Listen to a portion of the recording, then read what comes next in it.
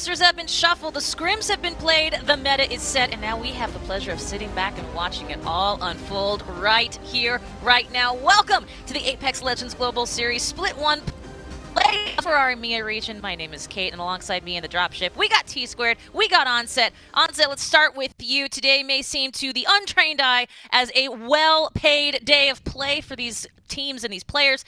But today is really anything but. The grind is real. Yeah, it has been really indeed. The grind has been going on all season. This is the culmination of that split one, and now we get to see the best teams in the world duke it out for 250k. I mean, it's a pretty good way to spend your Saturday, if you ask me. A lot of hard work's gone into this for the players just to get into this lobby. Today's going to be an amazing day of action. It absolutely will, and today's a great way to segue into this, Tom, which is our EMEA participating teams. You know better than anybody, some of these teams are coming in with some momentum, even outside tournaments, outside the ALGS. Talk to me about how that's going to translate to gameplay, and as we take a look at these seeded points. Yeah, that's right, Kate. Momentum and a significant advantage going forward, especially teams on that left-hand side, like Gambit Esports finishing #1 overall is going to give them 10 points. And when you get to that 50-point match point, that is going to be a huge deal, because once you win that game, that's going to be all she wrote, and that's how you get crowned the champion. But it's anyone's game, Kate. Those teams on the right-hand side make the EMEA region so exciting. Anybody could win this thing. Absolutely, and that match point is a great segue into this next mention, which, as we talked about match point, what is that? If you haven't watched our premier playoffs, our big finals, you might not know what it is. Well, we have put together a fabulous explainer video. Take a look. Welcome to the Apex Legends Global Series Split 1 Playoffs. With the teams and seeds set, the Split 1 Playoffs will begin.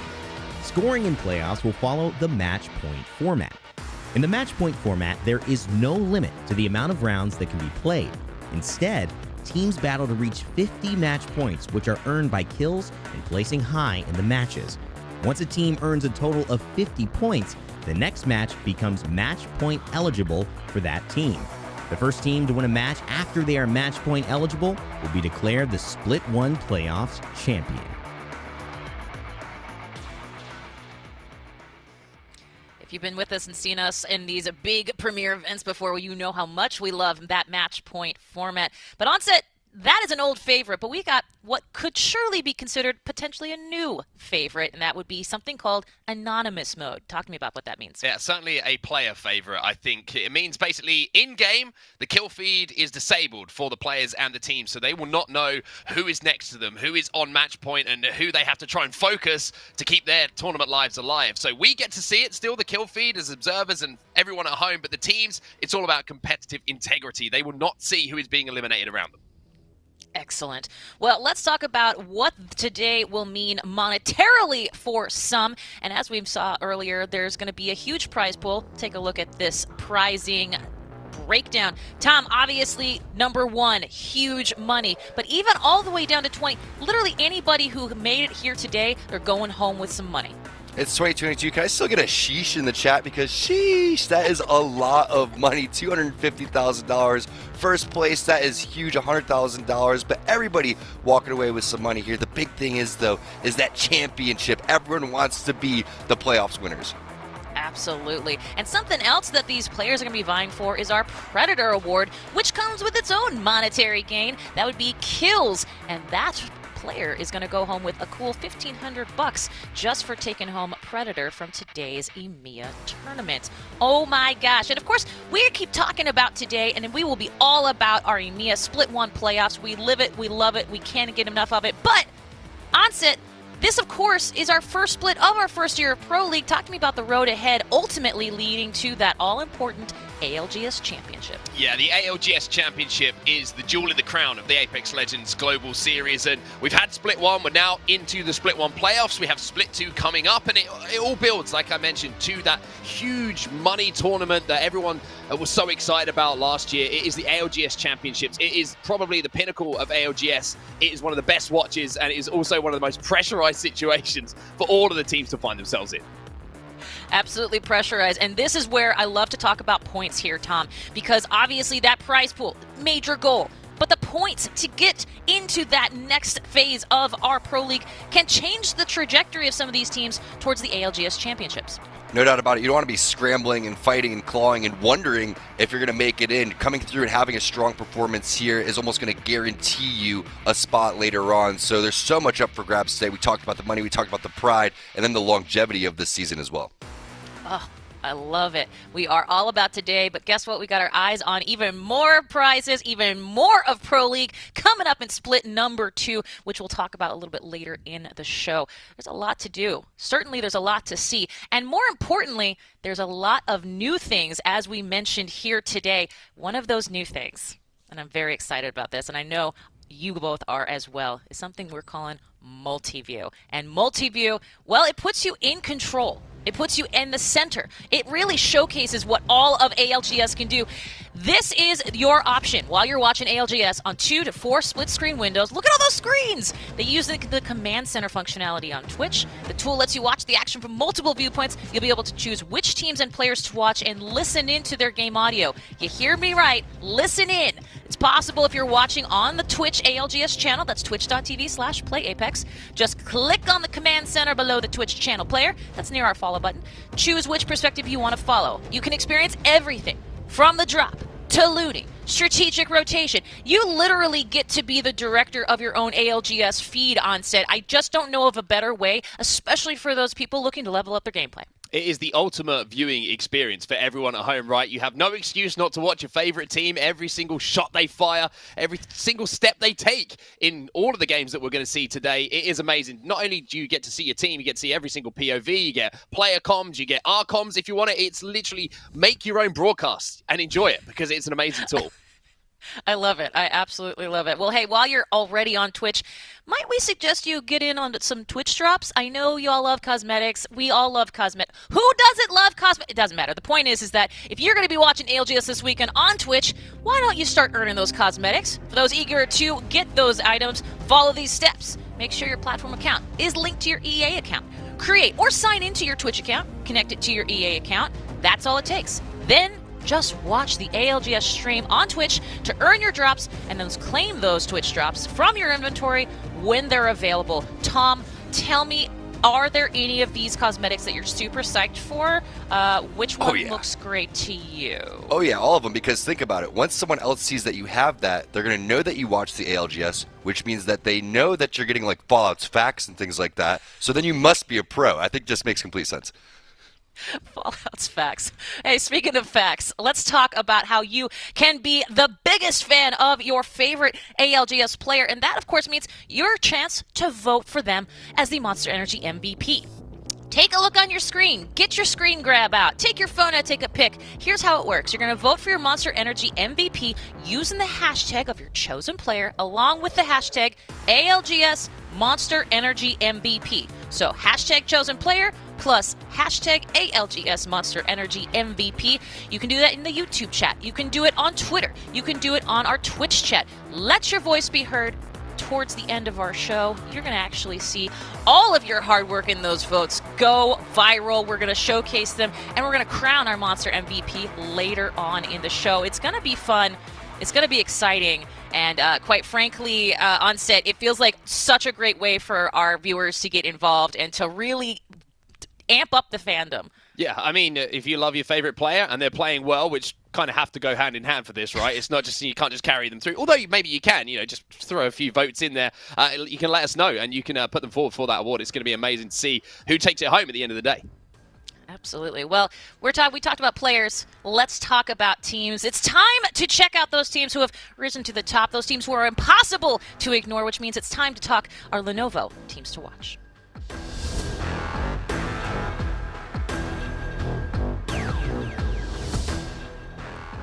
Tom, kick us off right. Who do you have in your crosshairs? Well, as always, before every EMEA broadcast, I talk to my boy Nasky, and he goes, Yeah, there's only a couple teams that I'm really looking out for. And I'm like, who's your number one team, Nask? He goes, 69 IQ Esports. That's who he thinks is going to win. And I'm going to have to agree because they're very consistent. Definitely one of our top 3 teams to watch because they're playing Apex so well at the right time. Coming through with this meta, Valkyrie is so key. The double big boy combo with Gibraltar and with Caustic is extremely crucial as well, and they played that composition very well. Now, I'm going to pick Gambit Esports, and I think it's only right that we mention them. It would be crazy not to, right? The most consistent team across all of Split 1. They're the number 1 seed coming into today's tournament. Plus, they've got something which I like to call the H factor. And that is Hardeki. The man knows how to clutch. The man is probably the most individually skilled player that we have in Apex Legends. He can pop off and do what others cannot.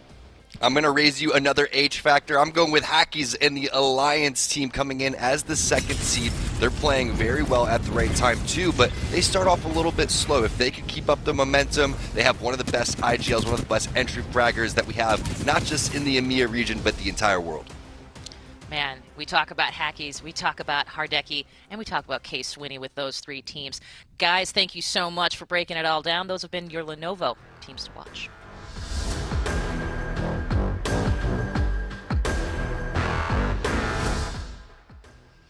Well, we talked about the teams, we talked about the prizing, we talked about all the things you can do to make this your own kind of ALGS Split 1 EMEA playoff broadcast.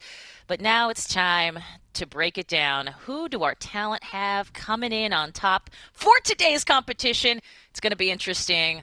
Onset, I'm starting with you. You go bold and you go big. I thought you said I'd gone bold. I already was bold, okay? Don't worry about that. You can see my dome shining in the same way that I hope the scars shine in the spotlight today, because it might seem a bit of a crazy pick, right? They had a pretty poor Split 1. They haven't looked like the team that sometimes they have, those championship-winning teams, but they've done this before, right? They've had poor splits, they've had poor seasons. It gets to champs, it gets to playoff, and all of a sudden scars turn up, and they remind us of just who they are. So I'm kind of a little bit of an outsider pick here, but I believe in my boys. I think they're going to come through. I love it. Tom, you went with Gambit, like a solid choice. Yeah, it's risky. I mean, I started off when we started the Split 1 with picking Gambit. They didn't lead me wrong, but I'm getting a little worried. I see Bardoff picked it as well, and I don't know. That cursor cast Bardoff, I'm a little worried. I have to talk to him about this one. Well, I totally get it. And listen, 69 IQ. Tom, what you said earlier during our Lenovo teams to watch, spot on. His name is K-Swinney. I'm so excited to see that team and that team really do some damage today. So, dark horses, sure things. Who's even to know? We're all going to find out. And we're going to find out really soon because it is time.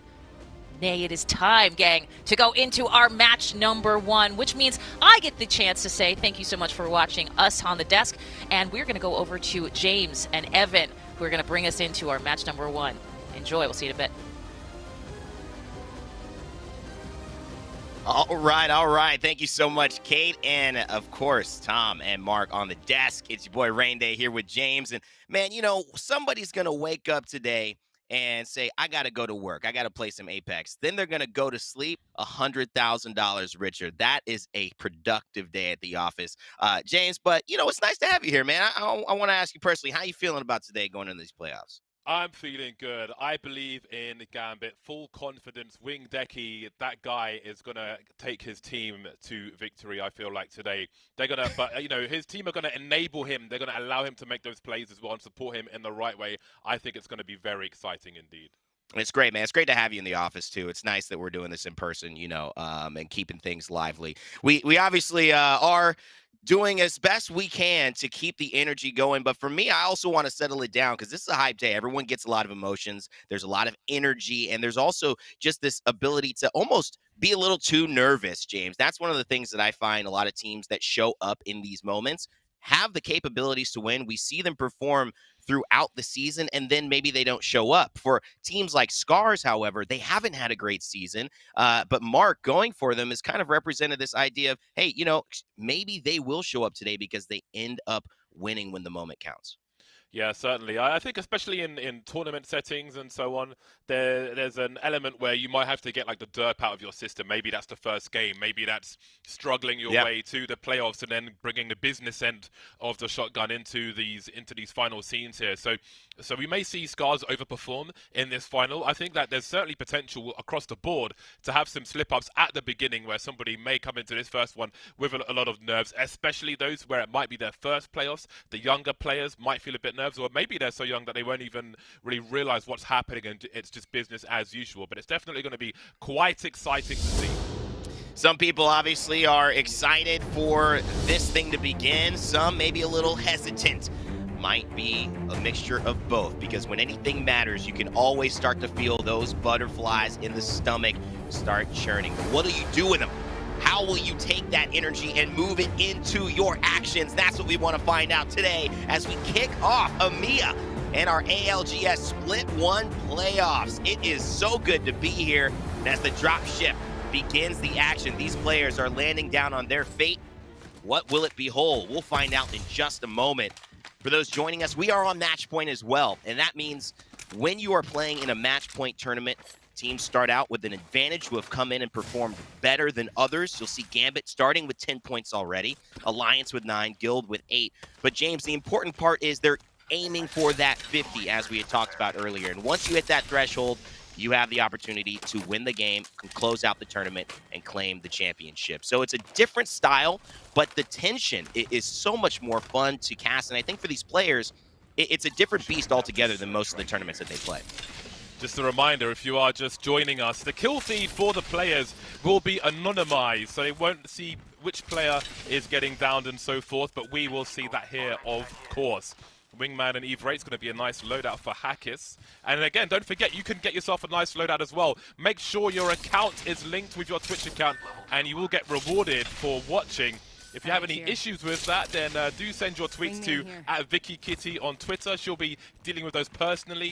If you add the hashtag #BuffCaustic, then she'll be classing it as urgent as well.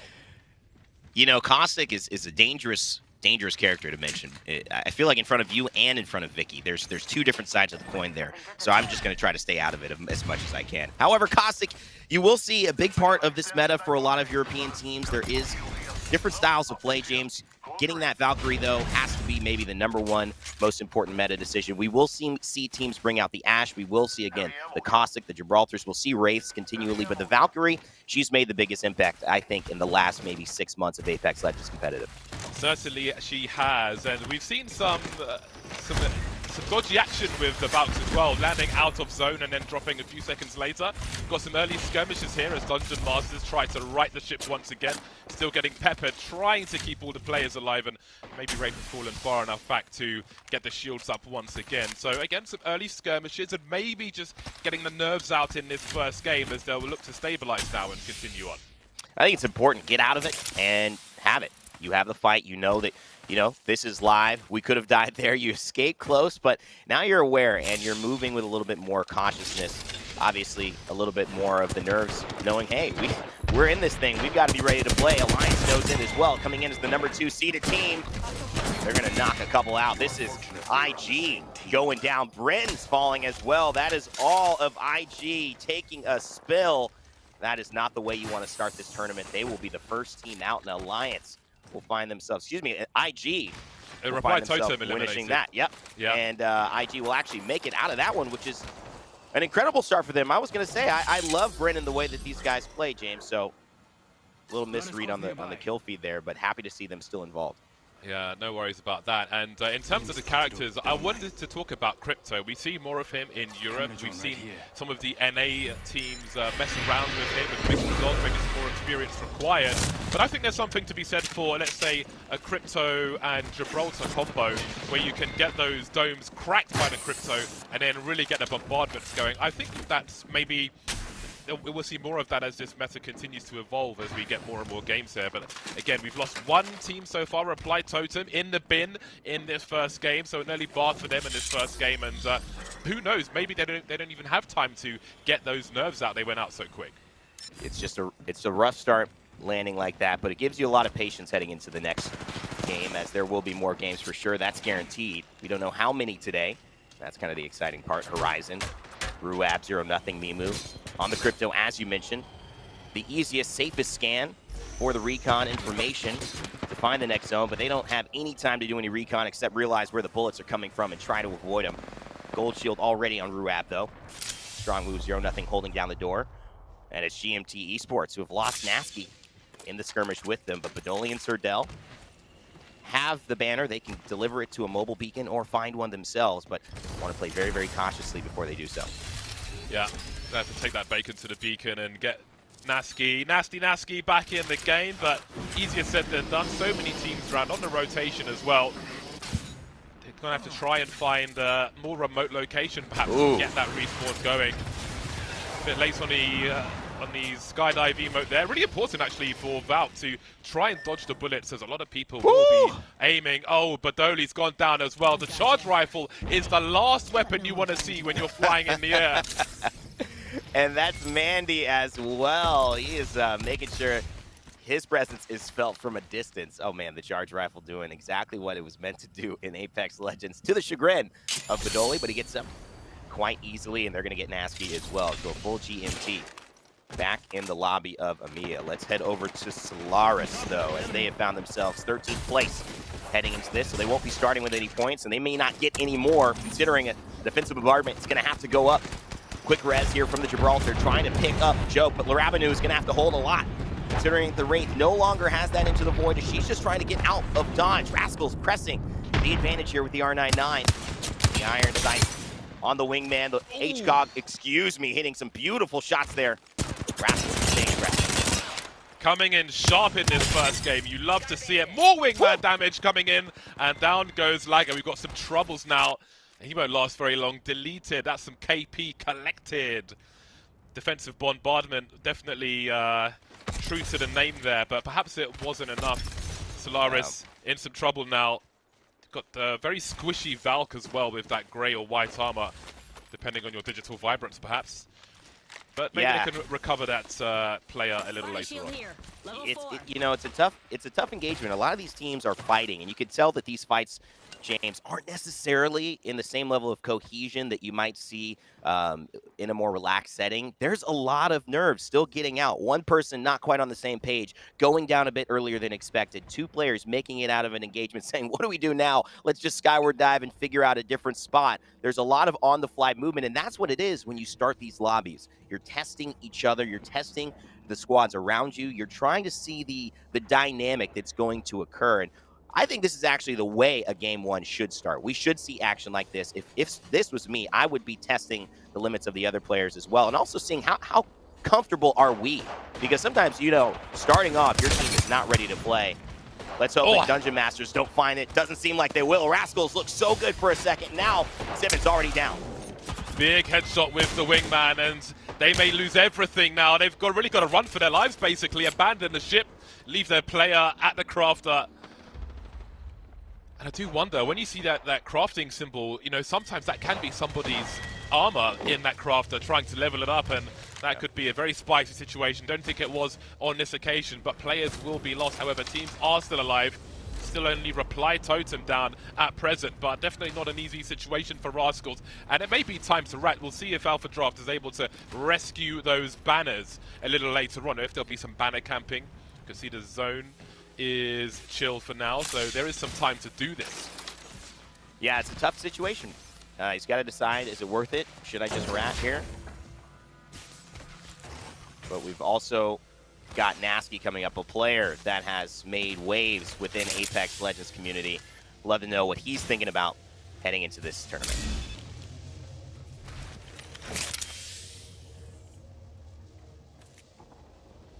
I'm playing under GMT with my teammates Surdell and Badoli.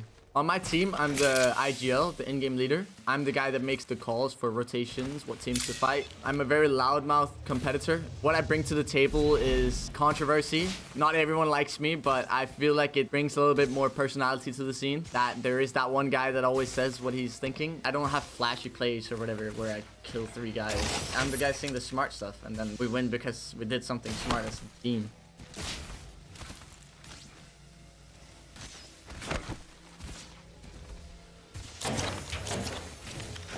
Always nice to see Nasky in action, in form. Maybe doing a little bit less of action than we would have thought at the early game side of things, but they are not geared up, to say the least, James. They still got a lot of resources to try to develop here as Nasky's sitting on a wipe. Yeah, they're still recovering at present, but he may have found himself something to work with here, and that's going to be helpful for him because, of course, he could craft his armor to blue in the crafter, but those 50 points could be used for batteries and medkits as well, especially with 45 seconds on the clock before that ring starts to move again. Medkits may be required, so those crafting points may have a higher purpose, and he may be evoing it to purple, in fact, as I can see he's got 160, so lots of work to be done, but lots of running to be done as well, because we can see there's still a team at Fragment East. That might be the Wraith who needs to rescue some banners, but there's still going to be a long way into that next zone. So, and as we can see, one team in the choke point, they've got some interesting rotations to come through, but it's going to be a long one for GMT especially. Yeah, we do have a lava siphon ending, and it seems like teams are already rotating in that way. Geyser will obviously be something that GMT will have to find their rotation from, but it's not too far, and hopefully they'll be able to play edge ring here. As teams start to move in, you'll see a very strong decision being made on if we want to engage, and that's kind of the gamble at this moment in time, especially when you are on that edge. Do you try to stay out of line of sight? Do you try to engage as early as possible and pick up a couple of fights that might turn the difference, open up the entire pathway for your team to rotate into the center circle? We'll find out, as there are still two teams here, Kick and GMT, James. Yeah, Kick are going for an ambush play. I think they've left their door open to appear like no one's there, because generally speaking, you'll see a door closed, you think there's probably a team in there. Or door open, you'll just run in and maybe not really think about what is happening. But of course, Kick have seen the crafter. They know what's going on. You can see they're pinging. They know that Kick are playing an ambush play, but they've got to be sitting there, tanking damage. And they could choose to fight in the zone. Instead, they'll go for that rotation. Again, it's a very, very long way, and it could easily go in favor of Kick with that ambush play. Not even throwing an Arcstar in there, though. They're just going to head forward, and maybe they'll try to gatekeep Kick instead. This could be, there could be various levels to this, but I can see them getting shots at as they're rotating in as well. So they may not get that chance they were looking for. 19 squads still left here, a minute before round 2 ring is finally closed, and we begin round 3. But isn't that just the name of the game with Valkyrie? I mean, you could be in one moment being gate kept and about to be ambushed, and then you just fly over the problems. I mean, if anybody could take that type of solution to the real world, we would solve climate change. We would solve all these things in an instant, because she just seems to have the perfect answer whenever you feel like your back's against the wall, and that is going to be unfortunate for Kick now, who do find themselves behind GMT. So they're going to have to make a similar move or potentially face a gatekeeping situation, like James mentioned. As Lava Siphon begins, this is kind of where we will see in EMEA the more traditional, slower-paced, lots of teams heading into round 3 and 4 together. But with a Kraber in the hand of major pushers, maybe Ranches can change that dynamic a little bit, get a couple of nice headshots, give them the opening to push. You could see he's looking for it. But again, patience is the name of the game here, especially in EMEA and the first game of a match point tournament. Yeah, the flag is definitely in front of the ball there, but will it take the bait now? We've got more crafting happening. That bridge will suddenly become a very nervous position to be in. I don't think they realize how much danger they're in at present. But they definitely, you don't want to just take any shot where you might do some damage with the Kraber, bearing in mind how few bullets are in there. You want to be able to convert that damage into some KP. You want to be able to get some points on the board here. So they'll look to capitalize on these shots, and now we see the developing situation with Kick GMT, and I think it's Scars who are trying to gatekeep GMT who are maybe trying to gatekeep Kick, so there's an interesting trifecta happening there. We'll see how it develops, as I think Kick is still coming in from the zone, if I'm not mistaken. We know how well Mandy has been able to aim on that charge rifle. He's 12 damage before he gets up to a purple, which he should get there, only the 9. Surprising. Basically, the only shot he could have hit that would not have leveled him up. 3 damage now. You know he's just looking for anything. And that's one of the benefits of the charge rifle. Major Pushers Ranch is still holding. I think they do want this engagement if it's there. They know that there's an opportunity, but still playing patiently and being able to move back, scouting as the Wraith should be doing 4 seconds before round 3 as well. Yeah, we can see that Major Pushers have got the spatial awareness here. Because even if they do push on the bridge, it is an exposed position, and there could be a team to follow them afterwards. Armor on the floor would perhaps suggest that a crypto drone has been seen flying around. We shall see. We know that there's at least one on the server. Quick shot with the Kraber. It has been announced, if you will, but elsewhere, Dungeon Masters are in a lot of trouble. Oh, they're going down as well, and that's Nax. 69 IQ, keep your eye on them. Dungeon Masters should have been listening to our casters as well, because that's certainly the team they should have been watching in that moment. Pleshka maybe falling down here, trying to stay alive. He'll hit the shield bat around the corner. Is the pursuit trivial, or is it on the money? It seems like it will pause for now, and he will be able to get that bat off and stay alive. But 69 IQ Esports in a very nice spot heading into this end game. Major Pusher still in the building below, and that's Navi they were looking at above. Not as sincere. Rugby and Sanya and Kron actually finding a way to finish off the engagement and the push. Grab 2 kills on the way. And that might be the last one for them to get. Indeed, it is. We've got another team lost. That's Magicians now, who will go out in 19th place. 18 teams remain as Na'Vi look to capitalize. But again, on that bridge, they will be shot afterwards. They have got some elevation though, which will help them heal up. And the wingman from Sanya will start to get popping and cracking and just make people calm down. They've got a minute to try and think about their next move as that dropped soon enough. We still see the Kraber creeping around on Rotches as he looks to find something with it. We've got bombardments coming through, I do believe, looking to try and make that rotation now. But where does he go? I think he's limited on area where he can move to. Yeah, he's trying to find his location. He just wants more distance. He sets the portal up, and he knows that there may be someone in here. No, it's just a trap that he's going to destroy right now, but he actually mishits it, so that's actually going to blow the trap up inside. Have a little bit less area to work with here, but they have a pretty decent spot.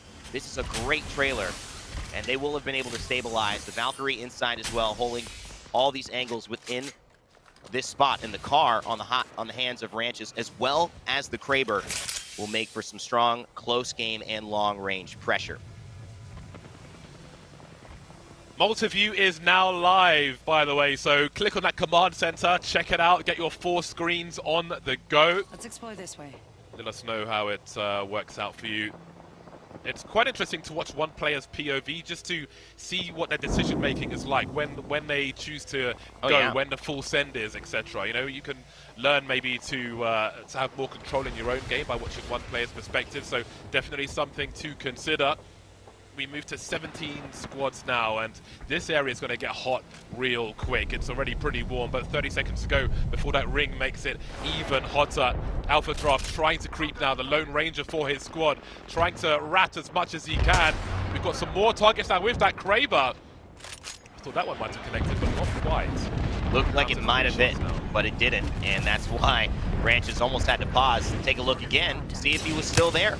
Rascal's Alpha Draft actually finding a kill onto Laravanu. The solo actually picking up a little bit, so he got something for his troubles, but it's Alaris who take down the solo indeed. Lagger is the one to do that deed specifically. There is chaos raining down. It is Apex Legends. It is our first match of EMEA, and you can tell that Match Point has stepped up the energy. Up on top, you see Kick, but over on the left side, Garna and New Esports are fighting each other. Horizon now in the middle of a fight, and Mimu on the Crypto, having to hold these angles and 0-0 with the gold shield, getting 50 for every shield cell he's popping. Alliance though up top, finding kills on a 69 IQ. It is massive carnage here inside this building. There are no vacancies in this hotel, and indeed that gold armor will be very, very clutch for them to keep in the game. 69 IQ Esports are out now in 14th place, and I think the numbers are going to get cut real quick now as there is little space for these teams to maneuver, to move around in. There's nothing but action non-stop. Now we've got flying backs getting cracked, somehow making it over the wall. Just targets in all directions for Horizon, who have got some of the best real estates at the moment. They've got walls to hide behind, but not everybody else does. Oh, and they're playing aggressive as well. Gambit's still in the mix. We haven't seen them much all game, but Horizon, this is the team that needs it. Pay attention to these guys in the storyline as well. Playing the only Crypto, but also 18th position. So every point here is going to help even them up with the teams who had started with points beforehand. Talking about that type of team is Kick as well in the 12th spot, and it may be the best position, James, because they've got the high ground over every single team here. A Valkyrie ultimate just to reposition, maybe behind the team, or just buy some time to stay out of the chaos as the zone starts to move. Solaris and Scarves both just got dropped, meaning we have 11 left. We'll see if Kick land out of bounds for the time being. Got a few seconds to really think about what is happening and decide where to go. They're going to drop some grenades as well, bouncing them off the top so they land and explode immediately. That's going to help them create some real estate now. See if they can get rid of that barrel. Not everybody has done that successfully. Down goes one of their players, and they've got some high ground to deal with now as Guild are on top, and they're going to drop down on Kick. One after the other. Unbelievable. Guild now are the ones who are aggressing. Kick gave up their advantage. Guild, Matafe, Silta, and the rest clean up what was a great idea, but a poor bit of execution from Kick. They'll be looking that one back. Guild, can they hold on again? Another aggression play. And this is going to be Guild getting a ton of KP here and taking the high ground, the final high ground in this lobby. They will be able to shoot from below, but what does that mean? Stabilization for sure. Matafe, he doesn't want to stabilize though, James. He wants to find more and more damage, and that seems like something they'll be able to do, but hold your horses. Gambit is still alive, and Hardeki is still in the mix. Yeah, Guild have got to hope that there's enough distraction downstairs to get their team standing once again. And indeed, Hardeki is getting into these clutch numbers now with 7 squads left. And you know what that means. He's got the wingman, and that's going to be a problem for anybody in a 100-meter radius and maybe even more. In trouble now, though, as he's currently naked, got no armor whatsoever. Got to get his shields up if he can. There's a shield swap down to red. And that's going to be really good for Gambit. In the meantime, Guild have got their members back up, all fully healed as well. And they've got the high ground with a Gibraltar. That is going to be pretty good for them. They've got a bunch of boxes around them as well, so they can get the shield swaps out. They'll be in a very strong position to have a late run here. And they're central. That's just what makes this so good. I don't know how anyone's going to beat Guild, but leave it to not as Vincere to at least win this fight and have a chance to find out. They're going up against Alliance, though. Max is bringing in the air from Hockey's. Commanding his team. We know he likes the IGL. His principles are follow me, do what I say, and we'll be all right. And so far, that's worked out for Alliance as they are steamrolling around this mountain. But can they climb it? That's where Guild are, sitting at the top, waiting patiently for their prey. Shooting fish in a barrel here. Almost fell off their horizon, but he finds a way to stabilize the defensive bombardment. It will not catch the edge of Guild. And you can see that they are just in still a dominant position, even though Alliance is behind them. 4 squads remain, and the Ring is going to claim some of the Na'Vi players. Out goes Rugby, and now it's Alliance who are going to be out of bounds, but again, there is a clock on them, and they need to drop eventually. We'll see if they choose to drop onto Guild. We've got domes up, and it looks like that's going to be the play. The Mastiff is out. Going to dodge the Arc Stars, though. There's grenades all over the place. There's gas as well. Who's going to survive? We've got Crypto on the way. There's all kinds of madness happening, and somehow still 4 teams up, making 3. Alliance, they find a way to jump in and out. Hockey's is floating in the air, and it's IG out of nowhere to take game 1 in EMEA. What? So much action, such little space. We got teams dropping on teams, and IG snuck in the back door with the 4-4. Thank you very much. That's the first game in the bag for IG. Huge victory. So many teams, such little space. I'm amazed it even went that long. It was such a cool in circle, James. You don't usually see those, especially like in Lava Siphon, the way that the height had such an impact on teams trying to take advantage of the 10-second, used to be 25 seconds, by the way, that you could stay up out of bounds and then delay and play these mind games with the Valkyrie who could fall and then fly. It was so intricate the way that you had to do it. Alliance almost played it perfectly. Guild, I think, were in the strongest position for the most part, but IG, at the end of it, take the win. And what a win! Look at that, 14 kills. It's a 26-point game. They started with 3 points, James. That puts them at 29 points already in this tournament. But Alliance, watch out. They started with 9 points, so that puts them at 30. This is a strong start for a lot of teams who already started well in this tournament. Yeah, that is a huge game for Alliance. And again, if they can have another successful game like that in game number 2 today, we may be in for a short afternoon of Apex, because they're going to be on match point very, very quick. So they're going to have to think about that. All the other teams in the lobby, big pickup for them, and it shows the importance of those early points that you come in with at the beginning of the day. What an incredible performance here IG. I talked about Brand. I thought he died. I thought he was Alliance, and then turns out he won the game. So he said, Randy, I'm going to make sure you understand exactly who I am and who you're spectating. An incredible talent across Noises and Blasts. They have been playing better and better through each tournament leading up into these playoffs. If they keep playing like this, 1,000 damage plus per person, over 3 kills per person, this is a team that is going to be very, very hard to beat. Indeed. And their alliance as well, I think we have to also mention that they are playing on LAN together. They are boot camping for this finals. So they're all in a row next to each other, and they're going to be very focused on what is possible. And as we can see now, they are 20 points away from match point. That is extremely doable even within one game. So it's a very nervous situation for some of the teams who didn't pick up that much points. But the same can be said for the likes of Na'Vi and Guild and Gambit. They are not too far away either. Yeah, I mean, Gambit's got to be maybe the most disappointed with how they're not out to the races, starting in the #1 spot, only getting 7 points in that game.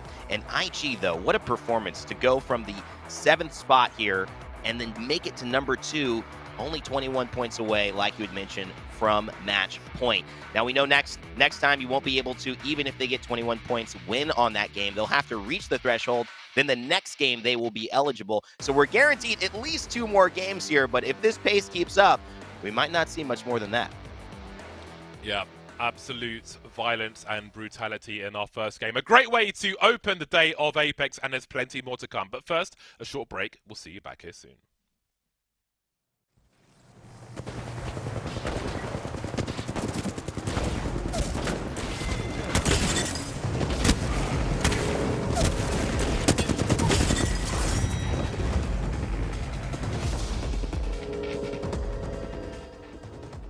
Monster Energy, the official energy drink of the Apex Legends Global Series.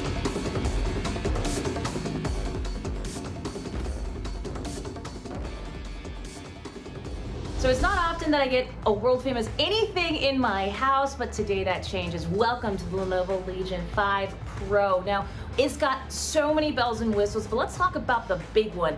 And that, of course, the brand new 16-inch world's first WQHD Plus display with its adaptive refresh rate. What does that mean? Well, it's 4 times the resolution of 720p. Who's gaming at 720p? I don't know, but it doesn't matter because it's a great barometer for finding out exactly how crisp and clean this screen is. 16 inches, by the way, in a laptop. Out of control. Plus, it means that whatever you're doing, whether it's streaming television or movies, online shopping, it's guilty, I'm me, or doing what this laptop does best, and that is gaming, you are going to have the optimized refresh rate for whatever it is you're doing. Amazing.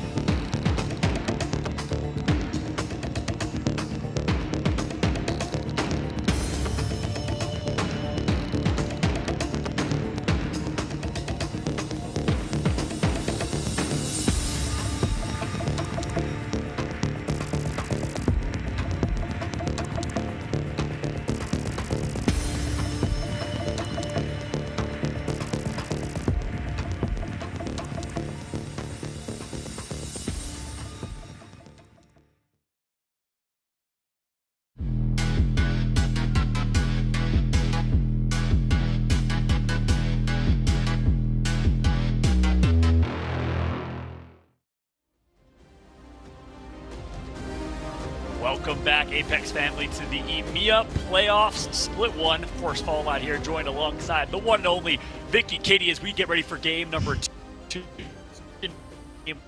Was though, Vicky? Yeah, I'm super excited. I mean, after what we just witnessed right now, 14 kills and a victory. I mean, when you come to match points, that is definitely one way to speedrun your way towards that goal. Now, game number 2 and many more to come here, follow. I'm super excited, especially after witnessing what EMEA had to go through within the 6 weeks of Pro League to get here. Yeah, it was a fun Pro League, that is for sure. We saw the rise of Rebel, a team that started so incredibly slow, was able to break their way into the top 20, former Flavor of the Month squad. They didn't have the best game number 1, and then we saw kind of the newcomers in 69 IQ. That's another team that I have circled as a team you have to keep an eye out for. They have been so dominant in scrims, dominant throughout Pro League, but also not the best start to game number 1. So we'll keep a close eye on those two teams. But the rest, well, it's the teams you'd expect to perform. Alliance, IG, Navi, Gambit, the squads that you had certainly circled as top teams with the most potential to win this one, Vicky. Absolutely. I mean, I had my eyes out on Alliance this entire time. Even though they didn't win, they fell in second place and still were able to clutch out 12 kills in total. And that's a great start for Alliance to only need 20 points to sit at match points. I mean, they've been going through boot camp. We've been highlighting it before, looking at James and Rain Day, and there's a reason for that. And Alliance is definitely one of those teams that you have to be worried about here. But of course, International, they're out here. They're looking to win another one. We're going to have to see, though, going into game number 2. Yeah, Invictus, probably one of the most fun and exciting teams to watch. Another team that kind of slid under the radar for a long time and all of a sudden came out of nowhere in Pro League, started dominating. A lot of people have been sleeping on Bryn as a top player in Apex for a long time. Well, safe to say he's established himself amongst the greats in EMEA with the likes of Hardeki Hockeys and others. So Invictus Gaming, strong start, high kills, and a dub to kick things off. And talk about the game, too. I mean, what an exciting first game. We saw the retake with Valkyrie from Alliance, and it was a little bit of retake inception, if you will. Guild is able to actually take the god spot from Kick, and then Alliance gives them a taste of their medicine, does the same thing. That's just what Valkyrie offers to late game, retake potential. Absolutely, and that's that repositioning potential that you also have, and that high ground is so key there for that final positioning. We've seen that a lot, too, with those chaotic lava siphon circles, especially depending on which of those squads could hold that high ground. But to rotate through 3 squads that claim that spot was absolutely amazing at the very end, because taking those fights could be tricky, too, with so many other teams having you in their line of sight, especially on the high ground next to that southern building of lava siphon, could be absolutely deadly in the late game. Yeah, now starting talking about gameplay a little bit, kind of a bit about meta. I think we both agree of any legend ever added to Apex Legends, Valkyrie had the most impact on meta, given her kit, her utility, her retake potential. Every team playing with a Valkyrie in this tournament, I believe. Talk to me about what Valkyrie brought to competitive Apex and a little bit about the current meta right now, Vicky. Oh, at the moment, actually, we were actually able to talk to a few members in the EMEA region, and they think that it's a very crypto-heavy dominated space currently, aside from the Valkyrie being included in everything. So it's all about saving those bubbles, too, especially since there's a lot of caustics in these lobbies. It's about delivering the big boys to where you want to position yourself, follow, and that's what the Valkyrie provides, those last-minute rotations. But, of course, it's a very risky factor in the late game, and we saw exactly that in game number 1. That's right. Well, here we go. Speaking of game number 1, we're ready for game number 2. We're kicking off in our EMEA playoffs. If you're just tuning in, welcome to the Apex Legends Global Series playoffs, baby. This is match point format. Just to remind everybody, if you're watching a playoffs or a high-stakes Apex tournament for the first time, match point. What does that mean? Well, you got to get to 50 cumulative points. Obviously, you get points per game by getting kills or by placing, just like ranked. First team to get to 50 points unlocks match point, in which they have to win a subsequent game following to win the tournament, which means we will never end on a lull. We'll always end with a bang. Alliance currently has 30. They are 20 away from match point. IG right behind them with 29 as we're jumping on board with Invictus Gaming, who's now splitting Lava Siphon. They dropped Northern Lava Siphon, splitting with Gambit, so they got to be cautious, obviously, but I think they'll be pretty respectful neighbors. We'll let each other loot up. They're used to each other landing here from scrims, Vicky. Yeah, that's why they're going to be over on the northern side. We can see where that next circle is. Is it another lava siphon circle? I cannot believe this. You know, we got to highlight how some of these teams are coming out, how match point is just among us here, just 20 points away, looking at teams like Alliance. But also, the multi-view features that we have on the stream are fantastic. It's a live-only experience, so you guys could tune into any of these teams that you want to check out the rotation and take some notes for your own games. Yeah, that's right. Kudos to the ALGS team partnering with Twitch and bringing the multi-view experience. If you're not familiar, make sure to click the command center button below the stream, and you can watch multi-view, you can watch whichever team you want to watch. Quite the feat of engineering, but meanwhile, yes, same exact zone, or at least so far. Insane here in game number 2. So, you know, in chatting with teams like Na'Vi before the tournament, they were basically just saying, look, at the end of the day, we just kind of hope for zones. That's kind of our play style. Hope that we get good zones, hope that we get kind of blessed. So far, they've been blessed. They dropped staging, I believe. So the fact that they're dropping staging should be a fairly easy rotation. Major pushers dropping in Harvester. Obviously, the big storyline since the Pro League is GMT going back to Fragment East, their former home of Nasky, Strafey, and Dell back in the day, now playing with Badoli. That'll be a fairly easy rotation for them, so expect these teams to rotate early. Not sure what happened to GMT last game, how they got taken out so early. I don't think we caught it on screen, so I'm excited to see what GMT does and how they, you know, evolve or adapt their gameplay here in game number 2. Yeah, it's another squad that's also running the 2 big boys and the Valkyrie. But look what IG's doing here right now. They know where that next circle is going to be, and they don't have to overcommit to get where that beacon is going to show them. They have the crypto, and we were talking about that a little early on in the game, where the crypto allows you to be able to contain these buildings safely. But of course, with other squads also trying to run the crypto, you got to watch out with these caustic barrels being set up and being deleted, aside from burning out your dome early on too. That's right.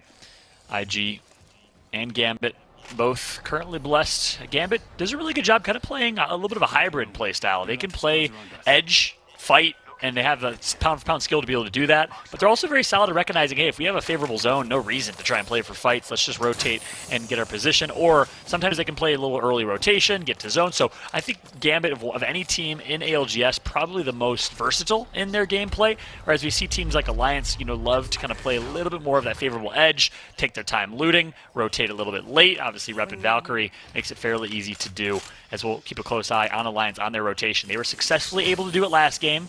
Interested to see how they rotate here in game number 2. But IG, well, they got a favorable zone. They're just going to be posting up here in Lava Siphon. Yeah, remember, we're sharing this spot too with another team, so with the crypto being out and about, you're going to be able to rack up some of those Evo shields, farm that out if you have the opportunity. But right now, just overlooking the area to see which of these teams may be finding their rotation already early in the game. We highlighted Valkyrie and the importance of that redeploy in the meta, and exactly for reasons like this here, but I like the direction of where this meta has been moving on from the EMEA region when it comes to the crypto. That's right. You mentioned crypto, you mentioned caustic. I think that's an important point of discussion. Obviously, crypto and caustic, you don't really have the ability to counterplay against the crypto and caustic. They kind of just shut you down, especially caustic in close quarters, crypto with crypto's EMP. So I know a lot of players right now, and EMEA in particular, really heavy in the crypto caustic meta. I'm interested to see if in North America that stays true. In North America, typically we see a little bit more of an aggressive team composition, but nonetheless, interested to see how the meta evolves over our 2 days of the playoffs. However, we do have 69 IQ, Reppin Caustic, Valkyrie, and Gibraltar playing hard edge. Let's see how they decide to play this rotation. Let's jump into a listen-in with 69 IQ Esports. We move this way. Energy as well if you need it, Max. What is that? Energy ammo, heavy ammo here. I'm crouching bats and I'm good. Heavy ammo here. I'm ready. I have no medkit. You guys have medkit? We have to one. Have to, yeah. That's out. Let's drop you one of mine. Alright, let's go. What do you wanna do? Let's walk through tunnel, yeah? Yeah. Okay. I have all the team right in. What the fuck? We're going to left, come. Go to left, go one. Let's go here. It's probably a team wanna play South Beacon here, we can maybe surprise them. Alright. Funny team. I have only one medkit, that's the only point. I have two. I've got one.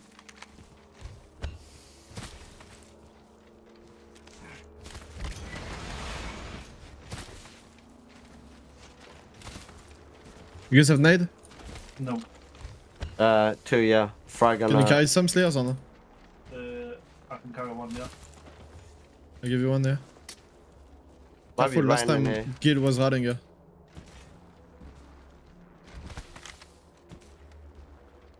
I don't see anything on there. Play up next. I don't see anyone in here. I don't see anything. We're good. Alright. Take that South Beacon.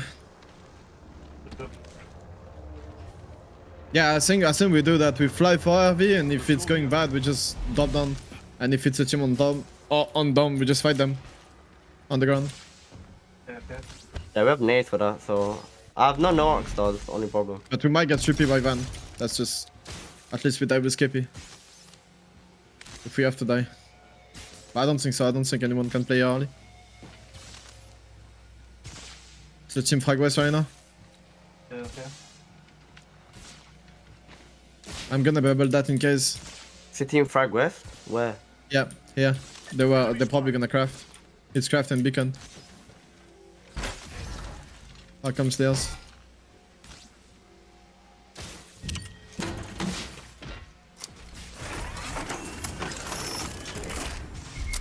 Oh, never mind. Okay. Okay, so now it's the true time. Do you fly for that van or no? Don't think we're doing it yet. Do you remember what happened before?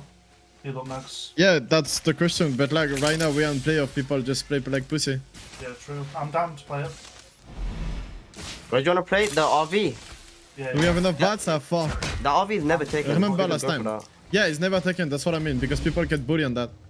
We're gonna get bullied at the start, but we're gonna have the gut spot on the game. Yeah. Alright, that's a team Give choice. me 1 second. I don't take that decision. That's all of us. Yeah. We already played. We know how that goes. Can we take construction right now?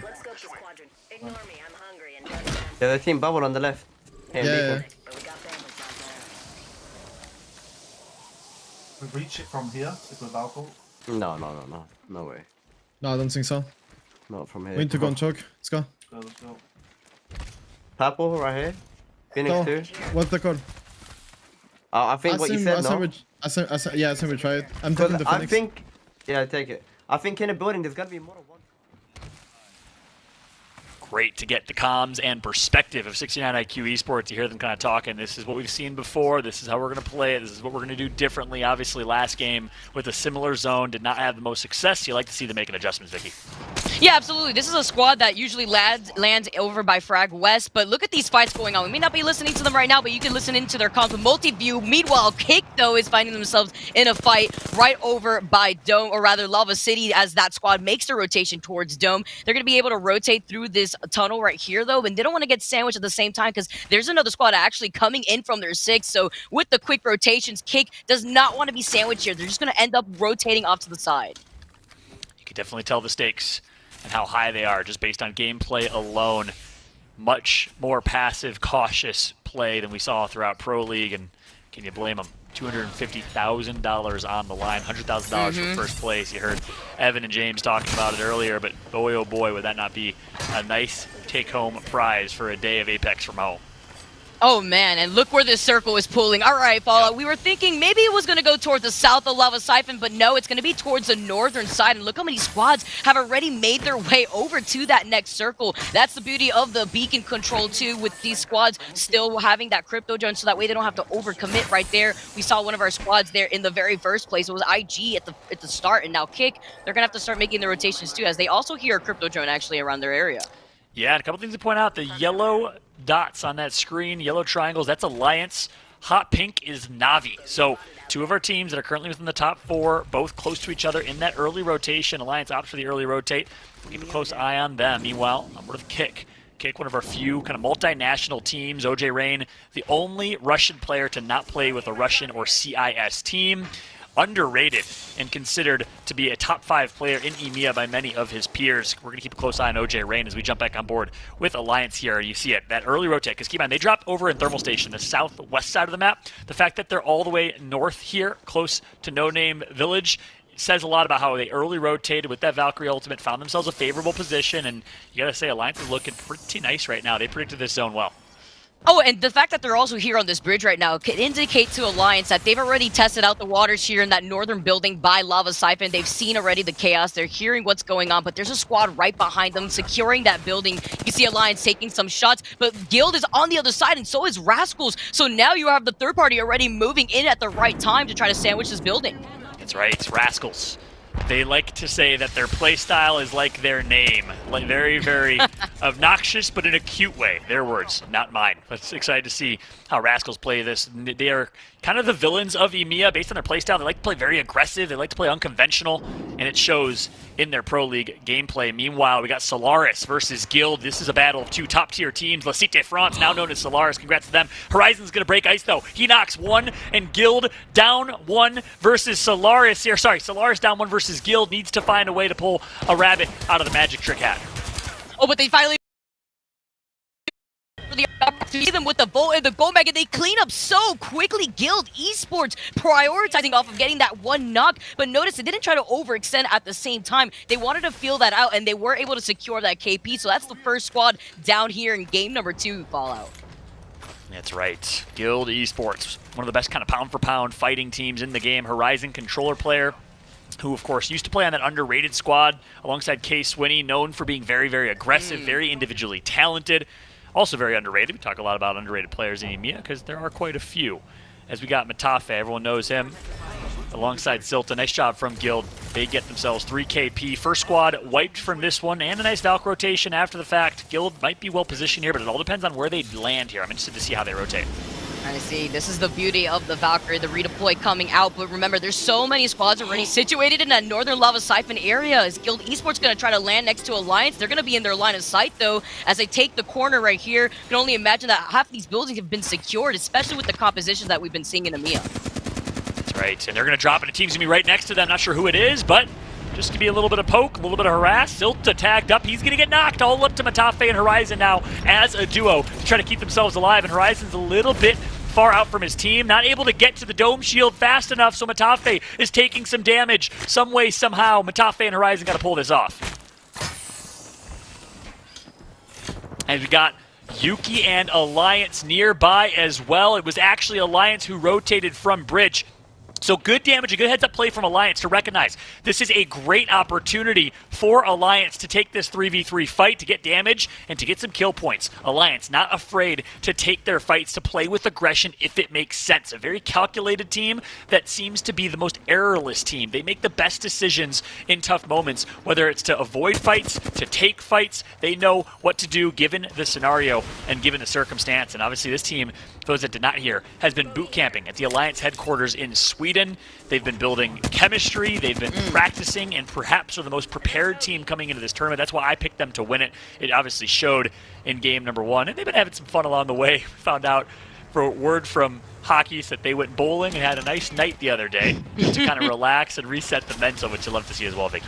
Absolutely, I'm back, and so has Alliance been back. They've been on a terror run, too. You see Kick now having to play from afar. Rebel underneath this bridge here, too. They've been able to secure some of these spots with these caustic barrels, but this is usually that tricky spot where you could be in the line of sight with a lot of these squads holding onto that high ground cliff, but so many pings going on with these squads trying to fight for that care package off to the side. That's right.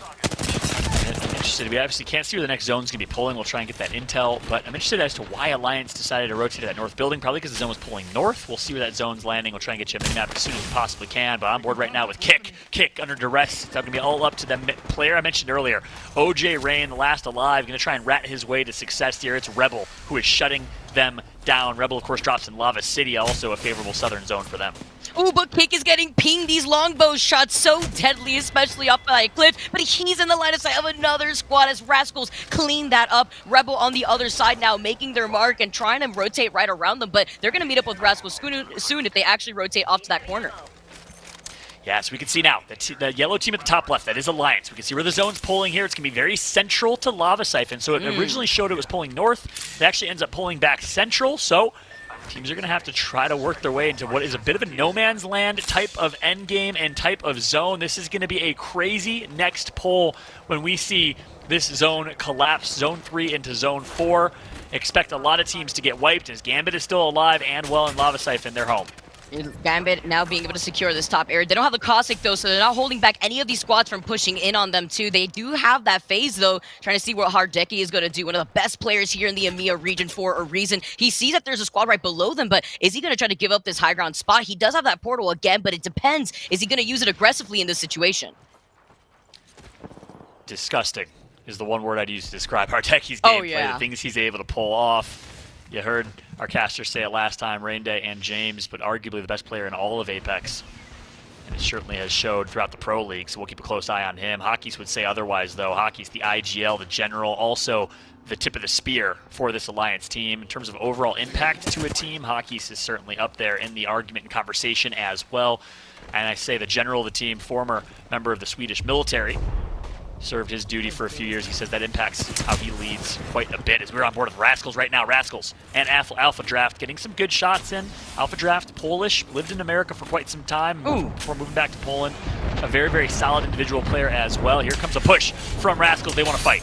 You're going to go in. I also see some kills right now on the feed, though, with Rebels popping up, and Rascals now cleaning this up so quickly, though, with the Dome to closing that gap. They lose one of their own, though, in the process, and this is a fight for the high ground, rather the inside of this building right here on the northern part of the circle, but Rascals have lost 2, and they're getting pinged from outside of the door. Oh, and then Rascal's going to get taken out. The slight misplay from Alpha Draft to exit that door, and he got third party, got tagged up just enough, but the damage has been done. Major pushers down 2, and that's the scenario where you just maybe don't want to fight. That's why people maybe don't like Rascals. That's why they're the villains of EU. They take that fight, they get third party, and now both Rascals and Major pushers are likely out of this game. Alliance are going to be the benefactors. Fallout, it's exactly the same situation that we saw on the high ground, south of Lava Siphon. Now it's the control for this building. Alliance have made their way. They were able to go in for that fourth party, secure that building. We saw the EMP go off in the top of that building too, so you can imagine those caustic traps could have been deleted, or instead just racking up some of that extra damage for those Evo shields. So Alliance, they're going to be able to come out of this fight with some more KP in their favor. And look at the damage output that we're seeing from players like Vibes. Insane. And by the way, for Alliance, not just KP, but look at all the loot that they have as well. They are going to be set for this late game, kitted. A good opportunity for Alliance to go back-to-back big games, but they still have Gambit. They still have quite a few teams alive and well. It's going to be an interesting end game. And as I say that, speaking of top teams, Guild's going to take out Ranches. Major pushers, goodbye and good night. And Lions also now with these pings too. They're just going to try to play this slowly on the edge of the circle, trying to catch out any of these rats that may be hiding in these corners. CI is just trying to take that off angle, but with these pings, Alliance don't want to give up this spot here. They're going to be able to control these corners as well as not putting themselves in that line of sight with all the action going down in that northern building over by Lava Siphon. Yeah, that's right. Vibes, you know, one of the smartest players in Apex, and doesn't always get recognition as a top player because obviously he's shadowed by Hockeys, but so incredibly strong. Meanwhile, GMT finds himself in a fight against Kangarna, and GMT is going to be eliminated. They lose the 3v3 with a bit of a third party nearby as well, so back-to-back poor showings for GMT. Not the best start for them. And remember, this is the same exact spot that we saw Hardeki look at before, that low ground. Kangarna now having to play from the low ground. They're also in the lava, taking in some damage. You see Taylor in some trouble. With that, Valkyrie does get out of trouble there too, but gets caught out by Guild as they're forced to move in. Look at this final circle though, Fallout. It's all in the lava, and they've already used up the Gibby Dome. This is a brutal endgame circle, but right here, it is Kangarna with a lot of shield swaps at their favor, but not necessarily the best position. 3v3 fight, Guild doing everything they can, and it's an absolute war right now on the low ground. Horizon last up, just has to run with his tail between his legs, gonna try and heal back up, but Kangarna does it again, another full team wipe. And now Guild having to play this with just Horizon up alive. Don't think they could get to Silta here, especially with this circle being as small as it is. But look at Gambit now making their way. They had rotated early on, so that way they didn't have to play off of that low ground. And this is such a good spot for them to play off of too. They're still holding on to that portal as well. Yeah, that's going to be on the former Future Perfect. Now Magician squad. It's some CIS on CIS action as Gambit from the Ukraine and Russia take out Magicians at the top right of your screen as well. So as it's shaking out, we got Nag still alive, I think ratting for 69 IQ. We got Alliance, we got Gambit, we got one member of Guild, full squad of Kangarna and New Esports still alive. The two Portuguese on that squad. And Guild, as I said, it's going to get taken out here to the hands of Artico. Gonna happen is bound to happen. Now Artico's gonna be able to get that extra KP, but look at Gambit now taking some shots. Here comes the portal though to rotate right close, but Hardeki actually just comes right back. Maybe trying to look for an opportunity to replace the rest of Gambit with the final ring closing right behind their backs. It's gonna be a crazy endgame. Invictus tries to take the fight here against Kangarna. Kangarna's just survived wave after wave after wave. Can they do it again here? Blast up alongside Noises, the duo, but Gambit comes through to third party. They just get to watch and laugh as they take out all last members of both Kangarna and IG. 3 squads remain. We got Gambit, Alliance, the Titan still alive. This is what I was expecting right here, following now Gambit moving in. They have so much momentum on their side. Look at the way Hardeki is playing this too. He's got the shield swaps right around them after they were able to wipe out those 2 squads. And Hardeki with the Kraber in his hands. Let's see what we can expect here with Alliance Mao making their way over and taking out 69 IQ.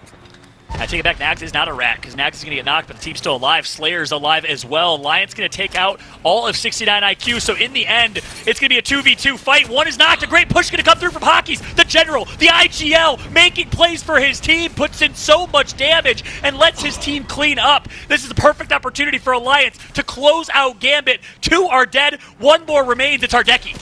And Alliance taking advantage too now, being able to go around. They find Hardeki. Now they are going to be able to just close things out with Alliance. Another strong finish. They didn't finish first in the first game here, but they do it again. Second to first place. I mean, when you talk about match point Fallout, Alliance, I think, are on their speed run to be able to obtain that achievement. We might see the fastest acquisition of match point that we have ever seen in Apex Legends history. They had 30 points going into that game, Vicky. They got 12 for first. All they needed was 8 kills, and I think it was Vifes or Hockey's had 5 alone. They might be at match point. That is absolutely insane. Alliance, their boot camping, their preparation shows up. And here you go, 22-point game. They're at match point. They are at match point after 2 games alone. They need to win 1 more game, and they would be the EMEA playoff winners. Absolutely insane, as well as walking away with $100,000 in first place. Alliance making history here already in the Split 1 playoffs as we kicked off our Pro League in ALGS Season 2. What a showing from them so far. The boot camping, the preparation, the chemistry that they've built as a team, certainly showing strong today. And let me tell you, if they can close this one out, Vicky, they set the bar high for other teams to step up their preparation game, because Alliance is unmatched in that category, courtesy of Chef Pontus and the entire Alliance general management crew. Wow, what a showing. 2.1k damage for Vifes. I told you this man is legit.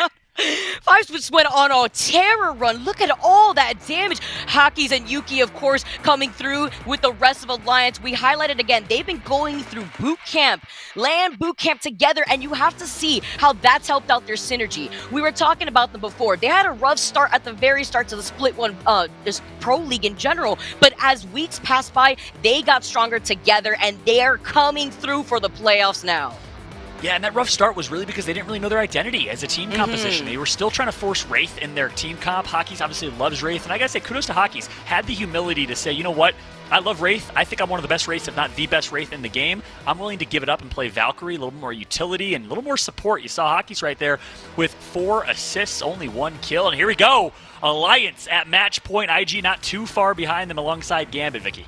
But this gap that they've built up for themselves within the first 2 games, already being at match point, now puts on so much pressure for the rest of these teams. We heard a little bit about it from Rain Day in the first game, where in that first game, you see a lot of these teams trying to feel each other out, trying to establish how they want to pace themselves when it comes to the rest of the games. But now Alliance forcing a lot of these teams to play at their best, because they're already situated at match point with 52 points. Yeah, and obviously we've talked a lot about Alliance. Let's talk a little about the rest of these teams here. Invictus Gaming showing up very well, dropping over in Lava Siphon right next to Gambit. So both of our Lava Siphon teams in 2nd and 3rd place. How about Guild?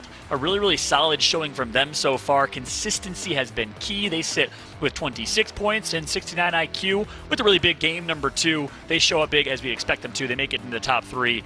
This is just a remarkable start to the Split 1 playoffs, though, with Alliance already at match point after just 2 games, but there's a lot of teams right behind them that are going to be vying for them. And guess what? Everyone knows that Alliance drops at the southwest side of the map in Thermal Station. One important note, Vicky, is we now have incognito mode live in private matches. So what that means is you can no longer see Alliance lighting up the kill feed and grief them by knowing where they are, that they're getting kills, that they're fighting. You got to really, really think through which team is it. Are they fighting because it's the southwest side of the map where they are? And you got to be a little more calculated.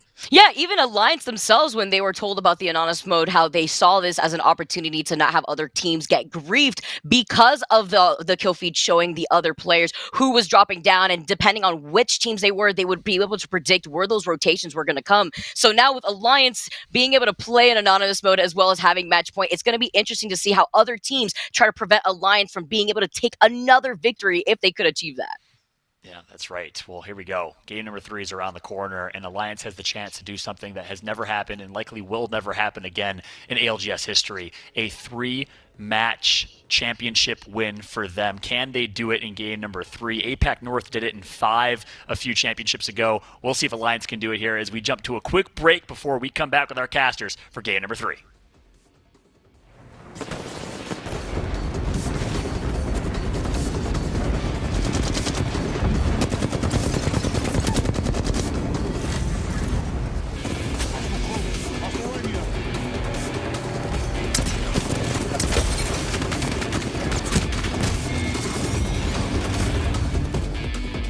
Lenovo Legion. Gaming PCs that are stylish on the outside and savage on the inside. Lenovo Legion is the official PC and monitor of the Apex Legends Global Series.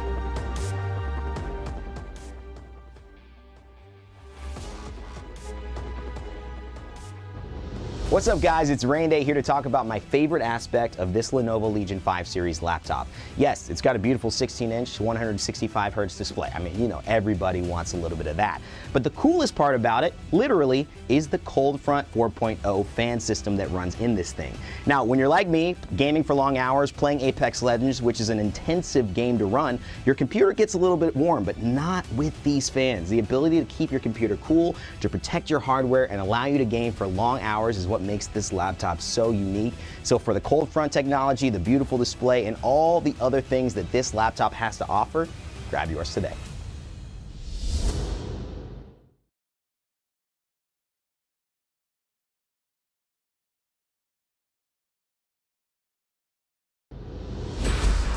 Great start for Hockey. He's going to try and go for one more, but a brilliant play from Hockey so far. Woo, this man cannot be stopped. My name is Jon Håkansson. I go by the name of Hackies in game, and I compete for Team Alliance.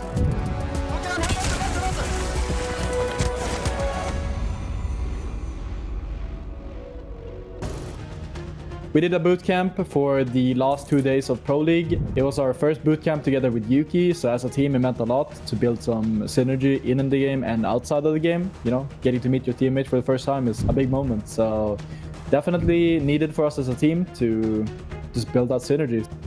Being in the army, I gained a lot of experience, especially leadership qualities, since we got to learn how to lead squads in the army, and gave me a lot of life experience, you know, how to deal with people, how to handle people in general, and just how to take command. So definitely very useful, I would say, in my IGLing skills. Look at this, a wonderful play from Hackis, recognizing that he can take the angles that nobody else can. My leadership style is very straightforward.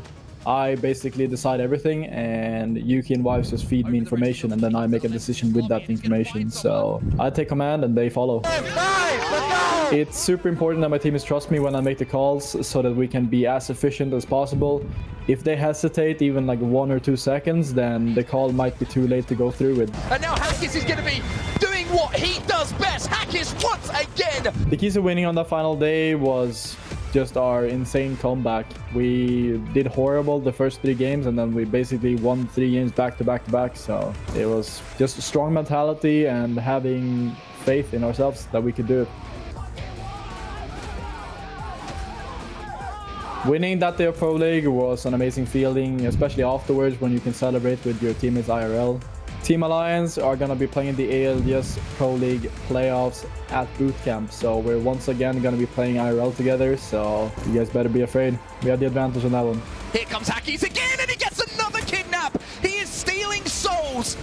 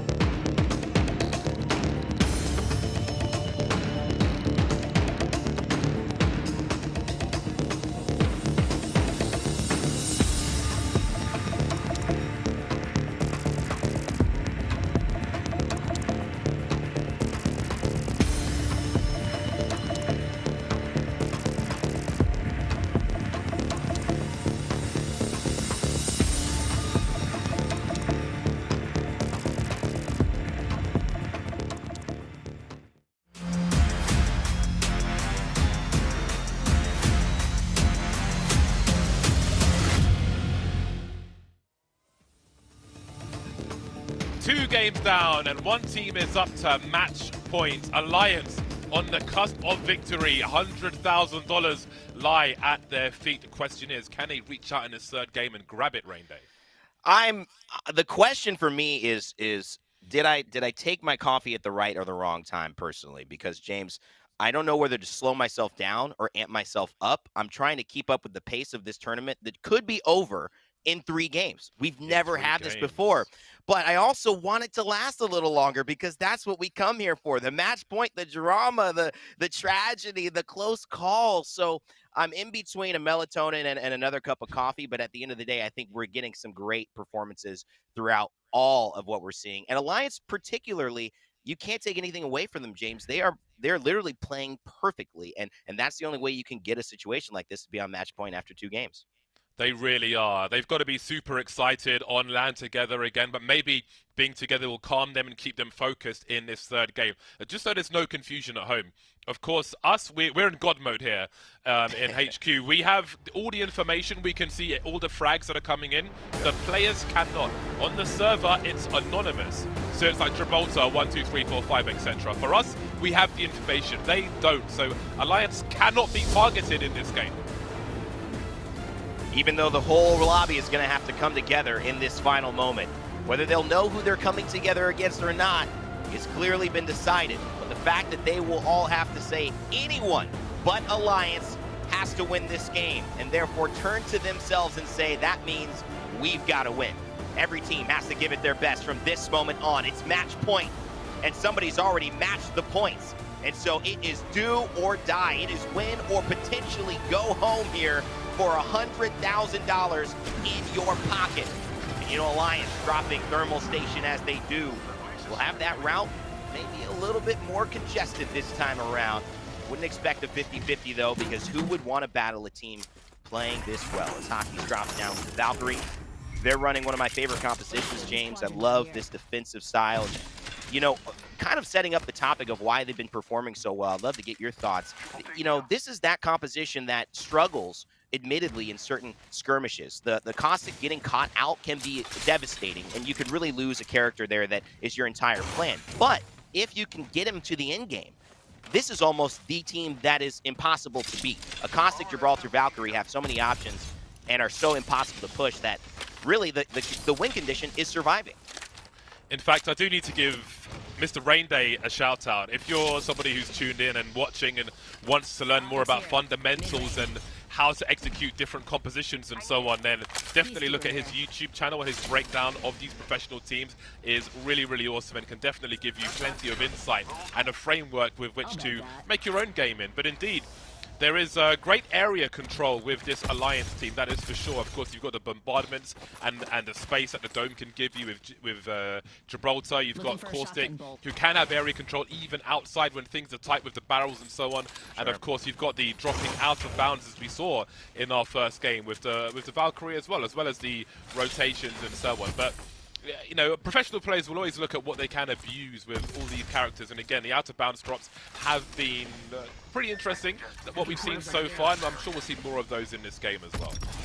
Yeah, I'm kind of torn because I like the out-of-bounds as a concept. I think it would be tough as a designer to decide how to move forward on that. I know we saw a lot of conversation throughout the game saying, well, that's an interesting way. All these teams ended up having to use that mechanic. But, you know, how do you penalize someone the right way for that? I think moving it from down to the 10 seconds forces action. You can't sit up there. They know that. Can you penalize someone for just getting on an out-of-bounds spot, sliding down immediately? That might be too rough. Dying in 5 seconds, that's maybe too harsh. It's a tough balance, I think, for this game to get that mechanic right. Maybe there will be some tweaking, maybe to 7 seconds. We'll find out. But ultimately, you're right, James. Everyone is saying this is what it is. They've had to go with new changes, like you mentioned earlier, on now not seeing the kill feed, because we know how that can be for a team like Alliance. Everyone just sees you got a kill. Okay, let's head over to that area and basically team up against them. So a lot of changes that these players have to interact with. But that's what makes them so fun and so good to watch. While the Alliance are chilling out, playing the edge of the green zone, as we can see, just taking it safe for the time being. Let's have a closer look at Hackers.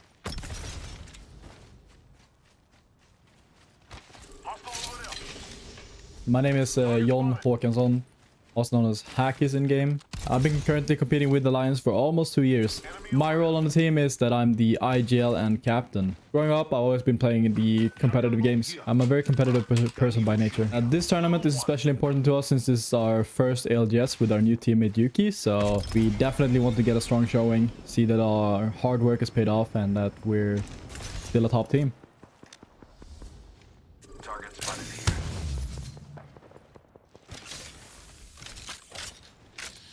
I was saying off broadcast that Yuki main kind of sounds like Gucci main, so maybe if they could win this, they can go to the store and spend some of that money, get themselves some nice threads.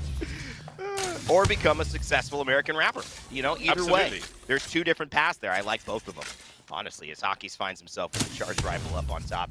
19 squads in the building now, in the building as in all of World's Edge, but people starting to congregate around the southwestern side. That's a bit of a hit right there. Hawkeys doesn't want to go down because that could be a push, and he's not really too worried about it. It's got cover and only lava and the zone behind him. And maybe one good shot here before he gets up to a blue. Yeah, just trying to evo those squishy armors in the cheapest way possible. I'm a fan of the cheaper toxic behavior. I like Caustic and Revenant. I like charge rifles and Cravers. This is definitely up my street. Now, they'll try to evo their armors, but they don't want to give up too much real estate as well, because if the zone does continue in this direction, then things will become important for the late game, and they may want to edge a little more forward. We can see that there are players gravitating into this area already. We have 19 squads. I didn't see who we lost earlier, but we may lose some more here, as there are only so many buildings that can be occupied, and as we can see down there, there isn't all the cover that that team might have liked. It's a bombardment relatively early. They must feel there's some opportunities here, and everyone knows that the points are certainly needed. 20 players here you can see by split one regular season kills. Hardeki up on top of that. Hockey's number 10 right now, but Vaif's right behind as well. Vaif's one of the only, actually the only original member of Alliance still remaining on the squad. They've gone through so many different adjustments with that roster. How incredible would it be for him to see themselves win this split one playoffs, especially considering the fact that Hockey's is often the one that we're talking about, considering he top frags often. Taishin, though, looking to just frag and stay alive. It's not going to happen. GMT, clean him up. They're still under pressure as well, and that charge rifle smells a little bit like Hockey's from afar. Yeah, and Aski's on his hands and knees. He's not scavenging for... Oh, no, never mind that. He is dead now, so that's going to be a problem. That's a crypto as well, so you're not going to get that easy res. Hardeki with a dirty headshot. He's got himself a nice weapon. The Scout, whether you like the double fire or the single fire, it is quite dangerous. That first team that we did lose in this game, number 3, was Magicians. Magic not as popular as it used to be in game number 3. But just a reminder of what is on the line here. The only team who can win in this game, number 3, is Alliance. You have to make it to that 50-point threshold to then be eligible to win by winning the game in the following game. So far, Alliance are the only team to do that. And it's really history in the making. And that's why I'm obviously neutral as a caster, but there's a part of me that's an Apex Legends fan that wants to see Alliance win right now, because when will we ever see a match point situation so perfectly aligned? There's no way to get 2 games and possibly have match point on the 3rd game to close the tournament out unless you start with the 9-10 points that Alliance did by earning it in the split one regular season. But then they win game 1, or they have a 20-pointer in game 1. They have a 20-pointer and win game 2. This is like a Cinderella story. This is a Disney story right here. And so the only real opportunity I think we're going to have to see something like this actually happen is with Alliance in this game. It might be too much to ask, but man, I would love to see a little bit of history get made. There's something in football or soccer for the Americans among us where a team might score 1 goal and then they'll try to not concede rather than try to score. And I do wonder if Alliance might be in a similar position now, where they're just going to try and play safe, try and be careful, and maybe miss that kind of decisive edge to win. We'll see what they're able to do, as they're going to have to start moving now. The zone has not favored them as it has progressed, so they're going to have to try and pick somewhere to move to. And again, they are far in the corner at the moment, and as we can see ahead of them, it is quite busy. They might be comfortable trying to just use these final charge rifle ammo packs to evo their armor yet more, but They will have to be moving a little bit into a slightly more comfortable position soon. Hardeki with the G7 Scout, legendary version, not in the normal drop loop for this season, and I've missed it, and I think the players have as well. One of the most classic and reliable weapons from a long range and close range encounter dynamic. Hardeki making good use of it, leveling up his blue. 17 squads still remaining here. You see the rotations and the Valkyrie ultimates again and again and again. And as you mentioned, James, it will be thermal station. The question now is, do you stay in this zone of knowing because it's match point, playing cautiously, either Alliance or let's take it Gambit, a team that if they have a big win here could themselves find an opportunity to be on match point in game 4.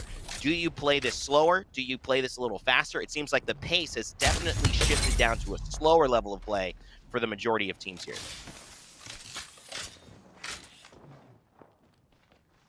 I don't know how much charge rifle ammo there's going to be in that area, but they're doing okay for now. I would be surprised if they didn't get some purples out of it. We shall see how things continue. Kick have secured a building, and they're keeping an eye on their neighbors for now.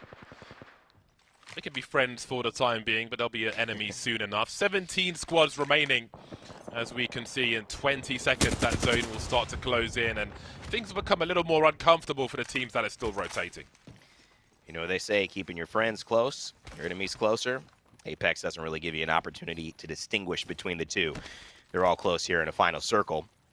Rebel, major pushers, Kick, Solaris, Dungeon Masters, Horizon, Rascals still alive, and the rest of that list, as you can see, with some big names there, including IG, International, the winners of Game 1, Gambit, and of course Alliance.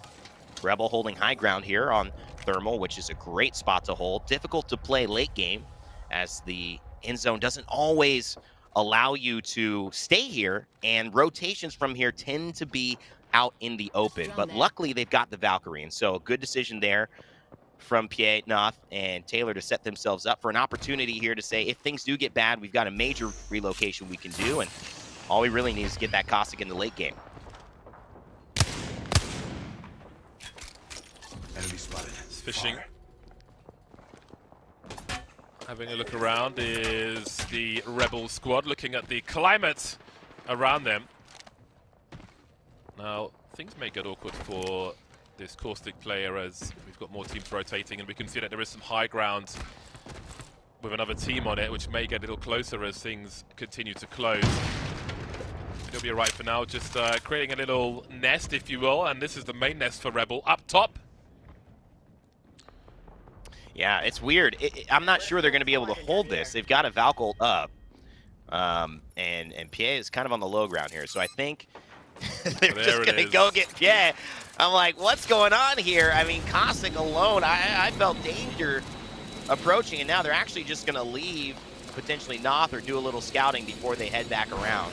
That tends to be the case here with Valkyrie. Get as much information as you can. Hopefully Pierre doesn't miss this one. He might not be up here. Either way, Rebel seem to have found a way to stay alive, and that's the most important thing. So we move on with Dungeon Masters and Exons. Plushka as well on the purple, leading the squad out, hiding in this tunnel. Yeah, this can't be comfortable. Let's explore Don't this really. I think if you're in this position, especially with 17 squads alive, you may be at the mercy of the teams around you once you finally have to exit this spot. So they'll be looking for a stroke of luck, perhaps, once they finally have to make their way forward. Got a reasonable amount of shields, as we can see on the HUD in the bottom right corner. You can see the backpack and the items the important items at least, that many of these players are carrying. You see the Crypto now looking at the lay of the land. I like it. I mean, this is really what Crypto is about. If you're not going to maximize the vision you're going to get from it and move on it, you know, the ultimate is really a do-or-die situation, and you have to play around the Gibraltar. And the key is, with no Gibraltar, the only way you can move safely is with the information on what you're moving into. And so Crypto, obviously trying to do that scout, but not a great aggressive player. As an entry fragger, not someone you would want up in that spot, and so it takes a lot of damage, Kashira.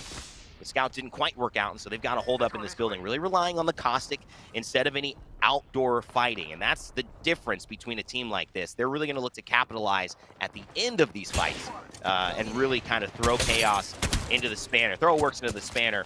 Alliance, though, getting a little aggressive, more so than you might think with a team on match point. Hockey's taking damage here. This is really the big story because if they go down, a whole new ball game shows up in this lobby, but still alive.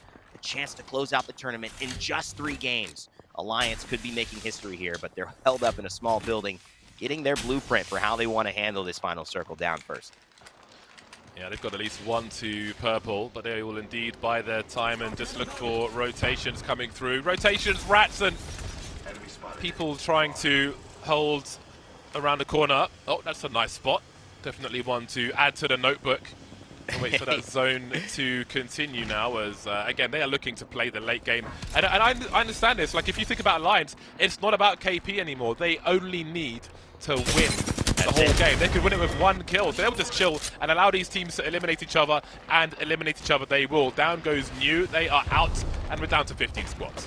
And in many ways, it's the great gamble because other teams don't need a win. They'd like one, but they need KP. They need points. They need placement. The win, yeah, that's great. That's added on, but they're still incentivized to fight, which is exactly what Alliance have taken themselves out of. So it is like both teams saying, well, we know you want to win, but we're not worried about winning yet, so we'll kind of leave you to your own devices. Alliance will let everybody else get a bunch of KP, and it's kind of just a little bit of a standoff. Who's really going to come out on top at the right moment when I decide I'm going for what I want? Who will be there to put their foot down? Gambit has not left this position. They love it right now. Hardeki finding great damage with the flatline, using it on the single shot. And the missile strike from Valkyrie, one of the things I love about her, James, just so efficient in the poke, especially not having to waste grenades, thermites, or arc stars. Yeah, it really is annoying. As we can see, that tunnel is becoming smaller and smaller, just hiding on the corner and hoping for the best. And if anybody engages them within reasonable distance, it has to be a full send from that squad. And we'll see how that one plays out later on. For now, we've got kick in close quarters engagement. Some CQB happening now as they're waiting for that dome to go. And that is not the most comfortable angle at all for the boys underneath. I hear cracks. That is a comfortable angle if I've ever seen one. I think Orangin, OJ Rain, and Uako like it as well. Hyarka kind of staying central to stabilizing this fight. If he's needed, he'll be there. But so far, the damage is being done by Kick so well. OJ Rain doing unbelievable things with the flat line. Oh, and look at that. He's got a little Rampart paint as well to show him exactly whose flatline this is. Still no full finish, though, and that's kind of the thing. 69 IQ, staying alive just a bit. But now they get eliminated. That is a strong pressure point here from Kick to apply. Yeah, we got those out-of-bounds rotations. Again, Kick with a defensive bombardment. Just trying to keep that cover, timing it so they can't really drop in that position. So smartly done by them. Gambit on the rotation as well. Everybody's got to leave thermal as that ring closes, and there's some KP to be collected by Gambit. Certainly a team who certainly need as much KP as possible. They will riddle with bullets. Rebel are down and out now as they are eliminated. 12 squads remain. Hardeki with the only 2 kills on the side of Gambit. 12 squads left, but he's doing so much work. Another one on the Rascals. John had mentioned playing like Rascals, maybe a little bit of chaos creators within the EMEA region, and definitely serving to help Gambit's needs as they just need more KP to try to get to match point next time. I believe they were 15 or so points away, so a big game here. A couple more kills and placements will do it. Alliance, they found themselves in an interesting spot, and they're now pressured, and I think they realize this isn't the safest place to hold. The caustic barrel has gone down from Yuki, and it is buying them a little bit of time, but Fifes is down on his defensive shield, and so that means they have to get aggressive. Otherwise, they're going to get aggressed on. Care package up in front. Hockey's, he's low. Could this be it? The defensive bombardment is coming down. Is this going to be Alliance going out? No, Alliance still alive, and it feels like somebody took the pressure off him up top. They have to survive this. Na'Vi have been eliminated, so have Rascals. I think Eternal have gone as well, which means we're down to 9. Somehow, Alliance are still in this, and they found themselves some space. That rock might just be enough. They've got to continue the harassment and make that team go away. That is a very nervous situation for them, but they can still press on. They may need to try and force the issue here. And once that ring comes, then Reply Totem are going to have to fight for their lives. Horizon have been eliminated as well, down to 8, but this is a very important fight for the entire lobby. And Gil Matapi, who's going to be trying to stay alive here. he's going to be trying to poke on this, and unfortunately, Alliance are in a better position for Reply Totem to not receive poke, as Reply Totem find themselves, once they have to leave that building, in the middle of 2 squads. The meat in the sandwich. This is not looking good, especially if that Arc Star hits, and it just may. It's a little long. Alliance realize this is do or die. 7 squads left. We all fight one team. We're basically into the final 2 here. So 1 fight and 1 more. That wins you $100,000 today. And you already can tell that they are looking good, James. This could be the moment that they do it. History is upon us. But Alliance are going to have to play perfectly. Yeah, it is crunch time. The ring is starting. That dome for Alliance is going to be so important. And who knows if a Crypto's going to have a part to play in that as well. Having to drop off for the time being, but look at that dome, that zone come. They may not have time to heal. And everybody in this area is at the mercy of the players in and on that house. Currently it's Totem just taking licks, taking all the fire, absorbing all the bullets and the grenades. And that might help Alliance once they finally come up. They know Alliance is down there, but they don't necessarily know it's Alliance, and this is why that change is so important. Not seeing who killed you on the kill feed. The team that needs to lose, the only team, is right there, and everyone is shooting Reply Totem. Reply Totem are like, give us a break. But the alternator might be the only break that they get. Hockey's loses his shield in half a second, barely blinks before he has to go back down. But this crevice, this foothold is the only thing holding them close to the top of Everest. But can they just push up 2 more feet and climb to find a way to make history here in Apex? It remains to be seen. I don't think Hackers has any shields left. I think he's going to have to run up and be absolutely naked beyond the dome. They're going to be in so much trouble, and Gambit have got angles as well. One of the other teams who are close to that match point, Gambit, could be the ones to stop Alliance once this continues. 20 seconds, then that zone will start pressing forward again. Guild and Kick are starting to lose players now as the action starts to heat up yet more. 6 squads remaining, but for how long? Guild and Kick, one of them's going to go out. It's going to be Guild who go out in 6th place in game number 3. I mean, they have a Skyward Dive. Could it be? I mean, Hardeki, you can tell he is looking so hard for those angles on the team to the right, but Alliance is in a perfect spot. This is such an interesting dynamic for a final circle for a team that could win it all, because they have nowhere to go, nowhere to hide. They must run into the fray. The dome shield is good. They're going to Valk ult out of this. He's at least getting 1 up, trying to stay alive. Hoggies is down. Oh, that's it. Alliance will not create history in Apex. We will go another game.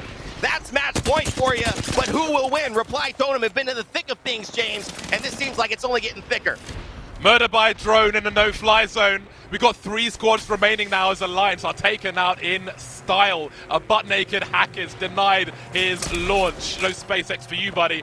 Gambit now in such a strong position. They know how to play these late games with little cover. They are comfortable. They thrive in the madness, and they've got shields for days, unlike Alliance, who completely ran out in a very difficult position. Kick on one side, Totem on the other. Gambit just chilling. They'll try and force the action between those teams first if they can, and then look to capitalize, trying to maneuver to that high ground maybe, as we've got Valk spam in all directions now. Kick in some trouble, but who's going to be the first team to drop? And it's going to be Gambit coming in at the end. You know how they do. Hardeki and Gambit clean it up. They take this game, and they keep this game going. Match point. We're still running. We are going to a game number 4 at least. Gambit come through with the goods again. They are masters of position. They knew, I mean, maybe they had an idea of who was in that corner, but again, they had a strong position to punish whoever was down there. They did the best they could, Alliance, but they ran out of utility, they ran out of resources, they ran out of armor, and they were not able to do the job. And we can see the scores on the doors now. 11 kills for Gambit as they glean 23 points from that game.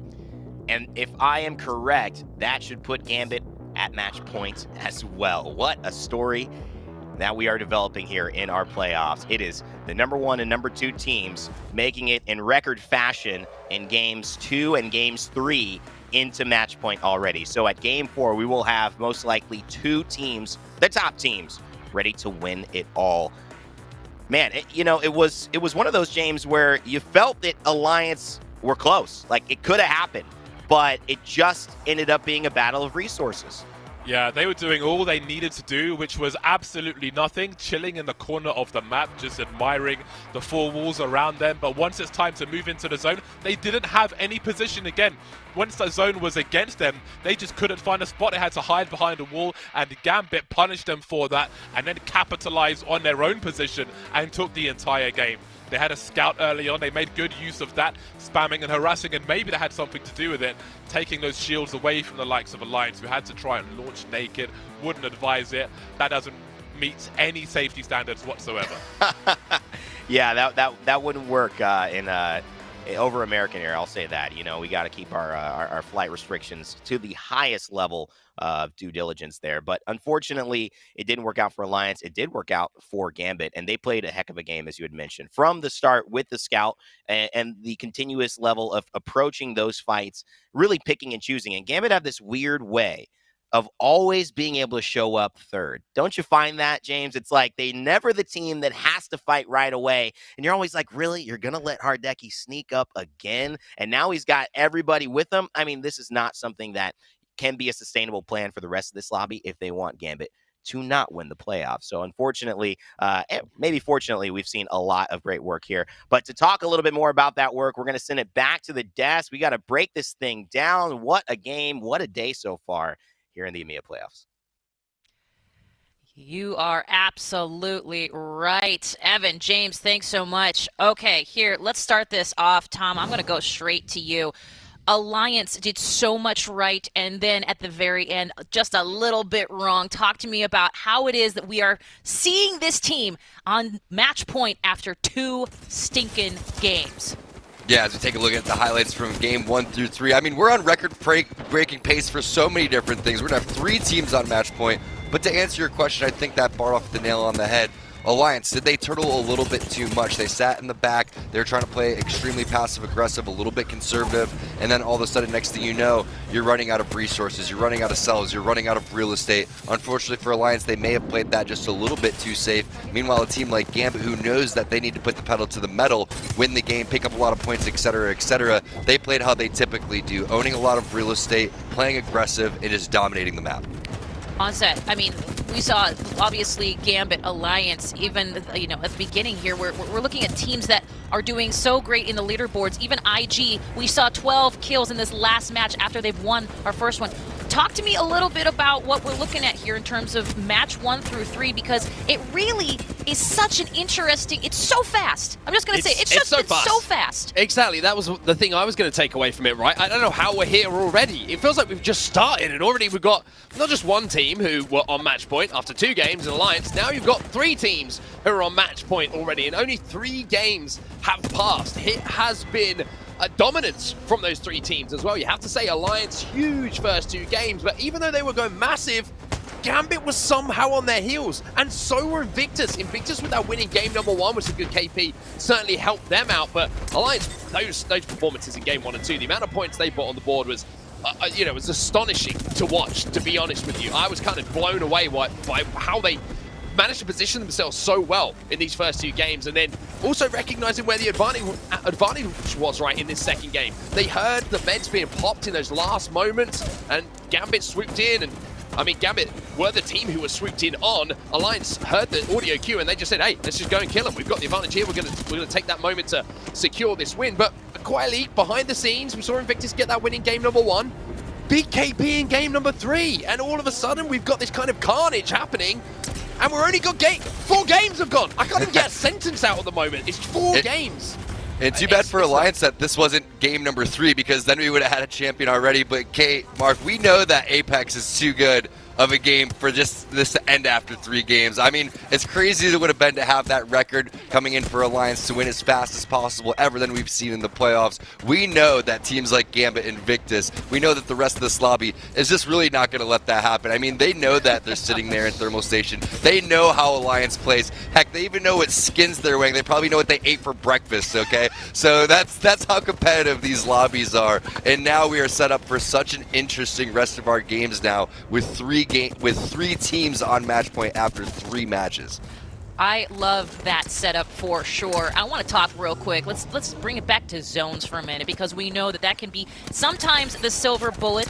It can be somewhat predictable, but it also can be completely unpredictable, which of course adds just another level of complexity. I want to talk about zones. Games 1 and 2, obviously Lava Siphon seems to be where they were enjoying themselves there at the late game. And then, of course, the third game should have given Alliance even more of an advantage, and yet it didn't. Talk to me, Onset, about the zone polls and what we're expecting coming into, hopefully, this game number 4 here. You look at the leaderboards and it kind of reflects our zones so far, right? You have Gambit who land at Lava Siphon, you have Invictus who land just north of them in the ridge and kind of share a little bit of that huge POI as well. That reflects in the stats. Alliance, I think, through the weeks have proved it doesn't matter where the zones are. They can get there and they can win games. We had that crazy week, right, where all of the zones were over to the northeast side of the map, as far away from Alliance as possible, and they made a crazy comeback, winning multiple games in second place as well. So Alliance have proved they can get it done anywhere. The strange thing is, though, for me, I can't remember the last time Alliance actually won a zone that was at their home landing spot. That's a bit of a strange thing for me. It seems like they have to be told to go somewhere else to win games, and we've just seen that again. So Alliance, they're kind of getting the easiest part of Apex a little bit wrong, but they do the hardest parts so well. It's pretty crazy. I love that. That's excellent. Something else I love is, of course, coming back into our player profiles. We get to catch up with some of these teams, some of these players that have done incredible things already in just game number 3. Let's take a look at one more player profile here from one of our teams in our playoffs. Ooh.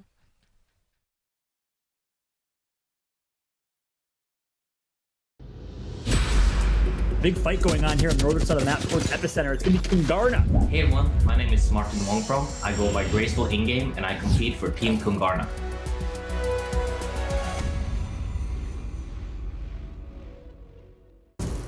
Just play here, play on this wall, but you need to barrel shit. Yeah, Shoot them. Nice, they flew away, good. My role on the team is IGLing. I've been playing different legends so far. Currently, I play Jibby and or Wraith a lot. My goal is to get our team into a good endgame spot, essentially, and just make good call-outs to make sure that we're all on the same page and we can execute together. My fighting experience comes from Muay Thai mainly. For 10 years I've done it. It has brought a lot to my gaming career as well from being a martial artist due to the fact that the discipline has always been there. I don't find practice or exercises that are very simple boring at all. Whereas like in Apex, a lot of people can think bubble fighting is very boring. I think it's so fun and it's so nuanced in many ways, right? The main thing that I take with me from Muay Thai though is my fighting style and my playing style in Apex is due to the fact that I like to stay several steps ahead and I like to bait people a lot, meaning that they think if I do the same thing several times, they think that they know what I'm doing, but that's all just to build a habit in them to punish my habit, and then I'm already 10 steps ahead of them to punish them. I definitely feel like I'm way ahead of most of my opponents, not only from IGL to IGL, but I would say from 1v1 to 3v3. I always lead my team to stay ahead of the opponent, meaning that I hate being reactive and I'm always proactive. Team I mentioned we got to keep a close eye out for. Flying in, goes for the stick. Are you kidding me? This season has been quite rough for us. We threw away 3 weeks that we should have won for sure. We've been testing a little bit of different comps, but overall we pulled it back and now we're looking to pop off in playoffs. For us to win the playoff, it's really good outside of the prize pool and the winning the tournaments and everything, but the most important part is that we get the results after we've practiced so hard. We've been practicing a lot and seeing the results in a win will make us really happy and showing that we're at the top rather than everything else that comes with it. Misses from 80. JM, cleans it up. Graceful.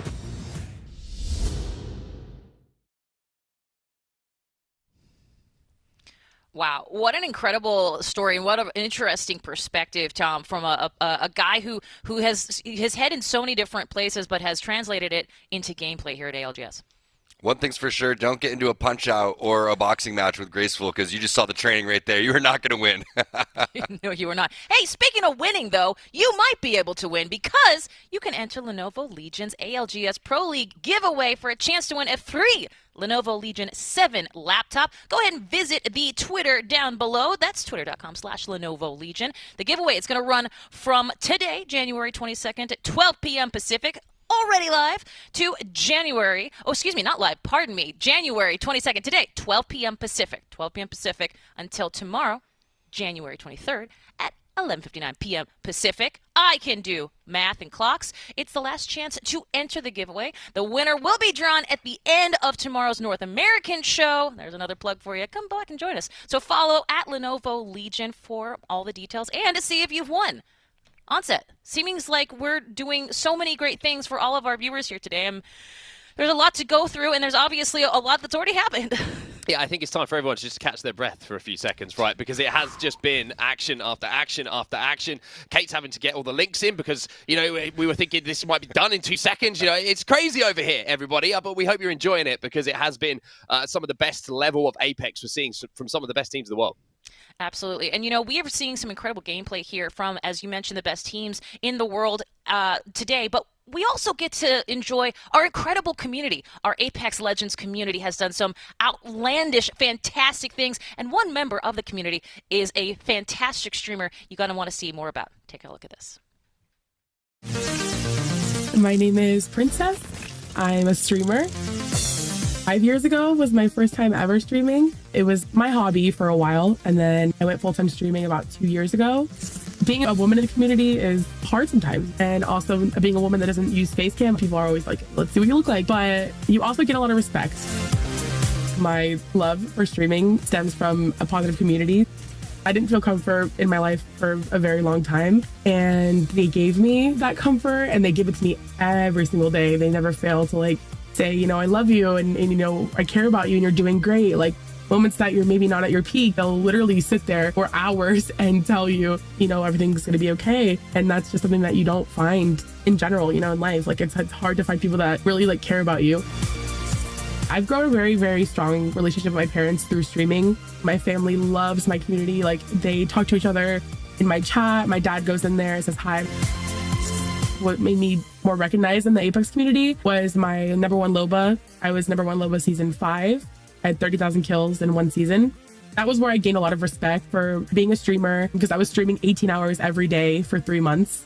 I got partnered on Twitch, which was insane to me. I didn't think I would ever get partnered on Twitch.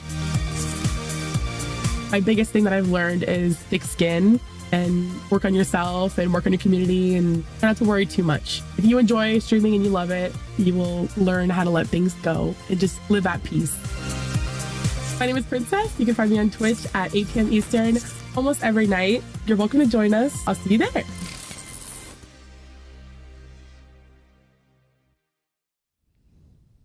I love it. Community member living at peace. Onset, you have any final words before we head back into our gameplay? While we just watched that video there, I thought, you know, it's been a pretty crazy start today, right? It's been back, you know, all these teams going crazy. I can see us all of a sudden having 8, 9 teams on match point. I just got that kind of thing in the back of my head. You know what I mean? This ain't done yet, everyone. This ain't done. Stay here. It's going to get a little bit more crazy. You think so, Tom? Well, I don't know. I'm going to go with the opposite of Mark saying because the team that he picked is like in last place right now overall. So I'm not sure if he's got the right idea of what's going on. Fair. But hey, Mark, I still love you.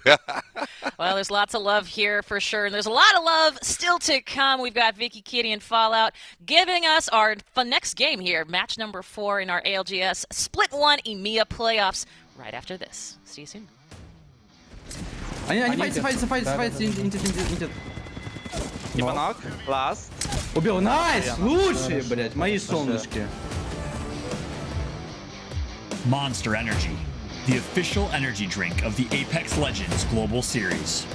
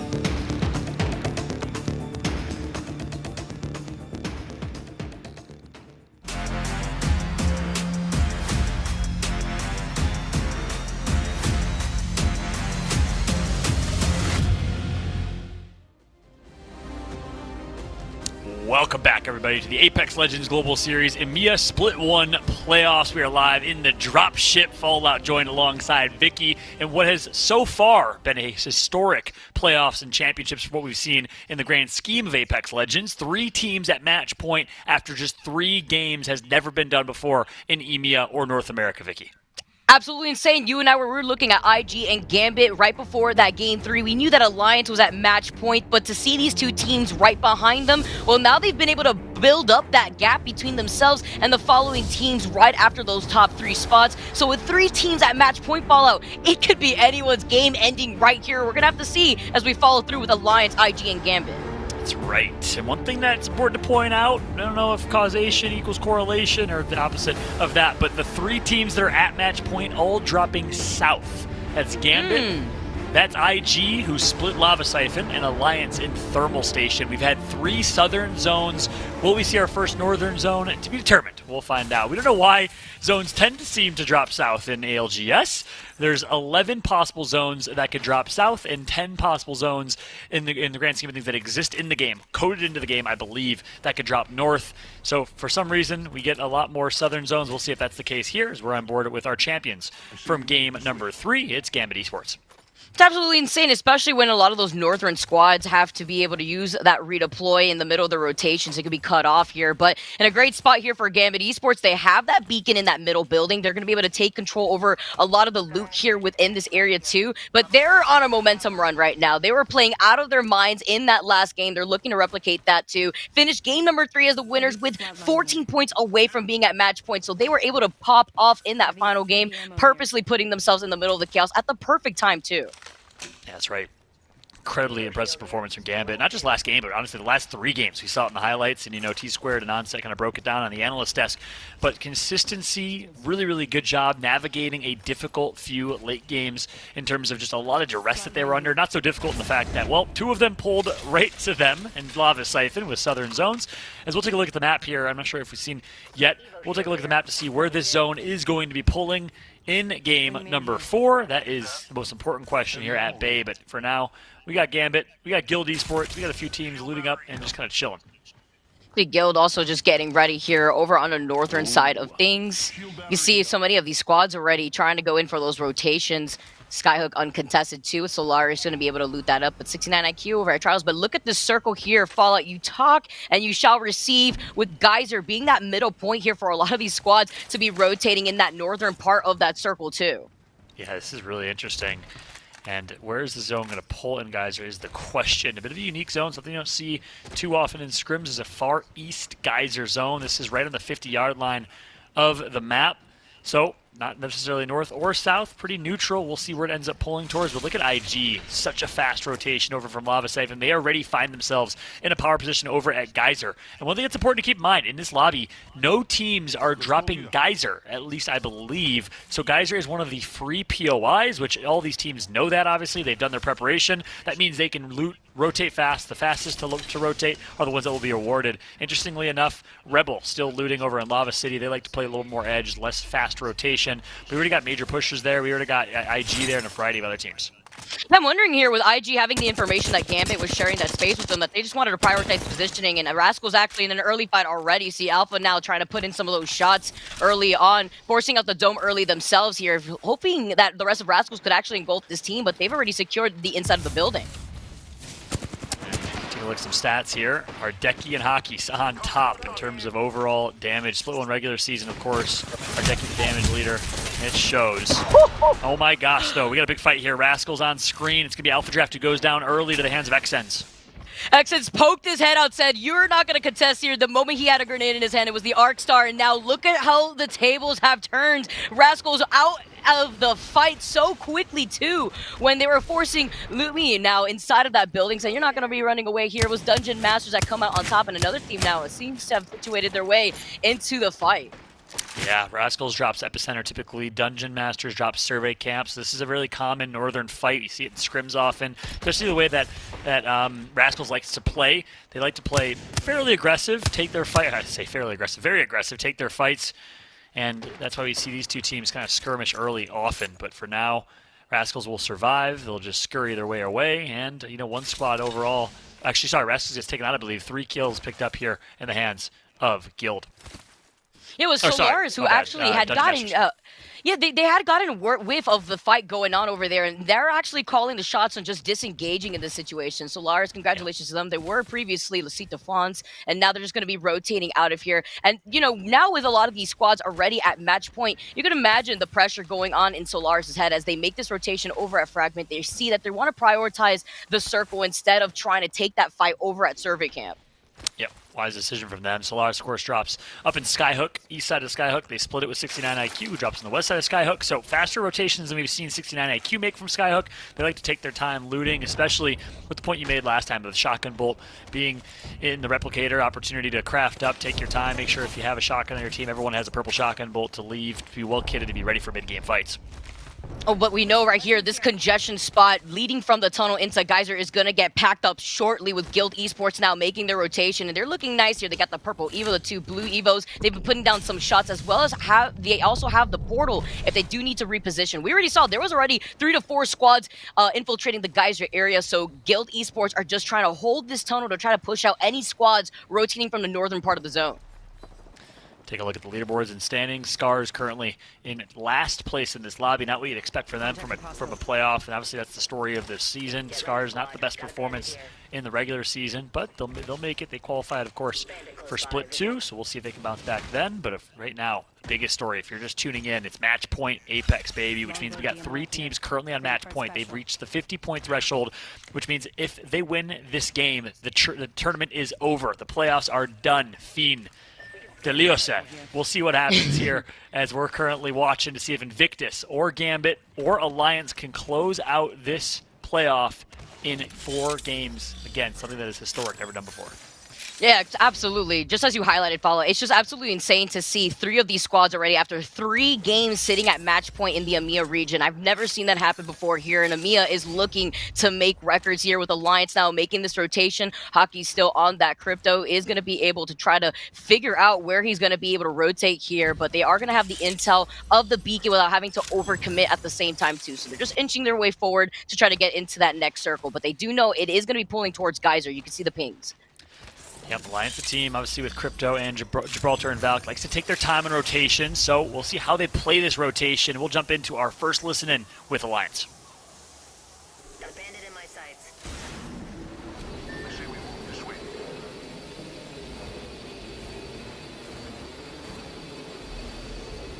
We don't have a rampage, right? Nope. No. Okay. Check teams real quick. Yeah, one sec. I'm just getting in. Get in zone. Shooting at us. That's One squad okay. in the area, one squad in the area. Probably big mod. Yeah, Just sliding in here. How far away is the corner now? It's 500. We need to get closer. I'm scanning beacon.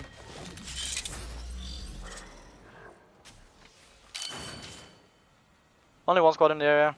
It's them. Yep. Yeah, I'm walking above. I'm above right now. I'm moving up. They might be trying to deny the fucking beacon here. Almost got DB. I couldn't get it. So boring! Why? I got Fuck gold help. off. Take it. Yeah. They're doming for the bubble. They're doming for the drive. That's good. They might bow Valkyrie after this one. I think they might stay and play edge. I might have to EMP them, but I don't wanna. I don't wanna EMP them just for the. I got one auto cell, and we have a helmet. I don't want to though. In case when we land, we need it. Yeah, we do. They're not there now though. Okay, that's good. Hopefully they left or they're playing like the choke. If they left, we take their spot, okay? Yeah.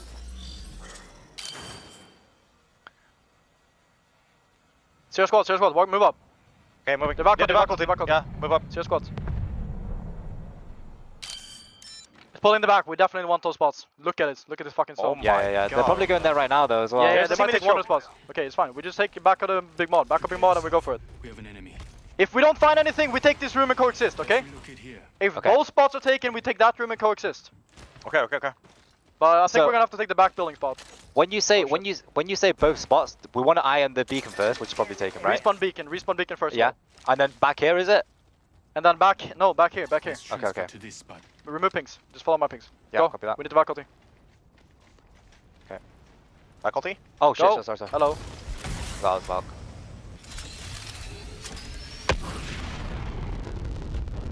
Do I go left?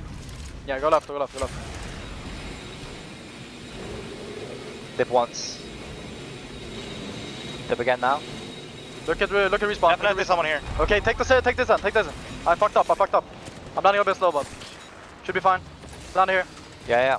We're getting cute. Going. I'm EMPing immediately. I'm batting. Let's force him away. Yep. Stabilize now, careful. Stabilizing. Just crouch here. Watch this door as well. Yeah. Nading, they waved though. That's okay. Watch the swing on this side. G-built it. We're safe here. Tank it. Yeah. Arc the door here. They might arc. Just pre-bat this. I got double hit. What? Popping the bat. Yeah, we're fine now. Peeking. Nading. Watch out. Pick up. Careful. Nade. He's 1 HP. Fine, just heal. Careful, we're getting shot in the back. We can't pick too much. Save on me. I might die. I'm dead. I'm dead. I might die as well. I'm dead. Shooting. Oh my god. The fuck is that? And leave it to GMT to be the team that shuts down Alliance. And of course, one of the biggest brain teams in Apex likely may have known that was Alliance, which is why they played a little more aggressive. Obviously, that's speculation. But I gotta say, Vicky, if those comms did not showcase why Alliance is in this position as the #1 team in this lobby right now, I don't know what will. Absolutely. That was amazing. Between the distress that you heard trying to calm down everybody, they said that they wanted to save EMP until they landed. They did that. They even wanted to coexist with another team that was absolutely going to take that building. But they were in between 3 squads. Between the squad that was inside that building, you see Jellycorn on the other side with Bambino and Totem. It was just way too much. And that's why the redeploys could be so risky in that later part of the game, because you already have so many of these teams taking space over at Geyser in the early half of the game. A lot of these squads are very rotation heavy, and this is exactly why. Look at IG. They're playing this just as slowly as we had seen Alliance play in the last game when Alliance was the first team to be at match point. That's right. And now all Alliance can do is hope that IG or Gambit do not close out this game for their tournament dreams, their playoff $100,000 dreams to be specific, because we have Alliance out of this game alongside 69 IQ, New, Navi, and Rascals, all 5 teams eliminated. But we still got Gambit, we still got Invictus alive and well. So important for both Invictus and Gambit. Now you see Gambit taking some shots from afar with the set. No, he's overlooking a lot of these teams here who are taking up some space by the windows too. You see IG now with the EMP. They're looking for an opening here with the EMP, though. They're going to portal right in.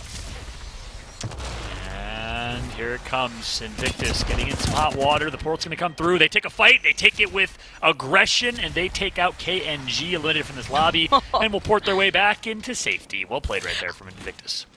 I loved what I saw from there too. They followed up with the EMP. That's why you see them drop their shields, because they know that there's another crypto within the area too. Don't want to give it to them, even though their shields are on the ground. And IG with that quick cleanup. Look how quickly they were to just come right back to take up that space. They don't want to give up that building, especially at this point. You know what they want to point out, right? Look at how differently Gambit and Invictus are playing this game, despite landing in the exact same spot. Invictus early rotates, gets himself the power position in Geyser. Actually, hold that thought for a second. The Magicians find themselves in a fight against Solaris. Maliwan last alive. Do we take out the Russians or the CIS squad in Magicians? Kudos to them. But back to that thought. The difference in how Gambit and Invictus are playing this game just shows the different playstyles and kind of the current meta, right? Traditionally, we've talked about meta being really one of 2 playstyles, fighters or survivalists. You play aggressive and to fight. Back in the day, it was, comps like Bloodhound, Wraith on one team. And again, hold that thought, because we find Solaris in yet another fight, this time against another CIS team. It's Dungeon Masters. We cannot rest here in this one, Vicky.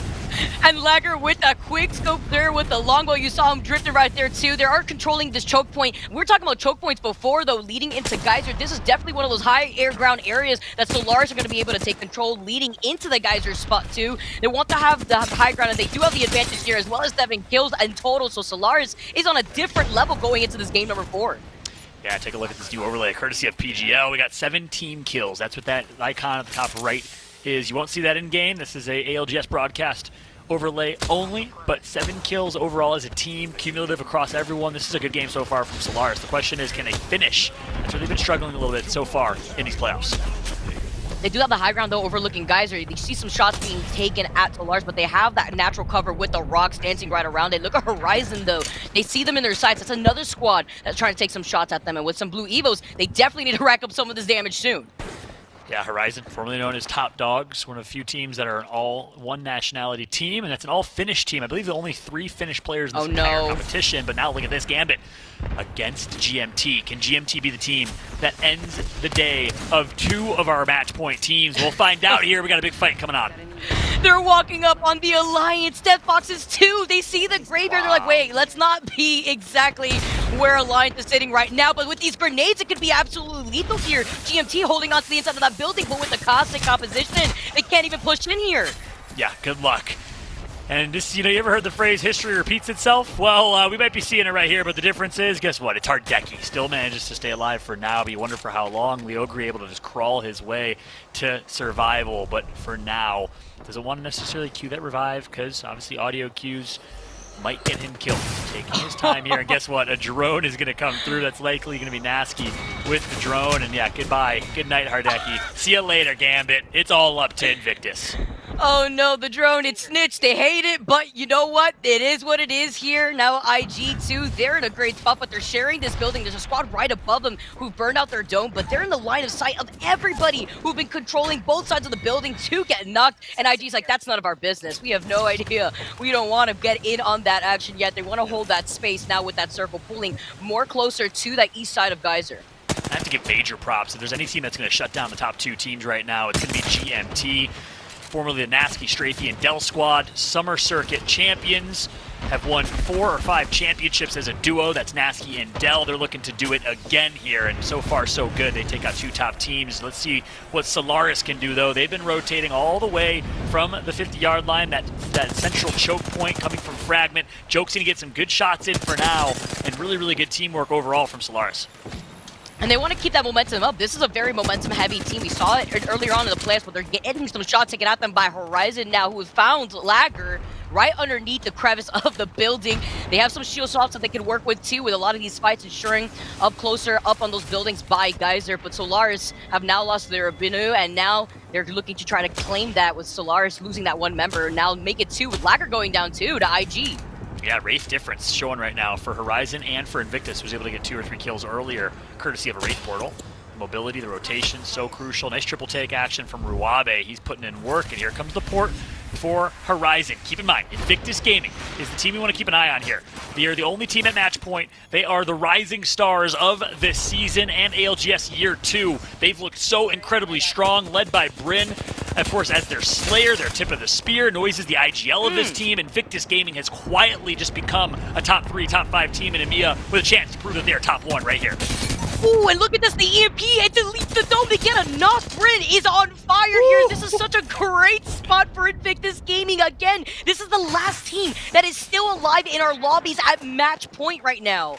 And take a look at the stats from Bryn all season long. 2.3k highest damage, 52 kills on the Pro League. Bryn is an animal and has shown that throughout the entire Pro League. And here we go, easy, free loot for them. And again, Wraith difference for Bryn. They get themselves such good loot for this late game. Invictus Gaming, 6 more squads stand in front of them for their chance to be the champions of Season 1. Oh, and this is perfect for them, too. They've been in that building for so long that they needed this loot, and now they're going to be able to use that portal to safely get that loot. That's why Bryn is the only one that's doing it. He's also got the phase in a second now in case he needs to use it, but he takes that portal back. He replied totem. This has been the squad that's been holding onto the roof now for a while. Another squad we saw earlier on, GMT, holding the bottom part, too. So reply totem, as they made their way up there, you can see a lot of the action happening across Geyser. I want to quickly just finalize that thought from earlier. Again, the different playstyles of Invictus and Gambit goes to show the importance of early rotates. Invictus, clearly the benefactor. Gambit, rotating late, found themselves a horrible position. Geyser, there's not a whole lot of real estate. You want to claim that real estate earlier, you find yourselves in those awkward coexist moments, and that's why Alliance and Gambit got taken out. So Invictus playing this perfect right now with that super fast rotate from Lava Siphon. And here we go. Reply Totem working their way over to where Invictus is, and they find themselves a really good spot here in No Man's Land.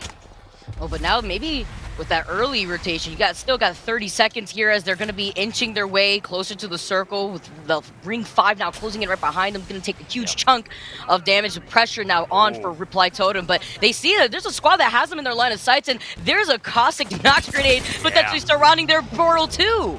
That's the best spot you can be in no man's land, because the reality is you don't want to get stuck in no man's land, and it shows right there. That team actually spots them, griefs them, and actually disables that port. Smart play by whoever that was who tossed that ultimate. And now we got Eternal still alive. Usako of Kick going to get knocked by 0-0. Caustic ultimate's going to come through again from Jellycorn. This is where Caustic late game becomes such a nuisance. And here we go, big fight. GMT still alive, but I want to see what's happening with Invictus. Oh, we have to see GMT still running amok with 5-6 kills now in total here. Stradell now still adding on to those heads here. Gonna go for the quick deal swap and now the finisher to reset too, but IG are still situated in this building. A corner of it allows them for that safety to poke from afar with these windows. You gotta be kidding me. So this rotation from IG early find themselves the best spot in this late game. How perfect of a rotation, the preparation coming through. One of the most prepared teams, coached by, in my opinion, the best coach in all of Apex Legends. EMEF really slept down overall as a coach. The preparation that he puts in week and week out truly showing, and IG has played this to perfection. 5 squads left, 4 in front of them to be crowned the champions of the playoffs in Split 1. Goodness, this is beautiful. Chef's kiss position here for Invictus. This is an amazing spot, but look who's meeting them on the other side of that rock. It's GMT, and they've been claiming every match point team so far. They claimed Alliance, they claimed Gambit, now they're looking to claim Invictus to stop their run. Can you imagine if GMT shuts down all 3 match point teams? That's some nasty-ish right there, if I've ever heard it. My man, the Grief King, the controversial king himself. We'll see if he can do it here. Meanwhile, Bryn's trying to say otherwise. We got the Wraith, the Crypto, the Caustic combo, which again, that's so hard to counter a Crypto and Caustic team. And it's going to be difficult to shut this team down, but so many teams are nearby. I wonder if they know it's them.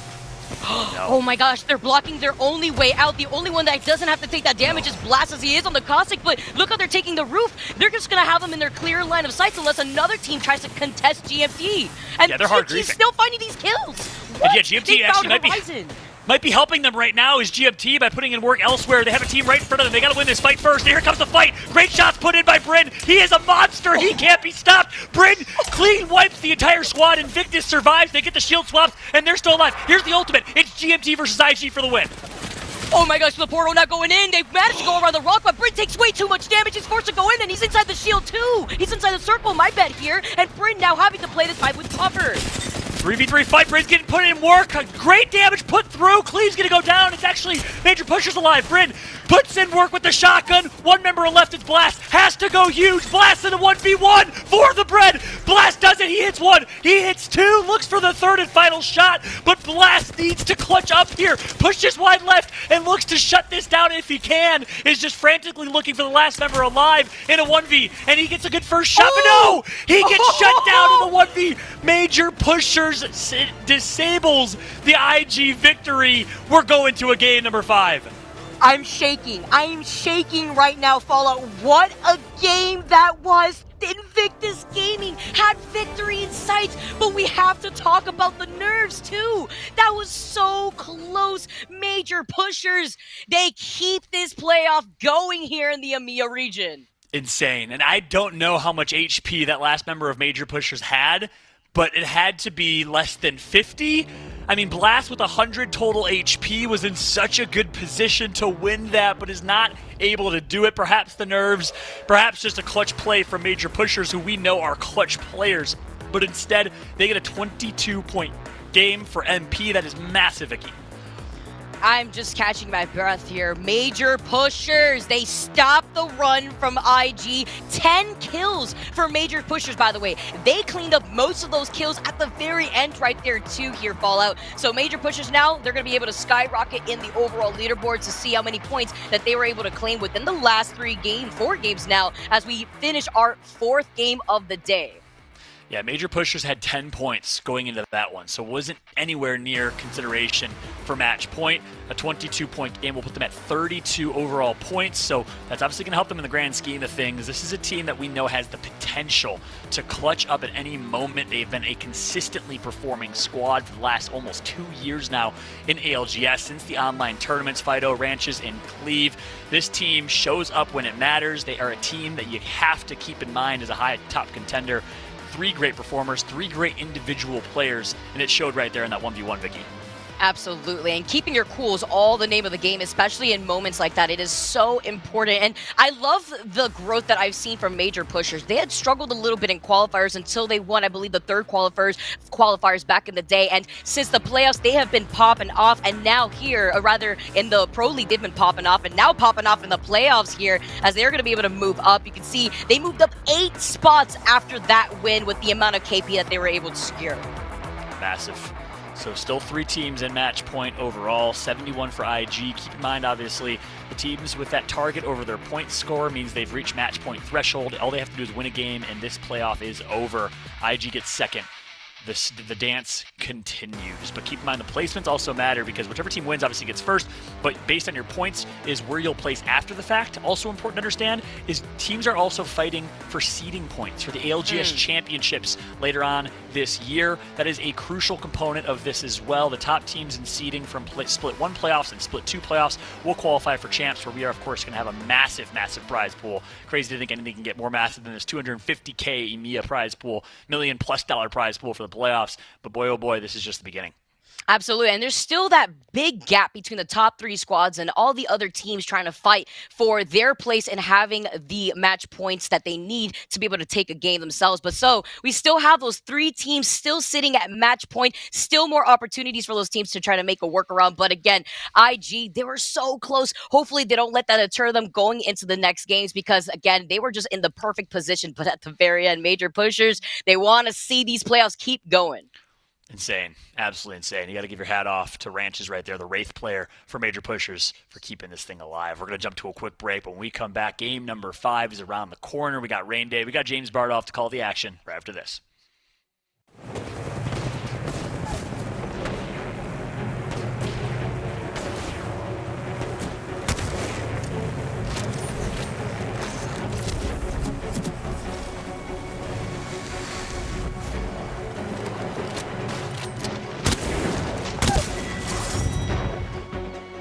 Lenovo Legion.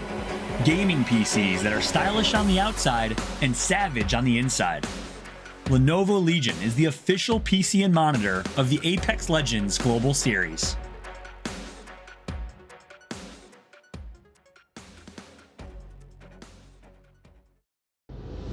What is up, everybody? T-Squared here. In front of me, I have Lenovo Legion 5 Pro gaming laptop. Now, one of the features that this comes with is Lenovo's AI Engine 2.0 technology, which is automatically going to boost your FPS and update to whatever game that you're playing, whether that's going to be Apex Legends or Sims. You're still going to be rocking out with some amazing FPS.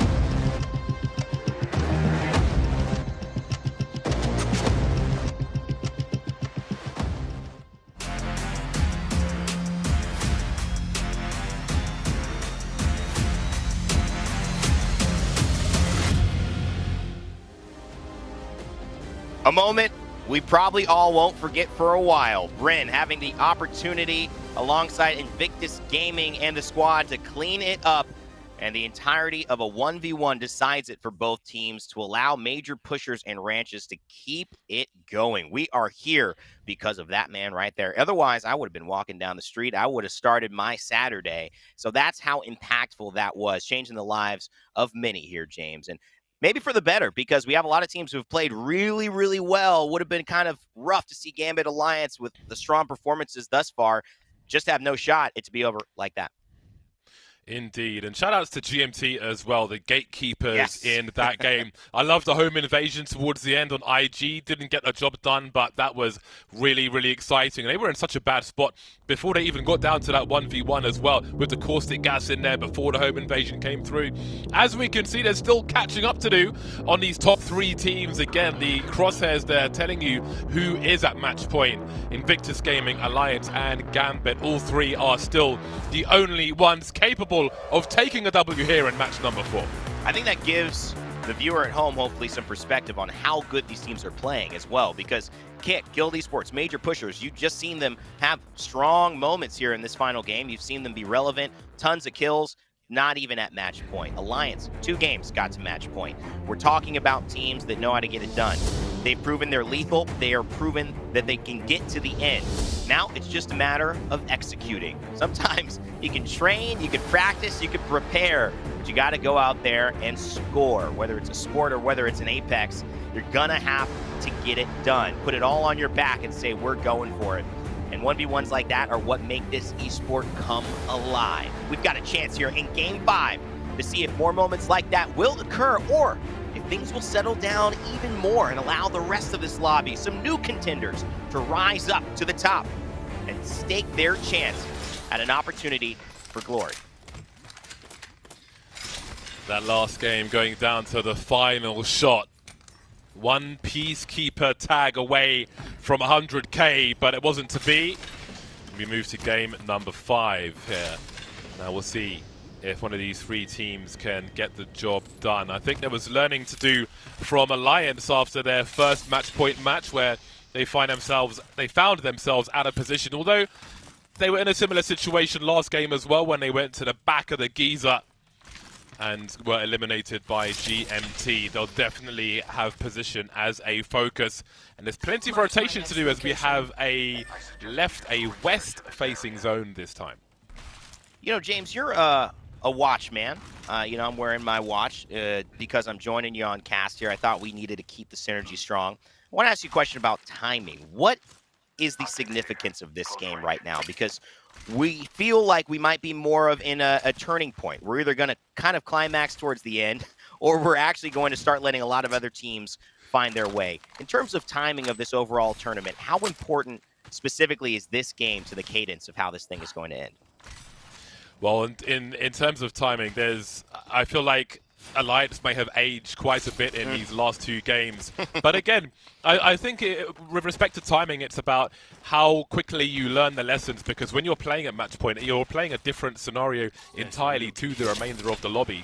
They've got to focus on getting KP, on moving through, on maybe taking more risks to try and get an edge, to get ahead, to close in on the guys at match point. But we'll come back to that, as we've got a huge Rockstar, and there's cavalry that needs to come through here for the new guys, as we've got more grenades coming in. The dome has come and gone, and they've got decisions to make as to what they choose to do. They cannot save their Crypto. Again, Crypto is the last man you want going down, because it either makes it much harder to respawn your teammates, but he will find a safe haven for the time being at the very least. They may not know where the beacon or the zone is going to pull, but they certainly know where one other team is. Unfortunately for Kashera, that means they've still got to get his banner now and see if they can make some use of that information. Not the way you want to start, especially with your Crypto leading into those engagements. The difference in Legends sometimes feels nominal because of how good these players are and all the gun skill, but a Wraith in there gets out of it. A Crypto leading doesn't, and that's the kind of bitter pill you have to swallow when you're utilizing a Crypto in game. But just piggybacking off the earlier statement you had responded to, James, because I thought it was interesting. You know, Game 5 kind of has this different pace do it. And you can tell people starting to get more comfortable, like Ranches here, finding PK shots. He knows the last one he hit made a big difference, but they are low, so they've got to be careful. Looks like they'll clean this one up pretty well. On to Disbelief. Definitely a lot of high-value movement. More teams starting to feel their rhythm, starting to understand that, yes, we know how to play this. We know what's worked. We know what hasn't worked. We've kind of started to find our formula. But I also think it's this 3, 4, 5 more teams get on to match point. We start to have a different pace of our lobby. And more teams start thinking win versus KP. And that starts to shift the entire dynamic of how these fights are happening. Right now, I think we're still in the final moments of chaos here in the early game. The Magician's Wand has been broken once again as they find themselves out an early bath once more for them. And that Crypto from New, I don't think he's coming back because that banner is basically in the building that's being occupied by that rival team. And I don't see a way where they can rescue that. Just a reminder for those of you at home or elsewhere, depending on where you're watching these playoff finals, there is the multi-view available now under the Twitch window. You can see the Watch in Command Center. You can have 4 perspectives at once. So definitely take a goosey gander at that and see if it is something that is up your street. It is a great experience. I took a look at it in some of our off games, tried to watch a few different perspectives, had Alliance on there, I had IG on there actually as well, had the main cast. I mean, what a great tool to come out, and it surprised all of us. We didn't even know. I barely even understood it, and I did the VO for it. But then when seeing it really come to life, it's just a testament to the behind-the-scenes work of the production crew, the director, the leadership of what we're doing here at Apex and the esports team, the vision they've got to keep making this a better experience. So definitely try to utilize it, guys. We're excited for it to be here as a part of playoffs, and I think it's definitely helping us to get some more information on how these teams like to play. Yeah, speaking of teams, we ride with Guild Esports now. And Matafe, a man who has to keep Horizon under control. Definitely an underrated Twitch streamer, Horizon. But we're going to have a closer look at Matafe. I say we move this way. My name is Matej Fekonia, and my nickname is Matafe. In the playoffs, I am competing for Guild Esports. My role on Guild Esports is IGL, for in-game leader. The reason why we IGL from Gibi is that it just works the best for us. I have to play some long range and stay more back while my teammates are working towards the enemies. So I have all the oversight and I can do better calculated calls.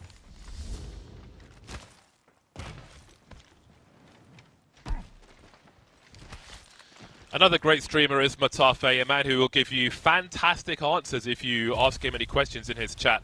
So definitely give him a follow on Twitch and Horizon as well. He has unlimited energy, that boy. And he's a very nice kid as well. He really does. Yeah, he needs more viewers on Twitch. Like, honestly, watching his stream is pure entertainment, but it's pure violence as far as Rebels are concerned, as they've got some problems at very close quarters. Rebel in trouble. And without a cause as well. It feels like this fight isn't really helping them in the long term, but they seem to have run into it and they can't quite run out. Nobody's letting them get out of the building unless they fight for it. Knock on the Gibraltar. Not IGLing here for the squad, but definitely needs to be the one making decisions here with that defensive shield, because this is maybe their last opportunity if there's an aggressive push on the outside. But the caustic gas continually buying them some more time. Everyone's healed up now. Rebel at least has an opportunity. He was maybe looking for a kidnap. Didn't quite get it. But now they're watching the portal in case there's any more aggression coming from this squad who seems thirsty for some kills.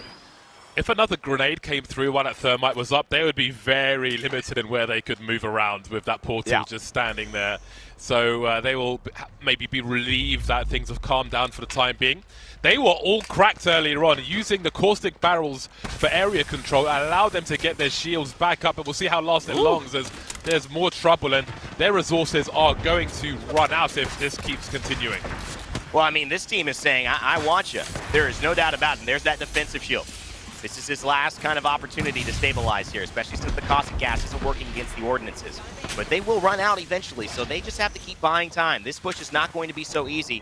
But major pushers, who would have thought, are the ones trying to majorly push this squad inside. Rebel is like, will you give us a break? Ranches is like, no, I just clutched up for the entire lobby. Now it's my turn to try to get to match point, because if I was on it, I would have won the tournament. Rebel, they're going to go down. Ranches and major pushers continue their momentum. James, they're sitting on 6 kills with 2 squads only down. They're the ones who have done all the kills this entire lobby.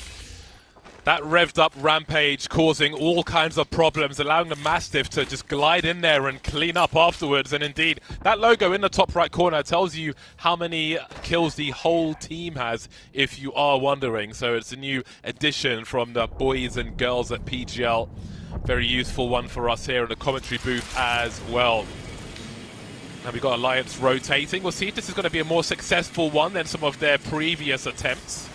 It's like watching a motorbike go off a ramp in the circus. Will they stick the landing? Seems they're okay on this occasion. And just a nice landing and staging here. And they're going to take one of these low trailers and play from below, as it is very custom for this kind of in circle. We've seen IG actually play on the high ground here often, and then switch to under the bridge. There's these really nice dynamics that can occur. It's going to be an interesting one, especially with both of those teams taking the 2 different approaches and both being on match point, kind of allowing us to see different sides of the coin, different opportunities to take different paths, and maybe reach success in a way that proves one was better than the other. Noises needs to get himself off of white, though, at this point. That is a very important thing, considering how just a moment major pushers coming around the corner potentially could change having a crypto in your game. We've already seen it with Ranches earlier, and we're seeing it with another team here.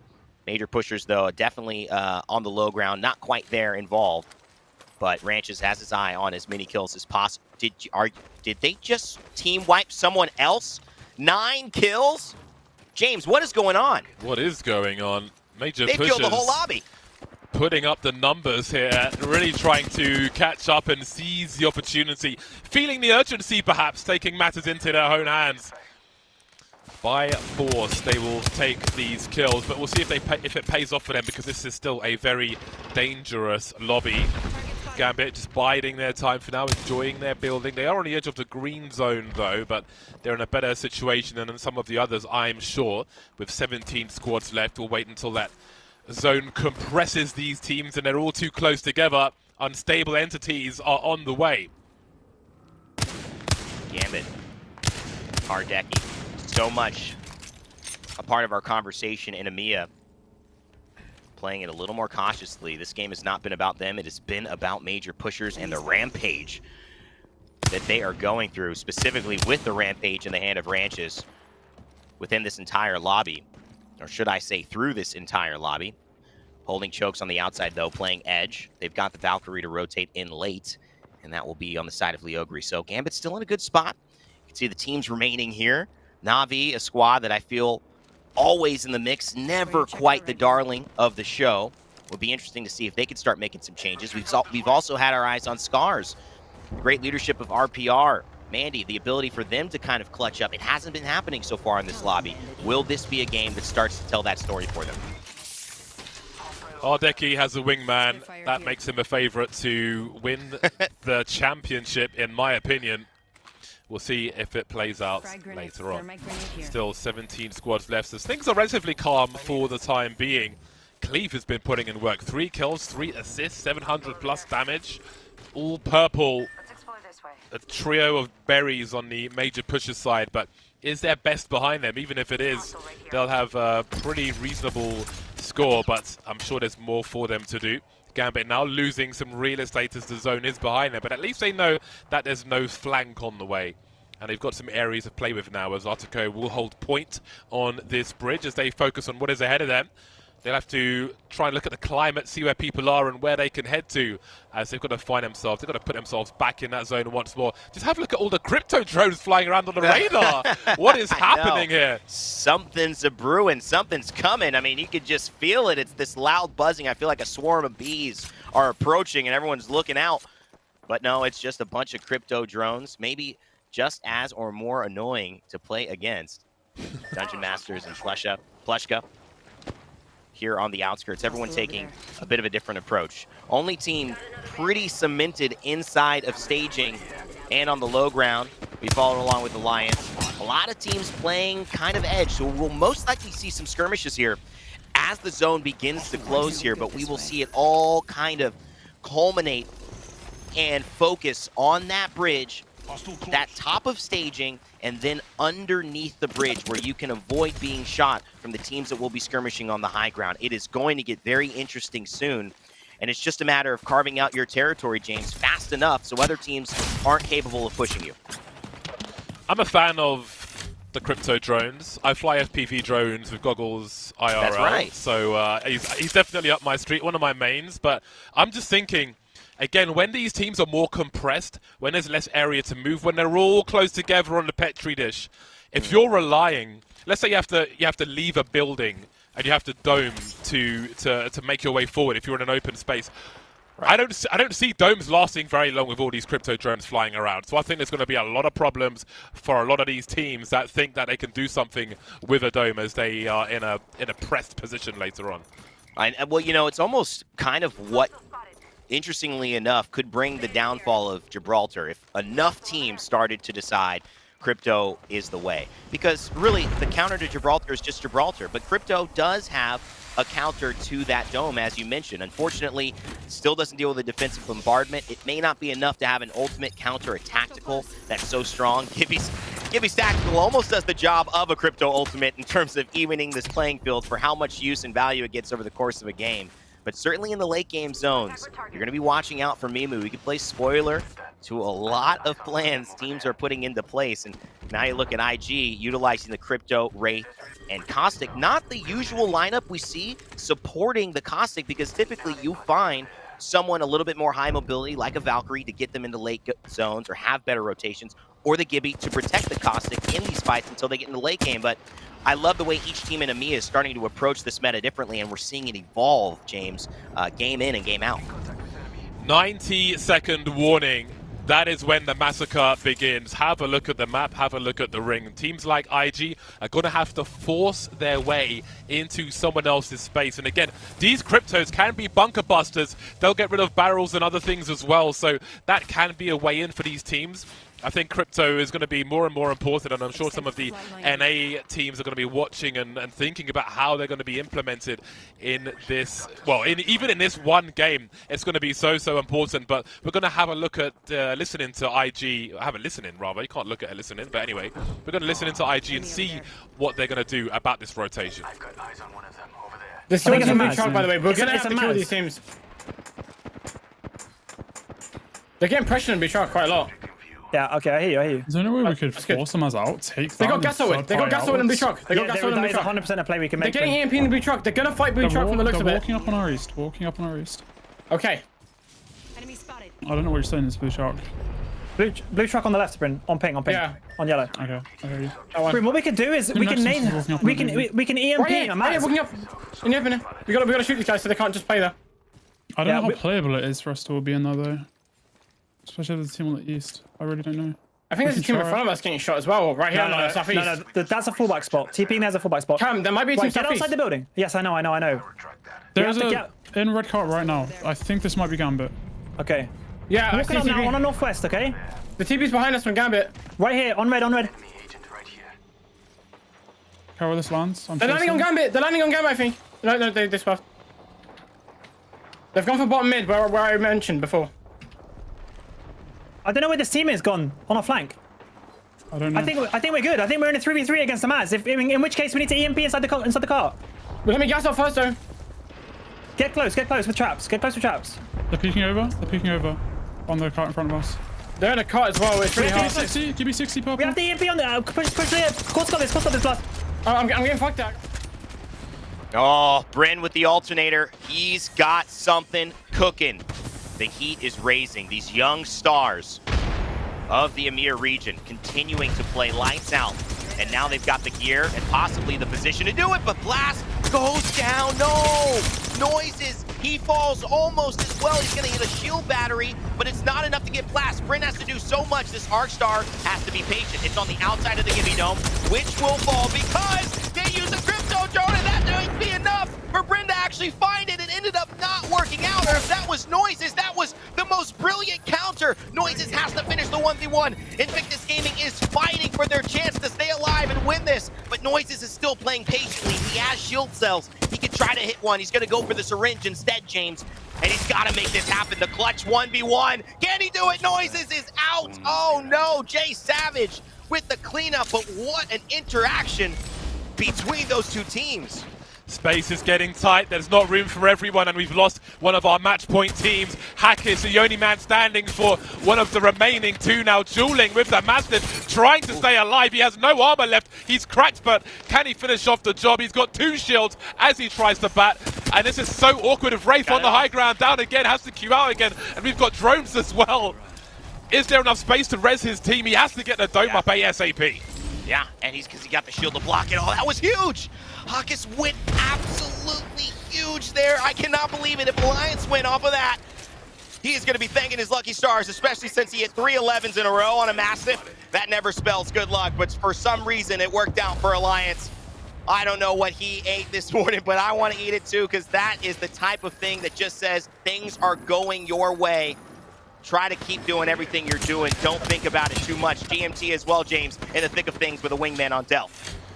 Looking to cause more problems. They haven't got many kills at the moment, but maybe they can gatekeep some more players. 69 IQ are on the way, and they may force their way in the other door. There's so much open space, and there's so many teams, which means we're going to start to see some boxes real fast. The Mastiffs are going absolutely nuclear. Hardeki Artico getting some very nice kills indeed onto Totem. Still with 7 squads, but for how long? Trying to get his shield up, they just can't do it. Bombardment's coming through as well. Gambit under the rain of terror from the defensive bombardment, but somehow, some way, they will get Leogri back up. They have lived, and they will fight again. But will this fight end with Hardeki clutching up? He's abandoning ship. He knows this is not a good outcome for them, and he's gonna get a shield battery while they clean up the KP. 6 squads remaining, but I want to bring your attention not only to Gambit here and Hardeki clutching up, but Alliance, I believe, still alive, having stabilized as a 3. That was an incredible grenade, but there's 5 squads left, and Hardeki is full. So this is another story we have to pay attention to. He could win it for his team right here if he's able to clutch up like we've seen him do so miraculously in the past, but I think he just saw Alliance. Hardeki in the clutch. We have seen this before. He is doing his best to try and escape, but he has got nowhere else to go. Trying to make a TP to survive for a few seconds, but he doesn't really have any options. He can't heal. He has taken out by Alliance. Of all people, they know what they've just put themselves into now. No more IG, no more Gambit. Alliance versus 3 teams. They're on the low ground though, and they may die by the zone unless they can get out with this Valkyrie. They've got to start moving soon. If they have a Valkyrie, I think you got to use it now. And they are. They're getting in. Skyward dive. It's happening. Will they come down after going into the stars, landing as champions here of EMEA Alliance? 2 games in, they were on match point. Could this be the one, game 5, that they finally close it out? 4 squads left. They've got just a few seconds before they've got to drop. They will take a bit of a penalty, but they're ready for it. The thermite, it hits! It hits! This is beautiful, but they're in the fight first. So the dome shield just to stabilize James, and they're luckily not getting pushed by any other team. This is beneficial to Alliance to have a chance still to win this. They could focus on the outside, deal with the inside later. Let's see what they choose to do. Holding position, waiting for them to come out the door.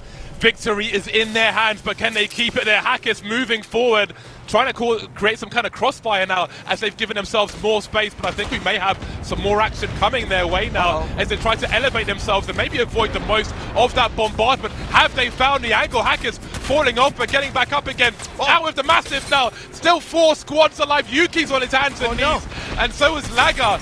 Can they survive? Can they stay alive? He cracked, but he's got to do more than that.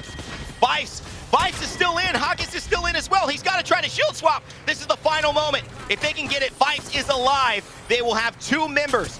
And look at that dome shield. This is exactly what you need. The Cossack Ultimate comes out. An alliance is forced between a rock and 2 other teams. You do not want to be them in this situation. Solaris has Choke still alive. Will we be going? Yes, it seems almost assuredly to another game. Alliance is dead. With Nags, it's the Peacekeeper. They'll clean it up.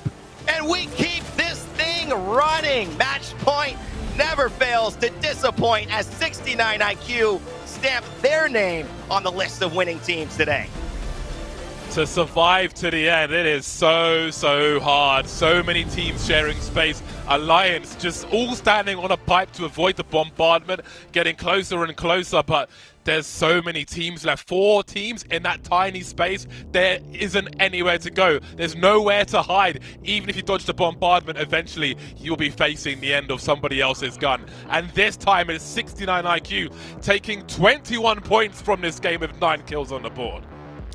And they are a team we talked about earlier. We had them as a team to watch here in EMEA, and for good reason, because K-Swinney and Nags from that incredible final game of EMEA, if you remember, in our final chance to really solidify these rosters that are heading into these, that are playing in these playoffs, Nags was a huge part of that last victory that got clean to 21st place. Ended up leaving clean right after that. G Dolphin announced retirement, joined 69 IQ Esports with K-Swinney joining before, and Slayers, a long-standing member since January of this squad. The cohesion they have and the ability to put together big games at big times is why we thought they would be more involved in these leaderboards than they have been. But James, we mentioned this is the game. This is that game 5 that can really change the dynamic of a whole lobby. Oh, and I am sure it is going to change the dynamic overall. Great output from this team, but if this is to put them on match points as well, are their kills going to start to go down? We saw 2 kills for Alliance. We saw 2 kills from Gambit. That said, they still went deep, and that's what's ultimately important. But GMT had another great game as well. Let's not forget the kills they got in the last game, the gatekeeping they did. I think we are going to see a number of teams now at match point joining the 3 that have been trying to take things over the line. So I think things are going to get real spicy here. Major pushers have an opportunity as well. I think they got at least 10 kills. And if they got 10th place, I mean, it's going to be close. I think they were on 38, maybe 37. So we'll see. But I think they have a great opportunity to be on there. Yeah, this is the shift. And, you know, as a team that gets ahead of the shift, you would think you would want to take advantage of it. But look at what, as we say it, we got to eat our words here. There's one more chance. Enough. Yeah, somehow they are on the cusp, but they're not quite there. Only 3 points away, GMT, with all this output they've done. So they're going to have to go again. They're going to have to gatekeep again for one more game just to get a chance to win. All that output, still not enough. We are going to go again with those 3 teams, and they're very capable of these deep runs. And maybe this time they'll stop anyone else from catching up to them. Yeah, GMT, it'll be interesting what they do when they're the ones who need to be stopped versus the ones doing all the stopping, because for whatever reason, it just starts to shift the mentality of these teams, and I understand it completely. International, Alliance, Gambit Esports, they're going to get one more go of probably 3 teams who have a chance to win. This is a kind of a scary predicament in my eyes. I think a lot of teams are right about ready to end this this triumvirate of power that has been going on for the last 3 games. But someone's got to step up to the plate, James, and make it happen.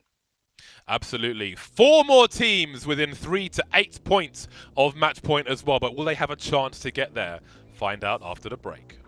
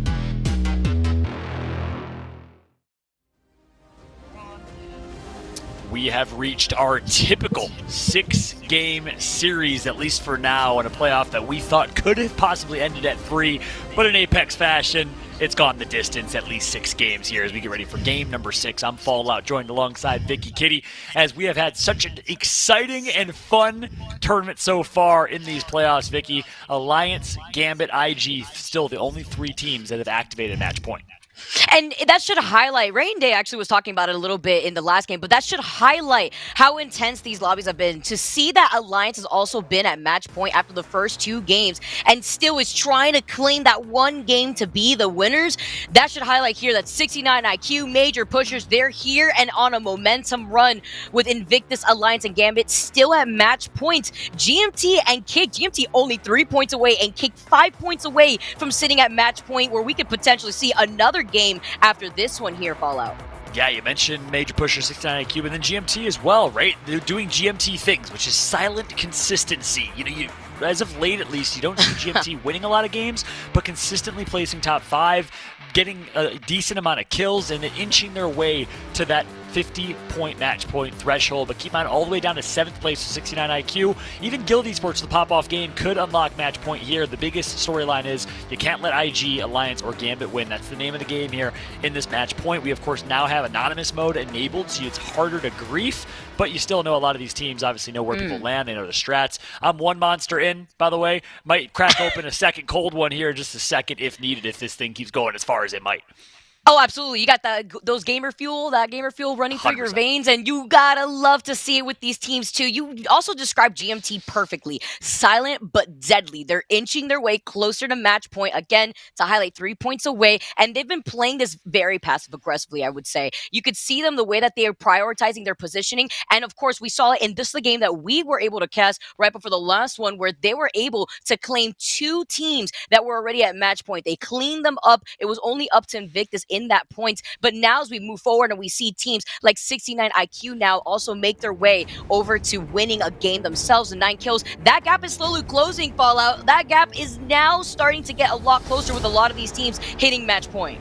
That's right. Well, the dropship is flying across World's Edge for game number 6 of our EMEA playoffs of split number 1. We, of course, are loving the broadcast, loving to call the action, but guess what? If you haven't heard, we have multi-view now enabled, a technological feat. Make sure to click the command center button below the main stream if you want to be able to watch any player on any team, any POV, side by side, and simultaneously. Multi-view's been a pretty awesome addition to this series. I've seen a lot of people, my man Ace Dolo and others, commenting on Twitter. By the way, let us know your thoughts. Tweet using hashtag ALGS.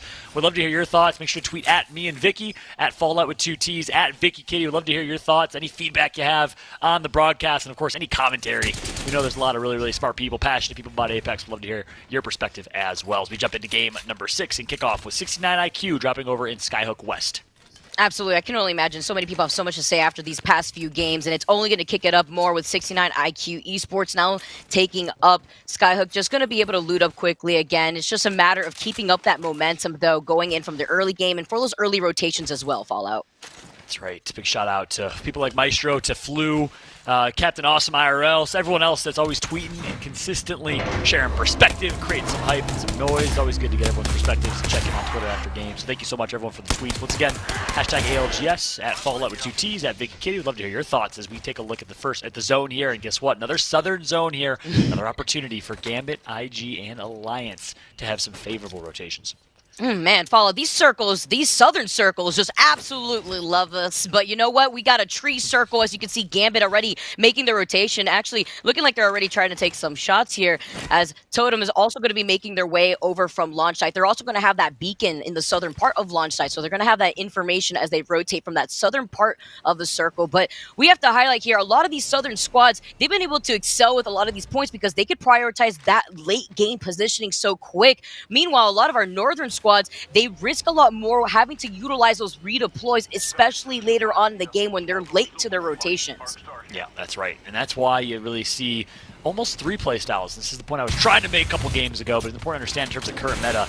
And every time I try this, there's a fight. I swear to God, I'm never going to be able to get it off. That's just, I guess, an example of how crazy. Oh, we're used to old school EMEA, which was literally just like early rotate and hide, no action early game. Yeah, modern day EMEA, you always got to be on your toes here because we might have another fight over here towards the tree side of the map. But things are going to slow down here. Eternal, who actually drops here, is going to be able to post up with Caustic. They should be able to chill. And back to that point, current meta, really 3 different play styles. You have, obviously, the early rotate, teams that like GMT, that like to rotate early, rotate fast.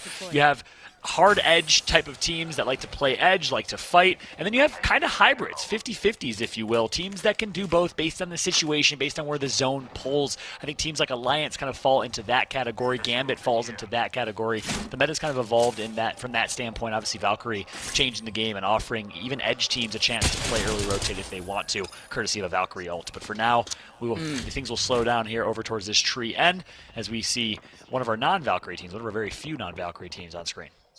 Yeah, you know, just to bounce off of that too, Invictus is one of those squads that are very fast with their rotation because they usually are running a mix of so many other compositions. The Caustic, the Cripple, the Wraith, and Eternal now also getting some cracks themselves as they take real estate over this building. They are going to be able to try to trade that, but they're not going to overcommit. They want to stay in that building, so they're not going to be able to leave there, especially with the Caustic composition that they're running. Meanwhile, Neo as well are making their rotation, passing through Landslide. And you kind of wonder here at this point, we are already 6 games in here, Follow. A lot of these teams now have established that sort of pacing that they wanted to find for themselves, and Neo is one of those squads that are trying to make that comeback to try to raise themselves in the overall leaderboard.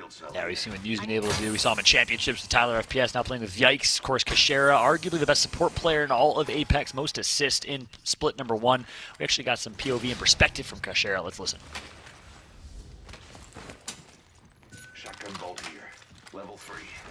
My name is Kashera. I'm competing for New Esports. I've been competing in Apex since the beginning of the game. For me to have good moments, it's me winning the fights. I think being the underdog for so long, it kind of leaves you always that feeling that you have to prove yourself to others. We're going all in. We're playing to win. We're playing for the number 1 spot. So it's all or nothing.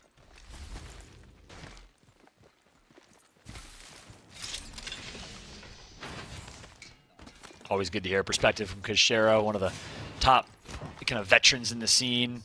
And of course, him alongside Postkill, 2 IGLs, 2 players that have a really, really good understanding of the game. And the 2 Portuguese represent an entire country. Shout out to Portugal as we see New Esports vying for a top 5, top 10 spot. Keep in mind, obviously the prize pool is big, but also the importance of qualifying and getting seeding points for ALGS Championships crucial in the grand scheme of this format before ALGS Championships later this year. Based on your placement in Split 1 playoffs and Split 2 playoffs, you might get enough ALGS points to make it and auto-qualify for championships. You have to go through the last chance qualifier, which is grueling.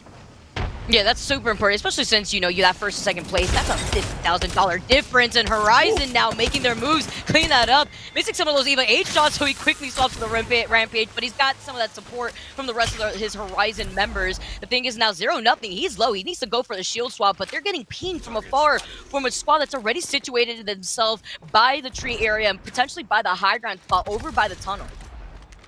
Yeah, 2 squads now eliminated, didn't catch who was taken out there.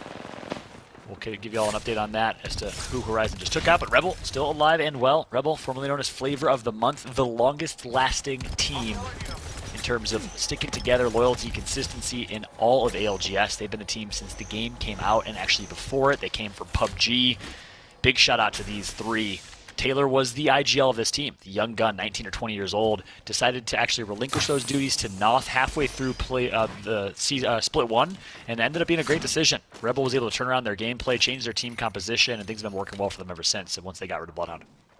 It's all about that synergy too, just being able to be together for so long. This is one of those squads that really heavily relies on momentum, so they're just trying to find their footing still after having a few rough games so far. I believe overall they are currently situated at 16th place with 13 points here, so they're just trying to situate themselves as Gambit Esports rocking the bow check here, maybe lacking on a bit of equipment as they are going to be able to take shop inside this building with the cost, or rather not with the cost, but with the PK instead, and that purple shotgun bolt. Want to bring these fights close quarters, but I like the way that they're trying to play this slowly. Just as we had seen from Alliance, they know they're at match point here. They're trying to find the opportunity to close up a lot of this KP to still rack up those points, but without giving up their positioning, which has been happening within the last 3 games. That's right. Want to offer a quick update that the 2 teams eliminated are GMT and Guild. That is huge because those were two of our 7 teams that could have gone into match point if they had a good game here, or especially a pop-off game for Guild. GMT's been super consistent, but they get taken out here early in Game 6. So quick update there. If you're a fan of Guild or Nasky on GMT or Matafe on Guild, of course, they are out of this game so far. That's absolutely huge, too, because they were only 3 points away. And now that they're out, we're going to have to see how that's going to do much justice or injustice towards them, especially in this Game 6 with 3 teams already at match point. We're seeing actually one of them right now, Invictus Gaming here. They're just trying to make their next moves. Another squad, actually, that's just a few points away is Cake with 5 points away from hitting match point, too. So that's something else that we have to look forward to going into this Game 6. You just saw a little most revived stat. You know what? I'm glad that we're honoring the most revives. Back in my competing days, I won the best reviver in the MLG Pro Circuit back when I used to compete in Gears. Let's go. Which actually I was like embarrassed to win that statistic over like best Slayer, best support player. And I was like best medic, best reviver. I don't know how I feel about that. But shout out to Mandy. Me and him are holding on to that title together. Hey, we need those out here. Here like Apex, got to be able to go in for, absolutely, especially with those knockdown shields. The way we see a lot of these players in those late games try to utilize that as some makeshift dome protection. But Invictus Gaming, look at the way they're playing this slowly too. They're trying to play around the edge here. They're just trying to find an opportunity with some pings to take this a lot slower. You know, Horizon, they've been on its air run. They've been sitting here for quite some time. We saw them earlier clean up GMT, and now they're still trying to keep this momentum actually going in their favor, while they do hold the high ground and overlook a lot of the rotations coming from the northern part of the map. That's right. Horizon already griefed one team. Wasn't sure if it was GMT or Guild, but I think it was likely GMT given where they're at in rotations. So heads up play from Horizon to take out GMT, a team close to qualifying. Not sure if they knew it was them, but nonetheless, that's a big kind of momentous play. They have 2 kills as a team there, and I want to also point out, mentioned it earlier, but check out the new competitive Apex broadcasting experience overlay. At the bottom right, you can see the entire inventory of the player that we are watching. At the top right, you get to see total team kills in the UI of the game here. So big shout out to the Apex team for making that happen, exposing some APIs, shout out to PGL for putting that together, and giving us the right intel and info that we need as casters and as viewers of Apex. I love it. I love being able to see what's inside their backpack too. We can see which of these squad mates have the gold backpack. That can make a huge difference here as Alliance have called out the redeploy. See, Haki's putting in some pings. They want to secure one of these buildings. They've been able to take this slowly too ever since they've been at match point, but they've been struggling on closing it out until the very end. Look at the shots coming through from some of these squads that are already situated in the buildings over by Tree. Yeah, and they're actually able to get a pretty good spot here. They're very, very central circle right now. They're able to hop into one of the trailers, literally center of the entire zone. So this could be pretty big for them. We'll see where this ring, of course, pulls, but Alliance seems to be in a decent spot. And, of course, a team that likes to take their time on slow rotates and play for loot, they find themselves some pretty good loot. Purple shield, gold shield, even though they haven't gotten any fights to level those up, they get kind of blessed with some loot here in this game. And Gambit's doing exactly the same thing of what Alliance is doing currently. They want to situate themselves in that end circle. Yuki in some trouble. The longbow's finding their shots as he manages to take some extra cover. But with this crypto, they're just scouting up ahead. They see that there's 8 squads within the area here. So they're just going to have to stay put, especially in that low, or rather that small cart that they're forced to be in. I'll be scared here if a Cossack team comes in with that Nox grenade to be able to funnel them out of there. You might be wondering why Leogri and Artico have no shields. Those that are maybe brand new to Apex or new to Apex in general, they actually drop their shield to avoid crypto EMP drone, which does damage to shields, which is why you see a lot of teams do that if they're just kind of posting up, just a heads up play. Meanwhile, you see the top 20 players in damage on your right there. The addition of stats here in the ALGS Playoffs has been great. It's been amazing to see our production team really level up the overall broadcast experience. Hope you all are enjoying it at home as well. Like I said, let us know on Twitter. Love to hear your thoughts on Twitter as we take a look at IG right now. Bryn, the lead slayer, kind of tip of the spear for this team. Noise is the IGL of this team, an all-UK team, mouse and keyboard squad that rose into the ranks of a top team here in the Split 1. And really, in the grand scheme of things, had a really, really good showing in the LGS Championships as well. Beautiful to see how a lot of these teams manage to make it work. You know, you talk about Guild Esports, one of those controller squads still popping off in the way that they have been. Now Scars, though, are claiming this spot. They have the Spitfire ready, too. They don't have the beacon above them as the beacon is outside of circle here. They want to put themselves at risk, but they are utilizing these ultimate accelerants as Taishin now is just trying to find an area where they want to rotate. He's got the redeploy too, but they're scouting to see which of these teams have already taken up shop in some of these buildings. Yeah. Stars, team that drops over and overlook in the northeast or east side of the map, takes their time on rotates as well, likes to loot up. jumping back on board with Kingarna. We saw the player profile with Graceful earlier, who of course does jiu-jitsu on the side, and obviously a lot that he's learned from jiu-jitsu he's implemented to Apex, much like hockey's learning from being in the military in Sweden is implemented into his game. It's been impressive to see. As Kingarna makes a very late rotation through Harvester, will be taking their time here on the rotate and trying to see if they can find some more intel, some more info, which they'll get as they decide where to rotate to. Kingarna really needs to step up here in Game 6 and 7, hopefully, if we get there, if they want a chance to win this. Got those slower approaching squads here when it comes to the circle. Kingarna is one of those squads here too. That's why they're just going to take their time. But they're with some of these pings, they know that they're going to be in the line of sight of some of these teams that are already holding that choke point that leads their way over to tree. But they're just trying to take this a lot slower while getting some of that extra intel. I do like the loot that I'm seeing from JMW. Again, it's lovely to see what's in their backpacks, but also that gold extended energy mag is going to come in handy here for JMW. He's also got the portal too. So they're just trying to plan their next moves. A lot of these teams in general, but we're seeing some fighting going on in the feed with Rebel already getting that knock. Yeah, meanwhile, on board with Kingarna, former Nessie, Graceful Matey, JMW have stuck together after a brief roster change. They get back together as a team, get picked up by Kingarna, once considered a top 3 team in EMEA. Maybe wouldn't be considered to be the same right now, but let's go ahead and jump into a listen-in with them to see how they decide to fight here in game number 6 on this rotation. Snake, team platform. In Snake? Yeah, I mean, he's right here. In Snake, what the fuck? Can we the Valkyrie at the back or at the top and then go beyond them? Oh Is there my anyone? Can God. we see? Can't see underneath. Can Yeah, we? they're just sitting there. We have to go backside and Valcode now. 10 seconds. Where do we Valcode though? Like now it's a YOLO again. It's a yellow again. Doing it. No, that's I bubble, I bubble. bubble. Yeah, behind this, go. Yeah, I'm popping in. Dropping there. Yeah, do it. Where do we even go?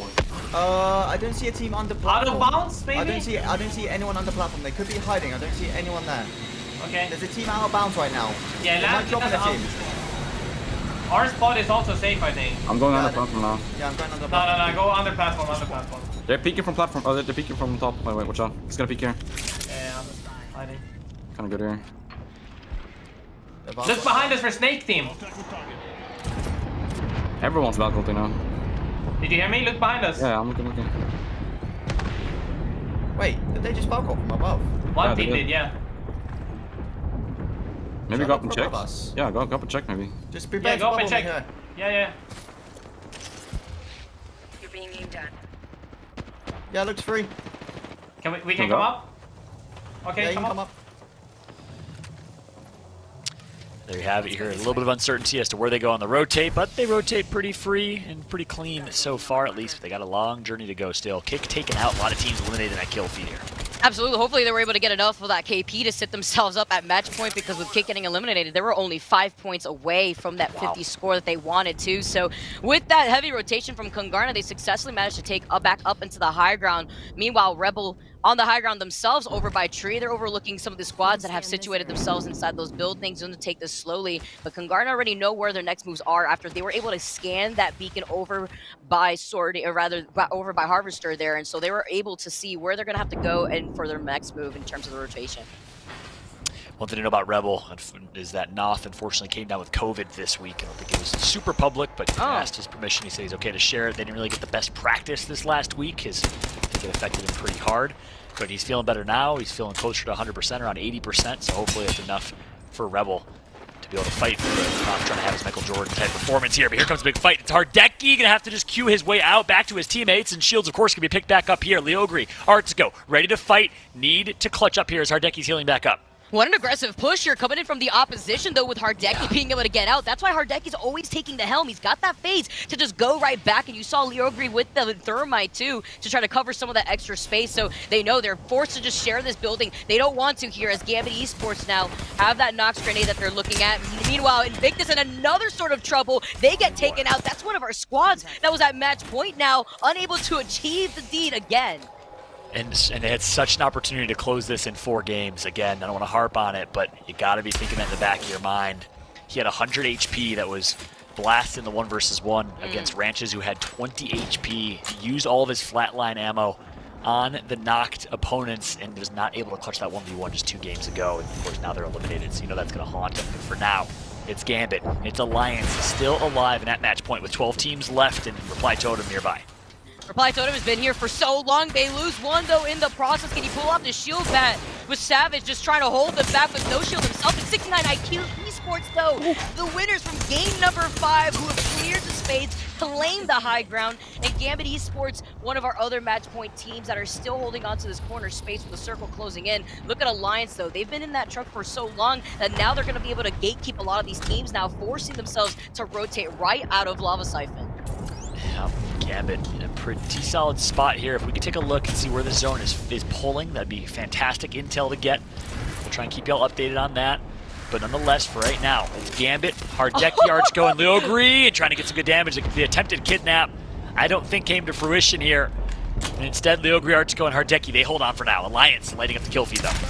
Oh, it looked so funny. Where'd my Uber driver take me as he took that portal right back? I don't want that. Alliance now, though, putting in the pressure, moving right in from the bombardment, too. They clean up this squad. Talk about Alliance being one of those teams up there. This is the first time that they are able to get those kills. You see 2 kills in total just in favor for this team. So they've been playing this extremely passive. Yeah, triple take in the hands of Hockey. So usually you see that in the hands of Vice, who's the sniper of this team, kind of the support player, the silent assassin. In my opinion, Vice does not get enough credit for what he does for this team, but he's okay with that. Vice, former member of a metalcore band, actually, former musician. So if you're a fan of metalcore, you should be a fan of Vice.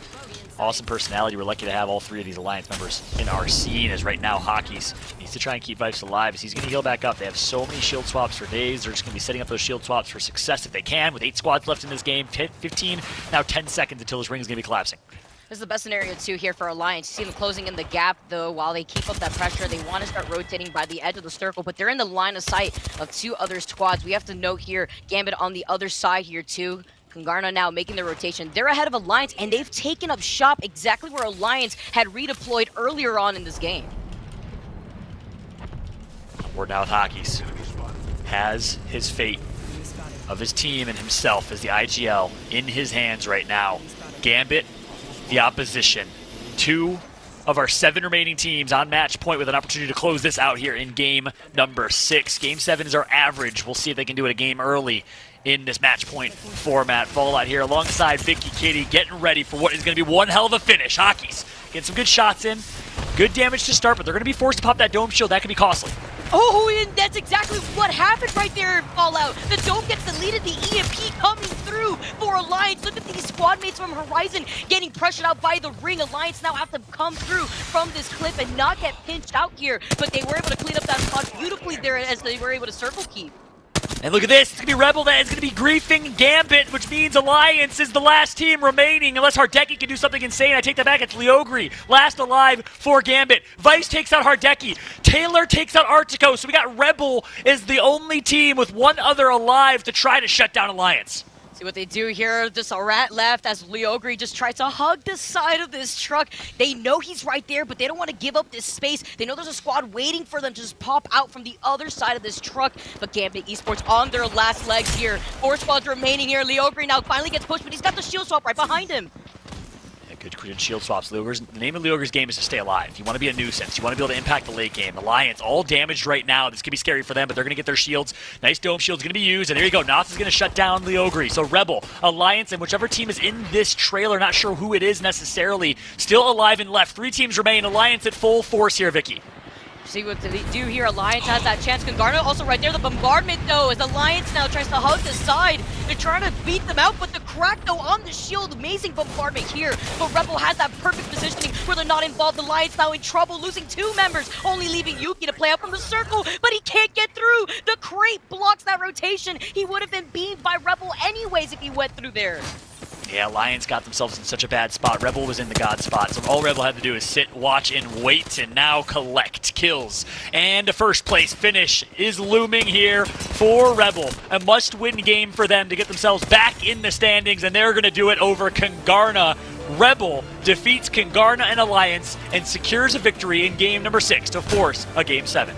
Chef's kiss with the positioning there from Rebel. They had the best spot you could possibly be. Everybody had to funnel their way into their line of sight while they also had the slight high ground advantage. You'd love to see it here and Fallout. We got another game that we're going to be moving to where we have Alliance, Gambit, on their last legs at the very end there. It's so insane here to see teams like Invictus 2 going down a little bit earlier than I was expecting in that game number 6, but now it's anybody's game with Rebel adding their names up there with the other winners that have been able to take some of these games today. Damn straight we got another game, Vicky. Let's keep the show going. The show must go on with Rebel dropping a 26 bomb. That is huge. They only had 13 points going into game 6. That won't get them to match point, but that puts them in contention. Now the question is, did any other team get there? I mean, 69 IQ must have. Yes, they did with 11 points. So 69 IQ, I believe, will be the only team. I'm not sure if that's confirmed yet. We'll get the final update for y'all ASAP, but they may be joining. However, congrats to Rebel. They needed it. Rebel, a remarkable esports organization. Shout out to my man Ink. They picked up this Flavor of the Month squad that was certainly deserving, and they're showing up here in game number 6. Look at the damage done from all three of them.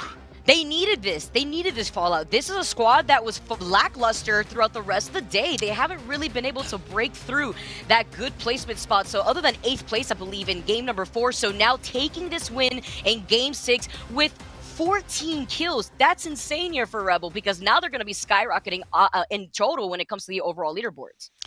Yeah, much like the story of Split 1 Pro League, they started slow with some really mixed performances, and they end with a bang. Can they end with the largest of bangs, another championship win? They did it in the winter circuit last year. Can they do it again? That is the question. That's going to be it for us, though. For now, let's go ahead and throw it back to our desk with Kate, T-Squared, and Onset. Well, thank you kindly, Vicky and Fallout. Wow, I feel like there are so many words to describe what we just saw. Griefed feels like one of them. Tom, let's talk as we take a look at our highlights from what was an incredible games 4, 5, and 6. Let's talk about that match number 4. Bring it on back. Let's talk GMT for a minute, because gatekeeping doesn't do that team justice. That's such a tough break right there. I mean, Game 4, if you were watching it, this was probably the turning point of the entire playoffs here today.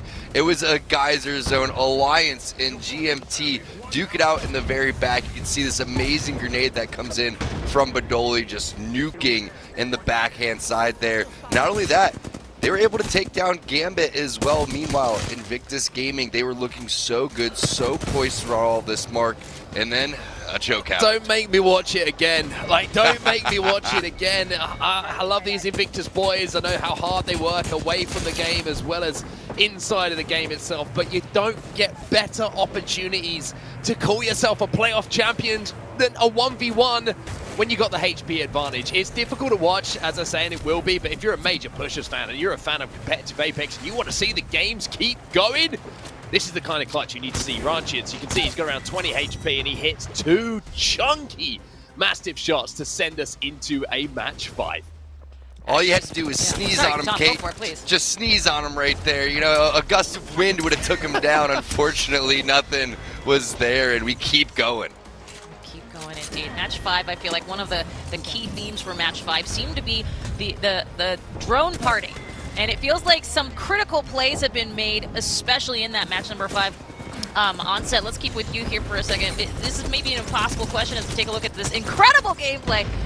Is there a particular legend that has had, in fact, the greatest impact on this EMEA lobby today? I think Crypto's certainly been a standout. There's been a lot of EMPs, which is making playing Gibraltar in that endgame much, much more difficult. But in this endgame as well, I was like, hey, Alliance, they've just watched what happened in that last game. They've found their way onto top of a pipe, which felt like almost a pedestal for them to pick up the trophy. They couldn't make it work in those final minutes, and 69 IQ, they were the ones that clutched up. But that just means, once again, get more Apex, and I love more Apex. We love more Apex. Tom, as we take a look at this match number 6, I mean, we talked a little bit about the mentality, and you as a former player know better than anybody what happens to momentum, and we saw it with Ranches in that final 1v1 and coming out swinging for major Pushers. Talk to me a little bit about that psychology that really we've seen it play here today.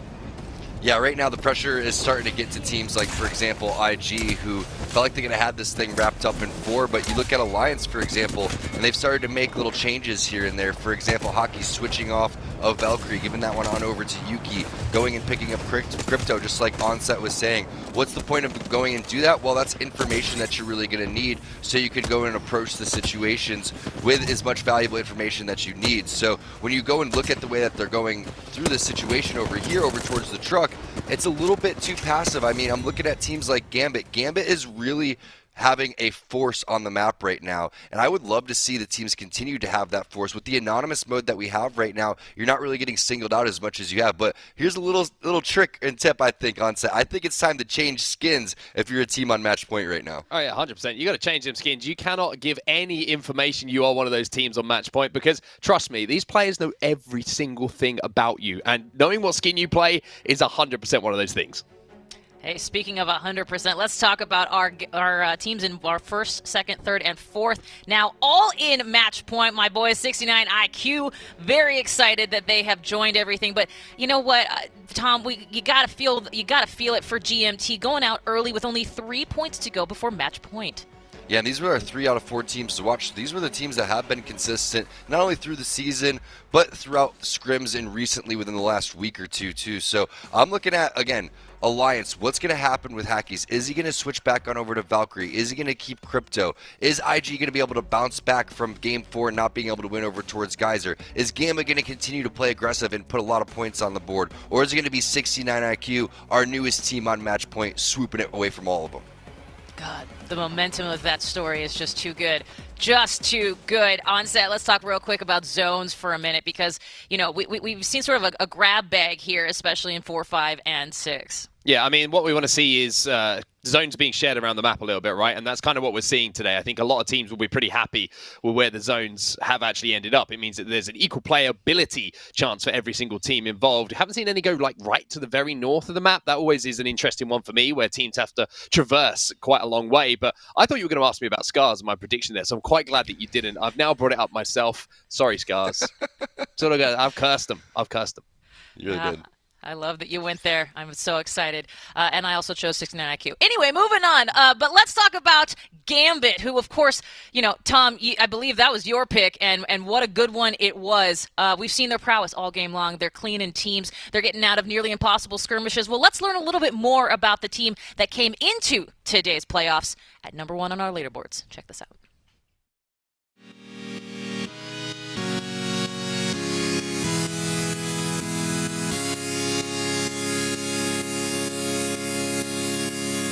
Меня зовут Артур Тищенко, внутриигровой никнейм Аркику. Меня зовут Константин Козлов, мой внутриигровой никнейм Хардеки. Меня зовут Леонид Гришин, мой внутренний игровой никнейм Леогри Trix6.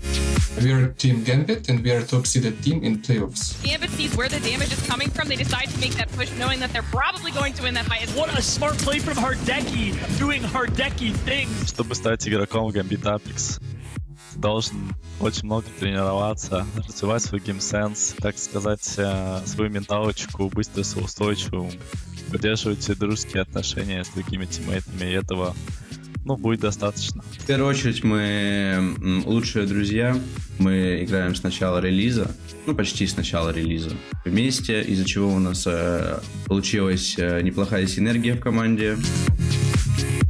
Каждый из нас в каких-то моментах проявляет какие-либо эмоции. Деки у нас является гейм-лидером. Good shots coming in from Hardeki though with the Eva 8. He'll get the knock as well, but surely this has just opened the door for Alliance to walk in. No! Hardeki! Мы с Артуром от случая к случаю вкидываем какие-то идеи по ротейту или по какому-либо плею.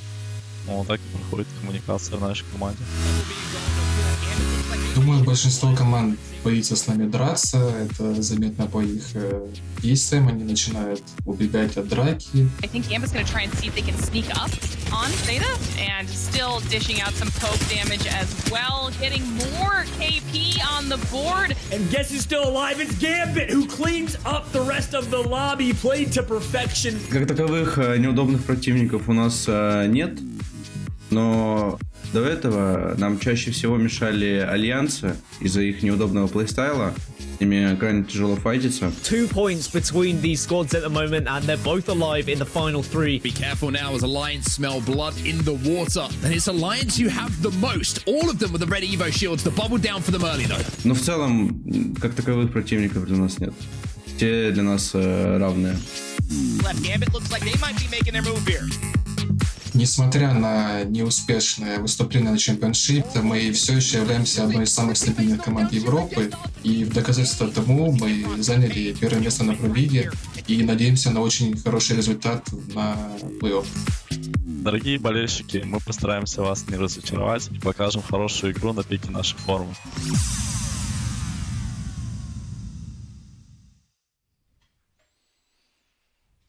That is some interesting perspective, especially about Alliance there, Tom. I mean, that's amazing to go and hear that that's the team that they used to struggle against. It's a very aggressive play style, and you're looking at two amazing in-game leaders. It's no coincidence that two of these teams are on match point right now. No, it is not at all. Well, here's another coincidence. We're on social. It's not a coincidence. Didn't make any sense. Let's move it on. If you want to follow us, the action is absolutely percolating right now. Head on over to Twitter, I should say, Play Apex Esports, YouTube, Play Apex Esports, and of course, Twitch at Play Apex, twitch.tv/@PlayApex. It is so great to be all over this. And you know what? It is not all over yet. We are, in fact, going to a game number 7 here for our Split 1 playoffs in our EMEA region. You're going to want to stay tuned, so keep it right here. We'll be right back. Game number 7. Dog! Sista! Är ni? Crack! Kör bara! Död, jägare. Det är en vinst i alla fall.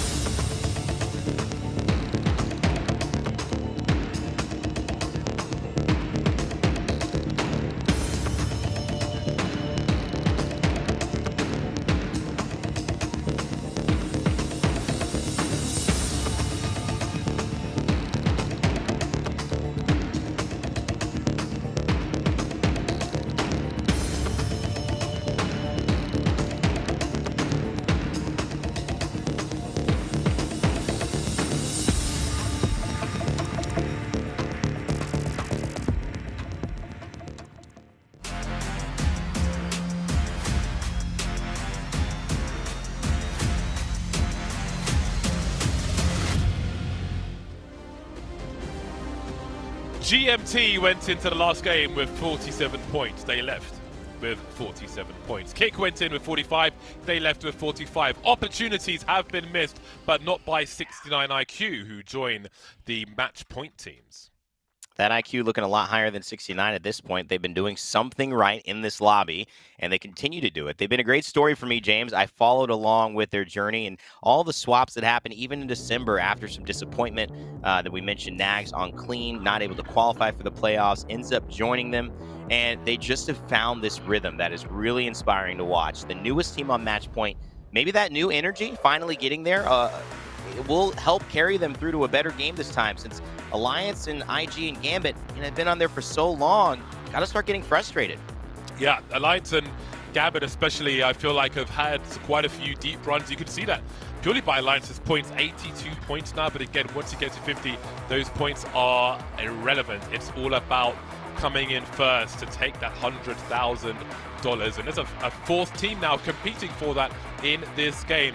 And again, there was a chance that we could have had 2 extra teams if there were just a few kills for the likes of GMT and Kick. Not the case on this occasion. Maybe the case if we go even deeper today into another game. But we'll see if it's going to be only 7, as they will soon be dropping into the server. And we'll see if anybody can take the W here in game number 7. Yeah, what we're really seeing is these teams having inconsistent performances. The fact that Gambit and IG, Invictus Gaming have all found ways to make it to the end, but not with each other in equally strong ways. Could this be the game? We see the 3 teams, now the 4 with 69 IQ Esports in the ring, all having a chance to battle it out amongst each other to truly see who deserves victory here in EMEA for the Split 1 playoffs in the ALGS. It would be a monstrously fun thing to see, but also I'm cautious because we all know that the one thing Apex promises us is twists and turns to what we expect. And in we go. Having recently been to Iceland, all the lava is very reminiscent of that area. CNR 301 picked up very early indeed. Now, it's worth noting, since we began today, the crafting material, what's it a crafter rather, has changed somewhat, and the purple mag for the R301 and the other light weapons will now be in that replicator, so there will be work to be done for the likes of Rebel, both on the replicator and, generally speaking, on the server itself. One of our many cryptos now we can see moving through, as it will be another ring heading towards that geyser. And again, we saw teams rotate there fast. There are only so many buildings that can be occupied in that area. You can see how much of it's covered in rock, so you definitely want to get over there sooner rather than later. Some of those buildings, you can see how long they are, like underneath where it says the geyser. That's a pretty long building, so it's going to be hard for one team even to hold that whole thing. Yeah, I like kind of trying to take sections. I think teams typically agree. There'll be some poking battles within, but taking sections, because no one wants to necessarily get isolated in those long hallways because there really is no cover, is a great way to put it. Notably, Gambit landing at, where were they? I believe right next to it, basically, and Invictus Gaming as well. 2 teams in match point, possibly the closest to be able to rotate and find themselves in a great spot to be able to really say, hey, we are not taking any chances or risks. We know they're not playing for KP. Obviously, they want to get looted up, but more importantly, they just need to have a final circle fight that goes their favor. They certainly do. In terms of things going in people's favor, Magicians had a tough time staying alive. They've often gone down early in these lobbies, and we'll see if they can have a deeper run maybe and try to get at least some points on the board and get further up in the prize money in this game. That would be helpful for them, so we'll see if they can survive. But Gambit look to move deeper into the ring. We see IG, who really weren't far away from the geyser, and have found a building already. So they're in a comfortable position, and they can bide their time. Again, once these teams start to move in, there's not much movement for IG to have, so you want to keep those shields up and keep your resources alive for the later game. It does feel like they're against a team who's pretty antsy, almost playing the way you'd expect major pushers and ranches to have been playing earlier on. Gambit in a fight themselves indeed. Seems like teams are pedal to the metal, and that's typically what you'll see in Geyser, because there's really only one strong way in for most of the lobby, and it's through that width, crossing the crevice, so that you'll see Gambit and eventually when you get into the building side, Invictus Gaming holding. So unless you're coming up from the far north or northeast or the southeast, you're probably going to have to run into these teams, which is why we see these early engagements happening. But Gambit doing a good job of picking up some early KP and definitely making their presence known. All of this stuff starts to matter, and I think in these final circles, you really do benefit from having a couple of skirmishes, not full fights, but skirmishes that allow you to get your gun skill going, take maybe some of the pressure off, get the nerves off, knowing you could be winning $100,000 with the right couple of plays, and obviously level up your gear and get some more resources as you move on. Gambit just shooting that crypto drone before the ult could come off, which will keep their shields up for the time being. And again, so many cryptos around. We've seen games earlier on where we had teams simply run out of shields when they had also run out of options for position. Yeah. And I wouldn't be surprised if we see more of that in this game as well.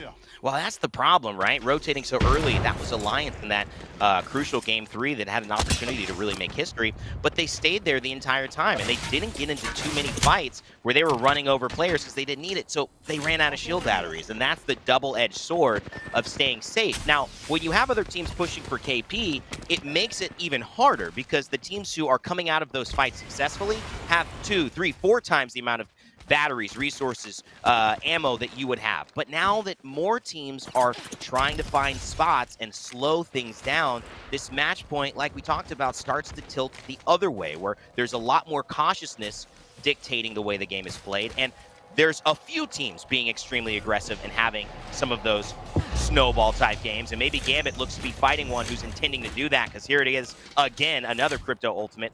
And Hardeki is actually getting quite low. Yeah, speaking of quite low, Guilds have a very good chance of coming out in last place in this game, as Matafe was dropped earlier. Silta's been killed, and there goes Matafe as well, meaning they've only got one player standing at the moment, and that is Horizon on the high ground, hiding in plain sight. As he has to consider if it's even worth the risk of trying to recover those banners.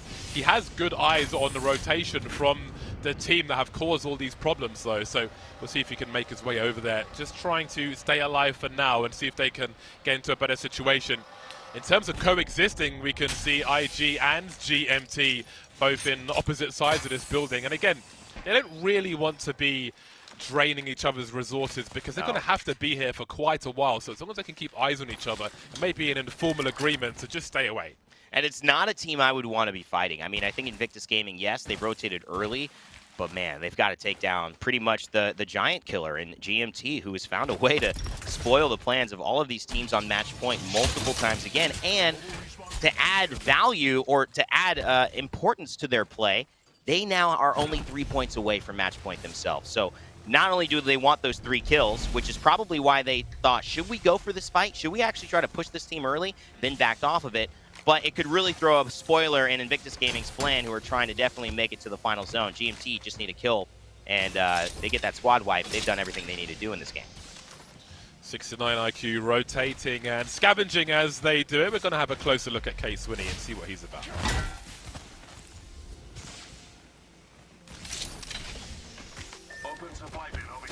It's K-Swinny or Swinny. I'm playing for 16 IQ. When I joined 16 IQ, I told them, just give me 2 months and we're gonna be a top team. They were 19 on the leaderboard overall and we end top 4U. So now we just have to win the playoff and the goal gonna be achieved, I think. So that's just motivation. Every day I just wanna be on top.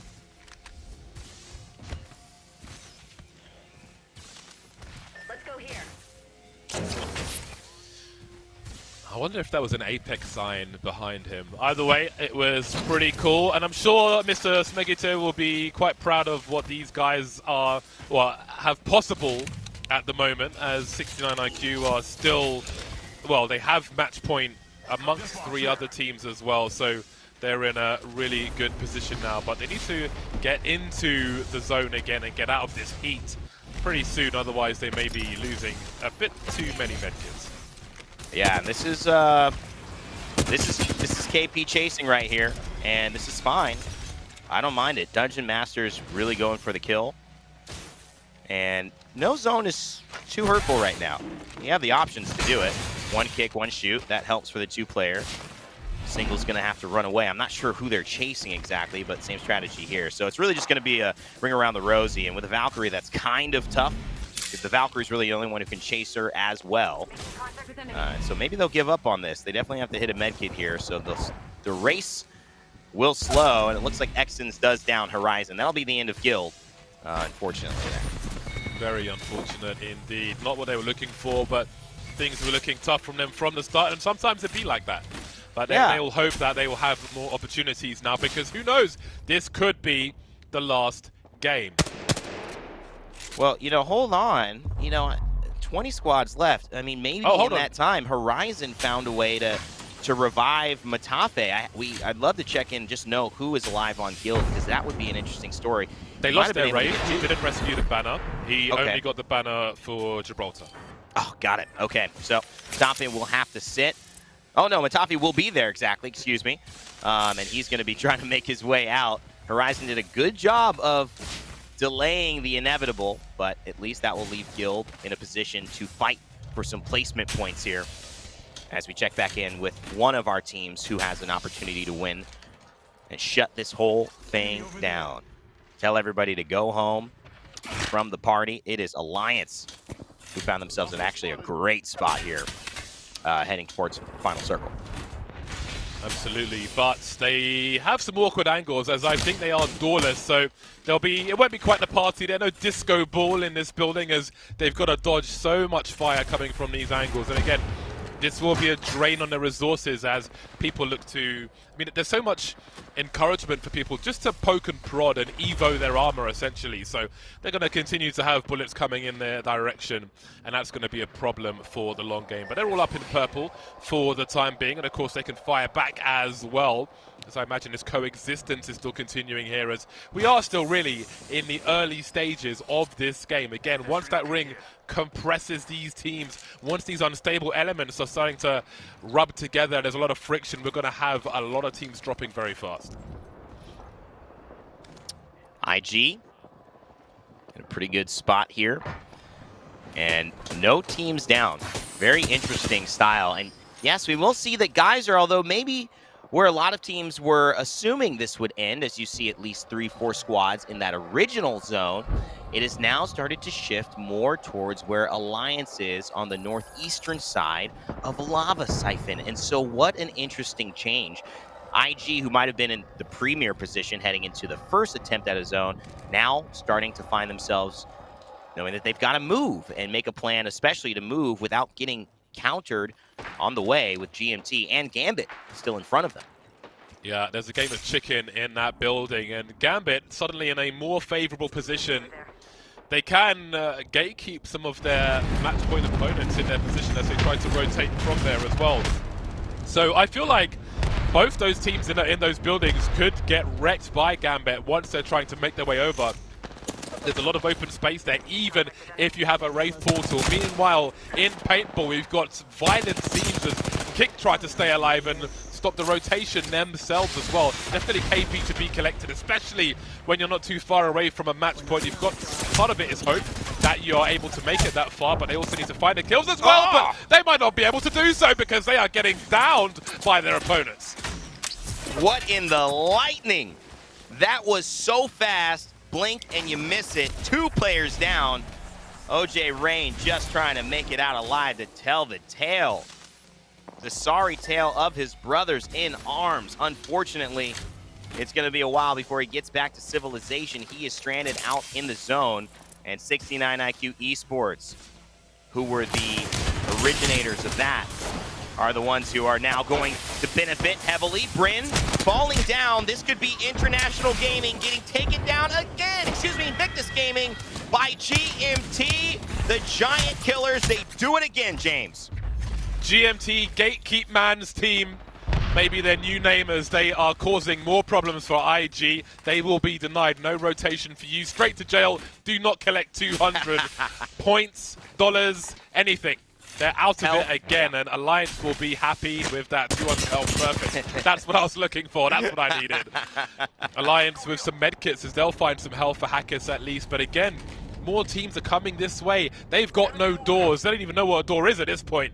No. All they know is that there's plenty more missiles to come their way as they look to poke. Yuki going to fall back and use another shield cell. But again, those shields are going to continue to swing.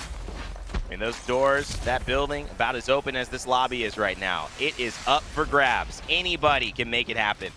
We've also 30 seconds away from going into round 4, and only 2 teams have dropped. That should be a sign of this game, in my opinion, being the match point game. I don't know why I feel that way, but the essence of my thought is that a lot of teams aren't taking as many risks. And what that's doing is allowing better teams to have more stable games. And I think we're going to get most of these teams outside of Invictus Gaming looking like they're going to be contenders in this final circle. Will it mean that they clutch up? Who knows? But I think this type of lobby benefits a match point team winning. I think there needs to be more aggression, more risk taken from the non-match point teams if they really want to apply the pressure. Right now, 69IQ Esports on a skyward dive. Sometimes this makes or breaks your entire tournament here if you can land safely or you get taken out of the sky.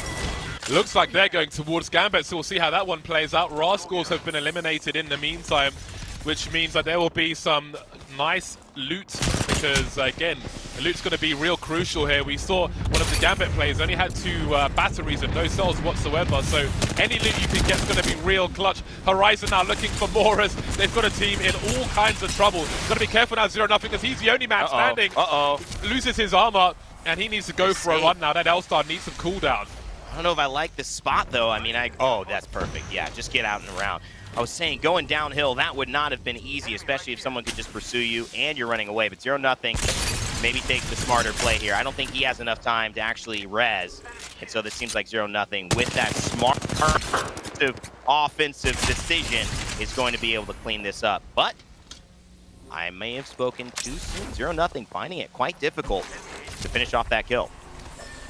I wonder if Mimu, never mind, he's dead. I was going to say, I wonder if he was able to crawl towards that portal. He seemed to be on the high ground, but his ground is the dead ground now.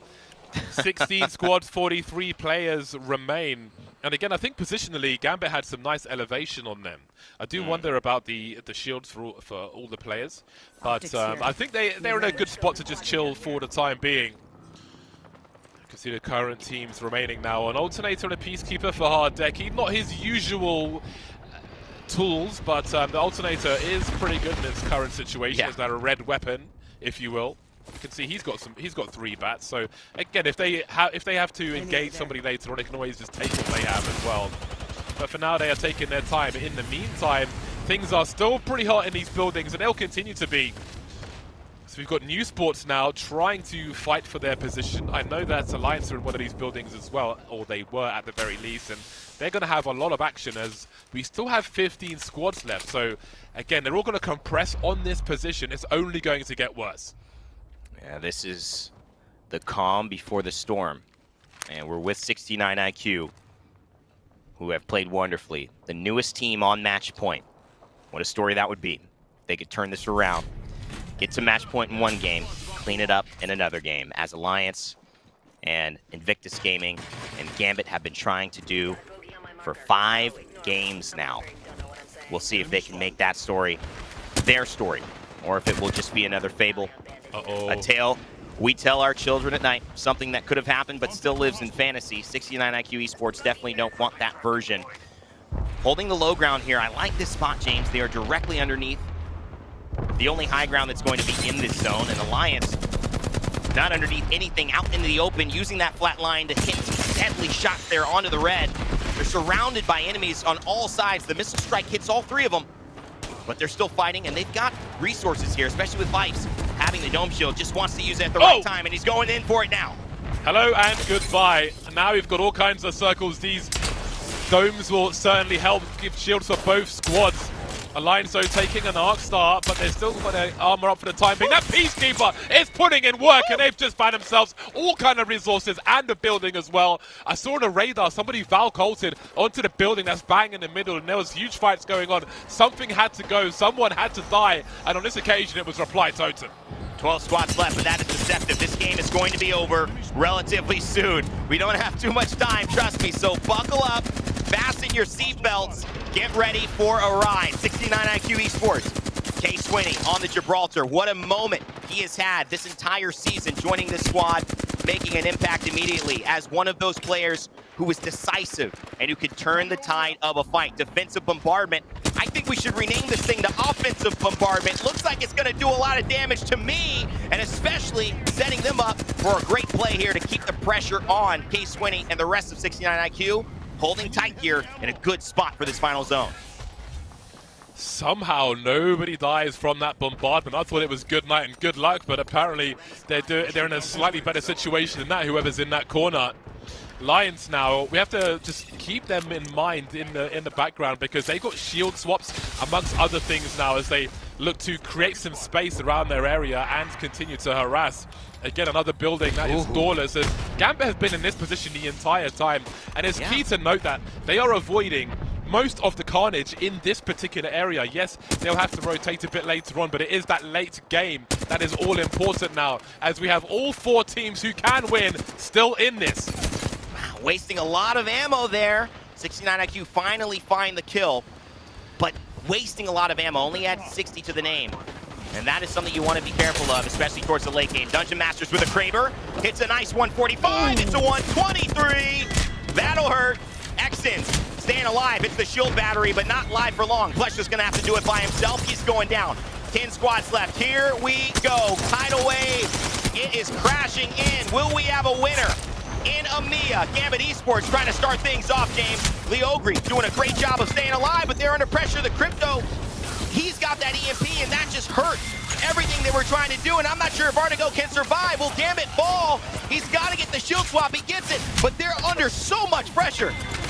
They really are. Everybody's got a problem at the moment, apart from Alliance, who seem to have some space. It is carnage everywhere else. Alliance have got a spot. They've got part of the bridge. They've got angles, and they've got heals as well. 69 IQ downstairs, Alliance upstairs. Definitely got to keep eyes on these two as this ring continues to compress. And I think eventually everybody's going to have to drop. This may be where it ends here. This may be the last match. There are 6 squads remaining. And again, we can see Alliance are here. 69 IQ. GMT is still here to cause some problems.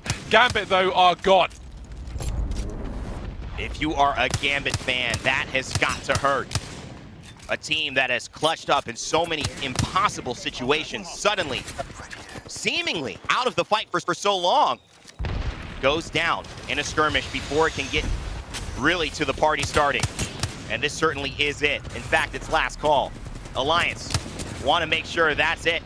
They need to close up shop here. They've had 4, 5 opportunities now to do it. The first team to get on match point in just 2 games. Almost had a chance to win it in game 3. Can they do it here?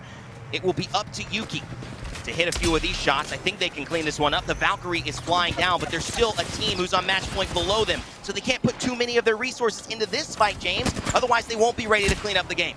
Indeed, it may be the greatest 3P of all time from 69 IQ as they wait for their opponents downstairs. Alliance hanging on for as long as they can. Got him. All these teams on the high ground have to engage each other for fear of being shot by the other team, while 69 IQ is still downstairs, but there are more bullets going their way. Slayer's dropping Bambino with the caustic gas now, and surely Alliance, they have to drop now. They've waited as long as they can.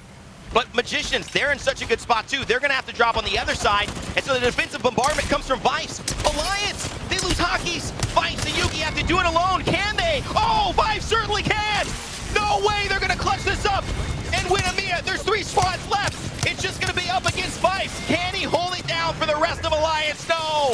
It'll be the Magicians who pull off a magic trick and find themselves continuing the game and claiming a chance to win with a Crypto styling on them at just the right time. Boy, oh boy, Apex just keeps getting better. I thought that was it. I really did. 69 IQ were in such a great position. Everybody upstairs just focusing on each other. 69 IQ just chilling until they ran out of space as well, hiding behind a supply bin. Apparently not enough. Magicians, they've been getting slapped around from game to game to game, only to ruin everyone's day in match number 7 and take the W. We go round again. GMT, they got the 3 points they needed. They're on match point now as well. That's a scary team to be on match point. They've just been so dangerous. Their score hasn't really shown the level of impact they've had throughout this lobby, which has been tremendous. I think if you take GMT out of this lobby, our games end 4 rounds ago. And we are not here still in this tournament. Magicians, though, you got to just give so much credit. Their positioning was what Gambit should have had. That high ground on the backside by themselves, aiming down fish in a barrel like 69 IQ, who realistically, I was disappointed they stayed for so long on that low ground. I could see why they would want to be there, but it ended up being a terribly indefensible position, James, as we got into trying to close it out. People were staying up top for as long as possible. There's almost nowhere to hide down there under the bridge, especially when 69 IQ are there already. Everyone held on for as long as they could, but Magicians, as far as match point is concerned, it's like a streaker on a tennis court. Everyone just got to stop and allow this to happen, and then go again next time. And hey, who knows how much play there is for Magicians, but they certainly rocketed up the leaderboard. And again, there's prize money on this leaderboard as well. There's more than just a top prize at stake, but for all those going down to the line again, Alliance going deep one more time. Woo! 97 points now, but it's all about the W. Major pushes in here as well. We have got 6 teams. That is 1/5 of the lobby. It's a quarter of the lobby, excuse me. Maths on stream, never a good idea, which is capable of winning in the next game now. I cannot wait. We have more carnage to come. And this is the best type of carnage because we've never seen this lobby shift this much. It's nearly doubling the amount of teams from 2 games ago that have a chance to win. And that may seem like a small number when it was only 2 or 3, but realistically, this just changes everyone's way of playing. And I love to see it because it's a new challenge. This game keeps evolving and the lobby keeps evolving with this match point format. But 6 teams have a chance heading into it next time to win, James, and I can't put my finger on any of them. Alliance and Gambit. You can. All right, what is it? Listen, the work that GMT have been doing to stop people from winning, some of the strongest teams, if you will, the most dangerous teams, they have just put a stop to so many of them in so many of these games. Maybe they have to think, this is our time. We have stopped it. Now we take it. Now it's ours. They have to have that mindset in the next game, surely. Well, you know what? I'm going to sit back. I'm going to eat my salmon while I'm off camera. I'm going to let the other broadcasters bring us in as I watch to see if James' GMT prediction is right. I'm feeling a little something. He might be onto it. Either way, we're going to take a quick break. We'll be right back with more Apex Legends EMEA playoffs.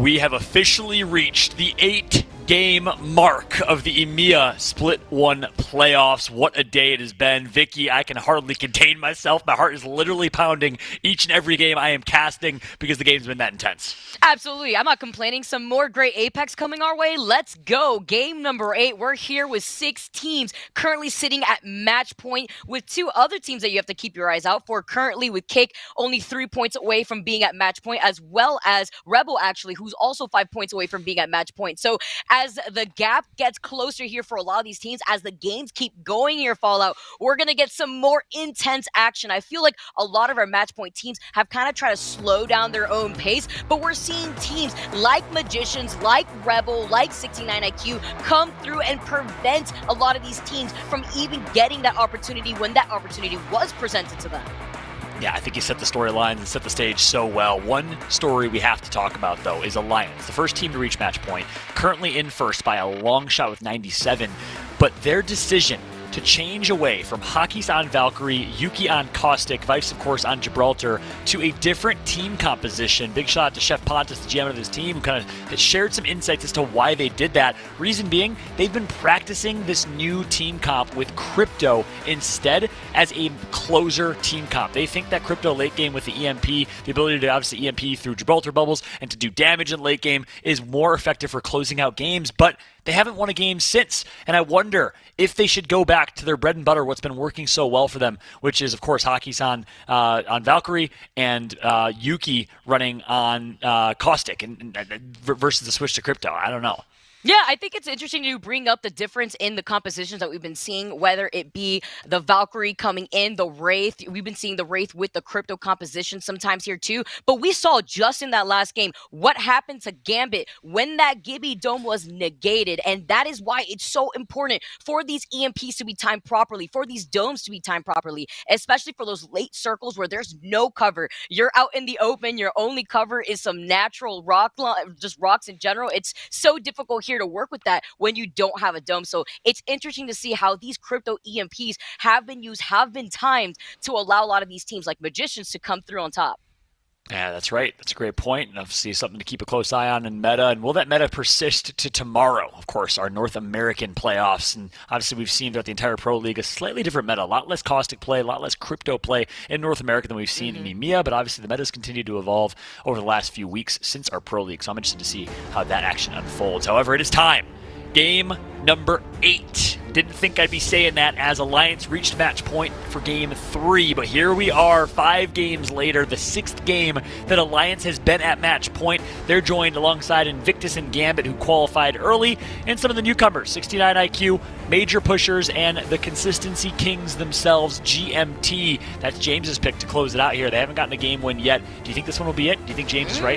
I think James may give that energy. Actually, we're gonna have to see here manifest. You just gotta manifest it, gotta put it out there in the air. With the way that GMT has been playing, I would not be surprised out here, Paula. I mean, we've had a different winner each and every single one of these games, and I think that's such a great way to highlight how the playoffs have been going for our teams. Gotta also know, again, Kick and Rebel, they're nearly right there. Yep. Maybe they'll be the next teams to be sitting at match point alongside our other 6 previous teams.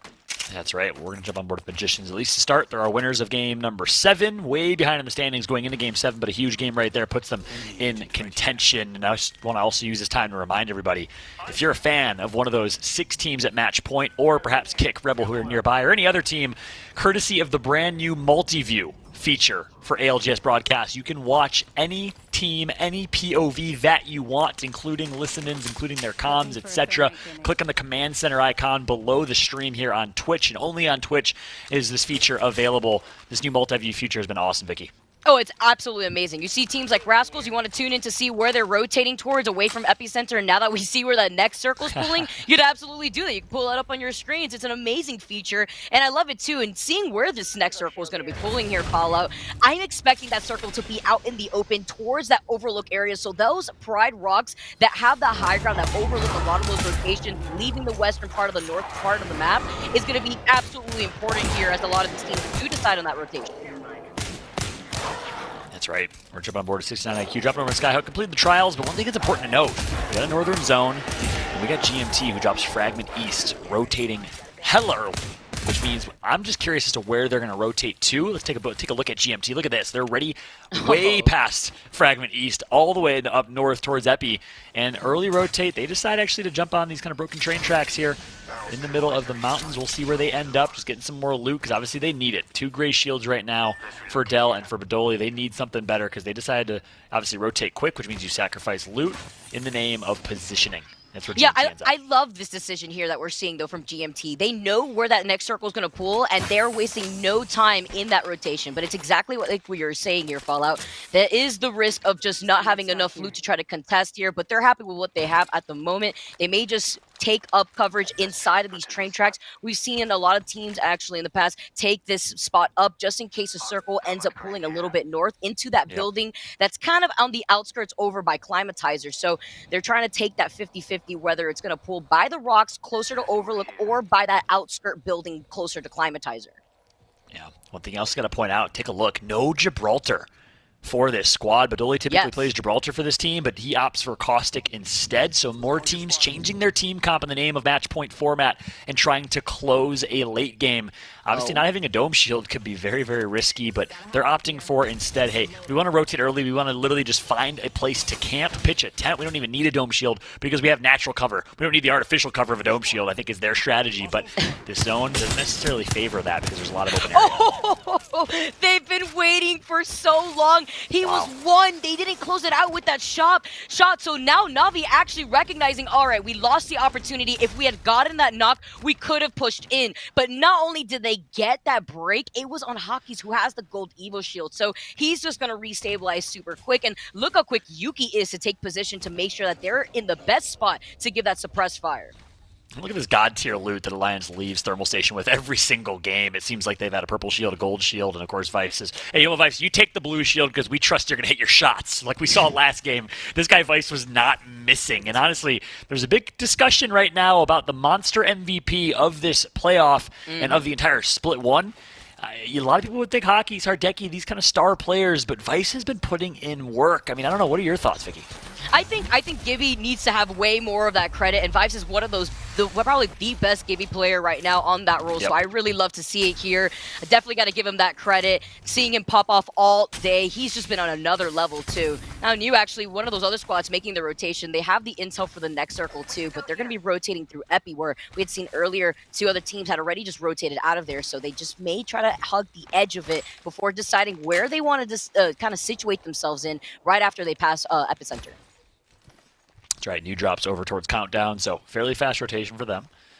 On board now with Gambit, dropping in Lava Siphon, already making their way over to Fragment East as they are just finding this extra loot. They probably also recognize, this is called, KYP, know your personnel, know your opponents. They probably recognize that GMT rotates so early, they're probably going to leave some loot available, which is why they're taking their time looting all this excess Fragment East loot. And Gambit, very well looted as well. So Alliance Gambit sitting pretty. The question is, can they find themselves a good rotation? Because both of them, obviously coming from the south, have to have some work to do in that category. Yeah, that's extremely important to note, too, with Gambit keeping that noted so that way they could loot on the way towards the circle. They're usually the squad that tends to take their time, but they want to prioritize their positioning, especially being one of the teams at match point. Now, Na'Vi being another one of those teams now trying to climb their way to get match point. They're going to be able to situate themselves up on the high ground, get this crate, see what's inside the care package. Nothing here of note minus that purple backpack. We're definitely going to take that. Maybe swap, seeing if Sanya had gotten a gold pack back instead. But Na'Vi's going to be able to rotate off to the side. They also are running the crypto composition. They don't have the Valkyrie. So in this situation, they only have the portal for mobility. So they're just going to have to prioritize making sure that they get into the circle first, since they won't have the redeploy to rely on. That's right. Meanwhile, the kill feed, Kick, 2 members of Kick at least go down. A team that's so close to match point, they're eliminated to the hands of major pushers. That's big. But as we watch Na'Vi make their rotation, I ask, I know this is EMEA. Any fans of rugby out there? Any rugby fans, especially in the UK? And of course, also fans of rugby here on Na'Vi as well. We had a chance to catch up with rugby heading into this tournament. Let's take a listen.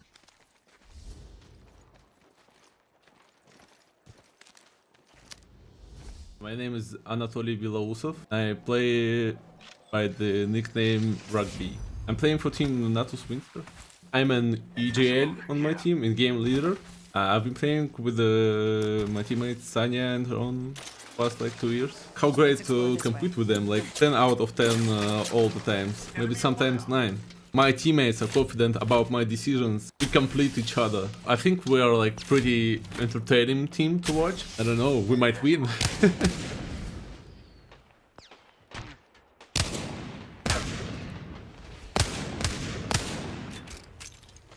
Okay, that was the best SOT listen-in I think we've ever done. How great to team with them? Maybe 10 out of 10, sometimes 9. At least he's honest. When Kron is acting up, they're a 9. But for most of the time, they're 10 out of 10. You know what I'm saying? Oh, I love it. I also love that type of synergy you get between these type of teams, too. Look at Gambit, and look at where they're currently situated. Again, we're seeing them take a much slower approach. All right, it's about letting them know that it's about making a statement, letting them know that you're in the area with that Rampage. Let them know that you have that gun up ready. He's got the Thermite ready to charge, too. Hardeki has just been on another level. We talk about these top players within EMEA, Hardeki being probably the best player up there within the region. And for a good reason here, too. Gambit is on that match point score here, and they're just looking to be able to take it. They know there's a squad within the train station, so they aren't trying to approach in this open area, leaving Fragment just yet. On the topic of Hardeki, his individual prowess, the proof is in the pudding. I mean, look at first place in the top 20 kills leaderboard with 69 kills. Nice coming through from Hardeki, an absolute fiend. And it was also good to get some perspective from Navi, the compadre, the peer of Hardeki, IGL for Natisvin Siri. Rugby, of course, has been doing it for a long time with the CHMK roster that's won championships in the past, first place finishes in major tournaments. So we know what they're capable of. Obviously, representing Natisvin Siri is a tall task. Navi, one of those reputable teams in all of esports. We take a look here at the head-to-head comparison. Look at this. Hockey versus Hardeki, IGL versus IGL. And, stats say a slightly upper hand for Hardeki. Yeah, it's about that consistency too, that Hardeki always displays. I love this, though. Talking about the head-to-heads, I absolutely love what I'm seeing here. So much information, for these teams to take off of, too, because it's good intel when it comes to planning your next moves for your positioning and for the type of approach that you want when it comes to these fast rotations. But there's some action going on right in front of the line of sight of Alliance, and they want in on the party. Yeah, that's right. Of course, it said that Hockey plays as Wraith. No longer does play as Wraith. Had kind of the humility to the self-awareness to recognize, hey, we should change our team comp, and plays Valkyrie instead, and currently playing as Crypto in this match point format, trying to close things out. So perhaps Hardeki wins the best Wraith award because he stuck to it, stayed loyal as we jump on board with Dungeon Masters. Maybe the real ones out here. Dungeon Masters, though, they were probably part of the action here. We had seen some Deathbox. We saw the bombardment coming out. They clean up a kill in the process, but they see that Alliance may be on their tail as they make this rotation on the high ground of Epi. A lot of times you usually see TSM posted up there in the NA region, so that way they could cut off a lot of those rotations from the southern part of the teams. But this time, a lot of these teams have already made their way over to that northern part, closer to the Climatizer. Saw some interesting chatter on Twitter from reps about Fragment East and the fact that they dropped there. Obviously, GMT would probably be a fan of this as well, but saying, is there lesser loot in Fragment East because so many people dropped there that did he receive a kind of a ninja nerf? I don't know if that's true or confirmed or not, but had a good idea though of automatically giving gray backpacks to everybody in the map. That way it doesn't dilute the loot pool, which I think is a great idea, similar to what they did with gray shields. Yeah, that would be super interesting. Wouldn't it be my business as they dipped out of that situation? Now we see the Crypto, though, to try to scout up. They do catch Juggler there, though. Is going to be deleted here as Alliance. This is the squad that was kind of hugging the edge of Epi. They saw some of the action happening, but they weren't able to commit as they leave their way from survey camp. They're going to use this redeploy so that way they can get deeper into that next circle.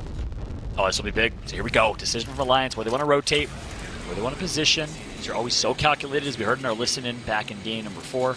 Looks like they're going to identify here where they want to drop, slowly playing this, spotting out as many opponents as they can. A lot of people obviously behind covers, they're not getting all the intel that they want, and they're going to have to coexist here with, I think, another team that's in this bridge. They'll find a nice little spot on this late rotate. Alliance, so far so good.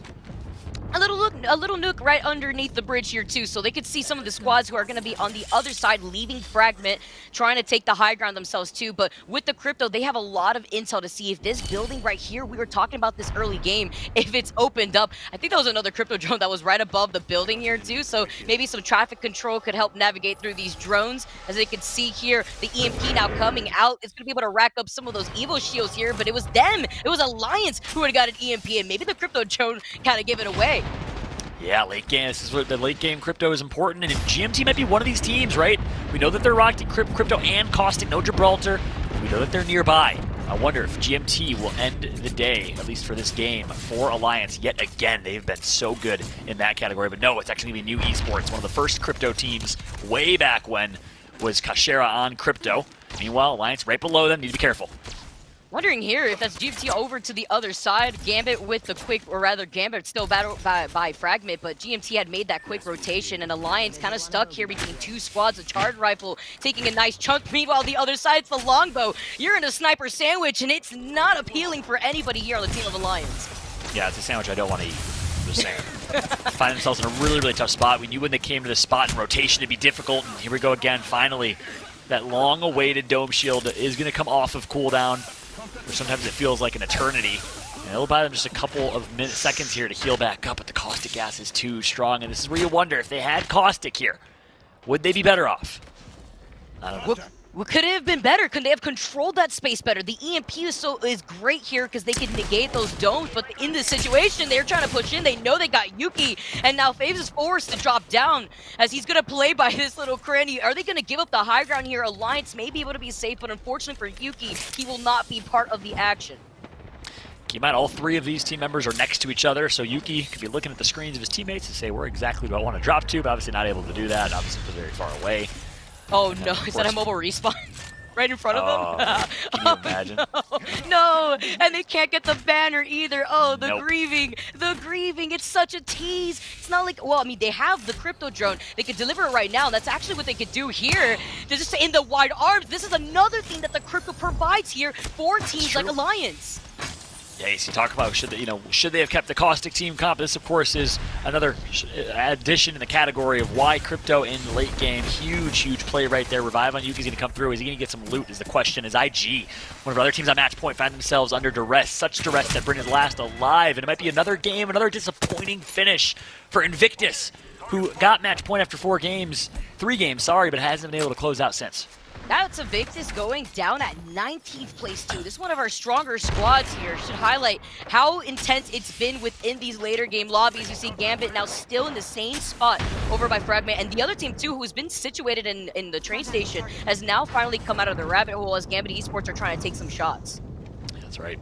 Gambit still in Fragment. Hard edge team. Can play early rotate if they need to, but typically likes to prefer that edge rotation, edge fights. Here comes the late Valkyrie ult. Will they find the same fate as Alliance, putting themselves in a pretty dangerous spot? Or will they find some decent real estate? Nonetheless, they might have to fight for a spot. At this point, if you're fighting for anything, you're going to actually have to fight with risk of third party. It looks like they're going to drop right nearby another squad. Oh, right next to a caustic trap too, but we get the break right off the rip here. The Ogre's going to be able to walk away from that. It's Kick actually who are in that trouble. They find a trade here with Exits now claiming OJ Ryan. You see Gambit just trying to hug the side. They managed to take care of that barrel. Blue Evil Shield too, so that's good intel for Gambit Esports to try to send it here. Yeah, good shots for Leogre, and the intel is huge. All purple shields for Gambit. They could send and push, but they know that they'll get third-partied if they do that. So wise decision to chill for now. Waiting for a better opportunity. Notice how Hardeki's playing a little bit off from the rest of the team because he can't. He has to get out of jail free card. He could be a little bit more of a nuisance on Wraith. The benefit of Wraith in these moments in this mid-game, especially. Meanwhile, GMT down a Bodoli for now. He's going to be getting revived. They're still in the same spot they rotated to early. Oh, but these nades here are so lethal. Bodoli now gets re-knocked, and in the process, Nasky actually loses their shield. Only so much the EMP could do to really help them out here. Now they're going to try to fully stand it with Bodoli going down. They want the real estate here, Fallout, but can they get the res? This is the question. They're going for a bait and a revive, but again, no Gibraltar, no Dome Shield. They'll be able to fend this off for now. Nice job for GMT, but again, this is not the best late-game circle to be Gibraltarless. No, they have the caustic traps. That's what they're really relying on right now, especially since they're stuck in this enclosed space here, the train cart. This is what they wanted from the start. Magicians, though, on the high ground. They're getting beamed, though, and they have 2 white evil shields. Wonder where they're traversing from since they're trying to get in on the action now. Yeah, they desperately need to level these up here. Just a few damage points away from doing exactly that. Pushing across bridge right now. Need to be careful because new esports is nearby, and I think they have much better loot coming from Countdown. Good shots, though. They're absolutely beaming. And going to level up the Evo shields along the way. 2 times, actually. Maliwan gets to purple. Disbelief currently knocked all up to Maliwan and Stanny, one of the few ashes in this competition. See here, they get the res. They're going to be able to get him right back in. Alliance, though, still alive after getting that res themselves with that mobile respawn beacon. We were talking about it before here, Fallout. Hockey's still alive, but they're playing off of this low ground. They have the redeploy. This is the only way for them to get out right now. Huge. Hockey's doesn't pop a med kit. Just keep an eye on that. If they drop in any type of fight right now, Hockeys will get beamed.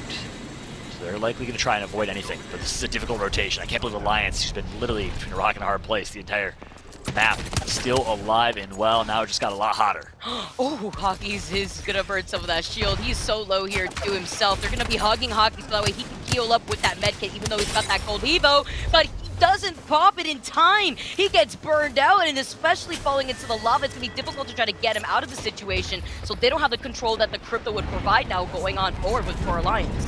Yeah, Alliance has been in Shambles Town. Hockeys has been the mayor of Shambles Town. The entire competition of this map, at least, has been a rough outing for them. But kudos to them finding a way to stay alive this long. We'll see what Yuki and Vice can do. Meanwhile, we do still have Gambit. Variety of other teams. GMT, maybe 69 IQ. We have to keep an eye on the rest of our teams here. 69 IQ major pushers. Are they still in this one? At match point here. Here comes Yuki in the push. Nice shots with the Peacekeeper. Needs to connect on the 1v ult up to Vipes with a sliver of HP, and Alliance is out. And you see Navi popping out too. I also see them being able to take some of the members out from Dungeon Masters with 69 IQ Esports now having to play from right behind the rock. They force out the dome here. Nox actually trying to go in, but he sees there's too much pressure from that open area that he would be forced to traverse through the two domes.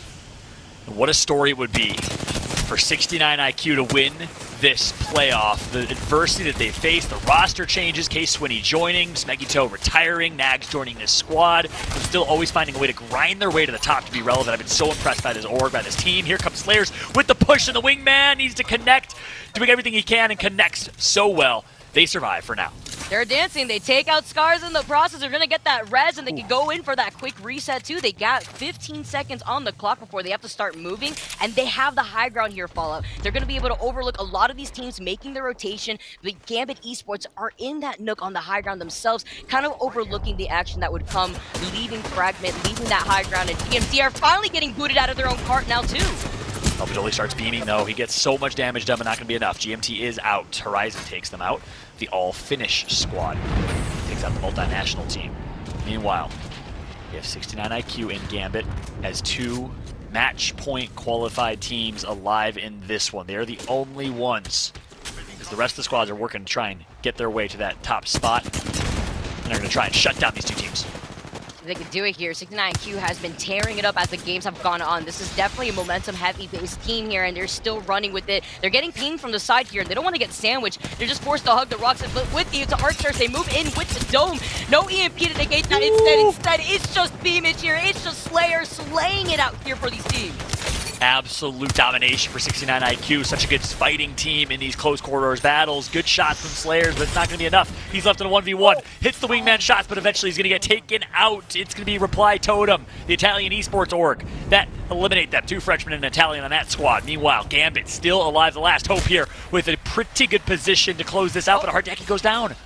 It's called that caster curse here. Follow the moment you talk about the Hardeki gets steamed here with that shotgun. Now the EMP is going to delete the dome. Gambit in some trouble. Look how quickly with that EMP they lose their shield. They lose so much health all in the process. It's just up to Ligori to actually try to contest it here.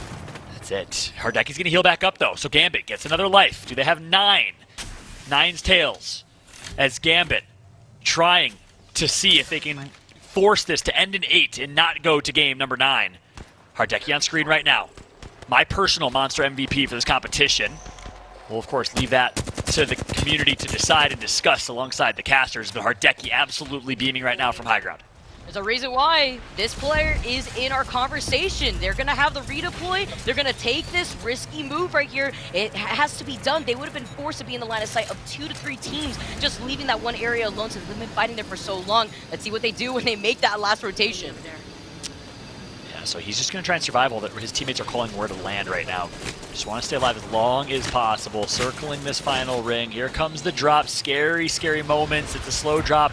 And it's a slow burn. They're going to get tagged up quite a bit, but they find some good cover. Alive for now. You wonder how long. It's raining, Gambit, hallelujah, and they go towards the dome. Leogri takes so much damage here. He loses his shield, but nobody's going to give up their position to try to contest Gambit, who's stuck in this little cranny. Insanity. 4 squads left. Gambit finds a way to survive. And I don't know if the other teams know that it is Gambit. Keep in mind, it is incognito or anonymous mode in games. The players do not see each other in the kill feed. Not that Gambit's been lighting up the kill feed anyways. They're going to take some damage here. Ticks from the lava. And we'll manage to make it to the next step. So stone by stone, they hop and they go as they're trying to survive with a whole team in front of them. Hardeki gets beamed. Artico is no shield. They're going to get taken out. Hardeki and Gambit are out. We're going to a game number 9. Gotta love it. Gotta love more Apex too. They were waiting out on that dome. They only had a few seconds left. That was what they were waiting on to move in, but now New are the ones that take their spot. Look at Na'Vi. They're trying to fight here onto Totem. They're trying to fight for the control, but the EMP deletes the dome again. There we go, Na'Vi. The follow we heard from Rugby earlier. Good shots put through, but New Esports gonna do it with the wide left flank. They're gonna clean up. Portugal stand up because New Esports, a team that has played and performed so consistently well over the last year of ALGS, they are alive. They may just be at match point.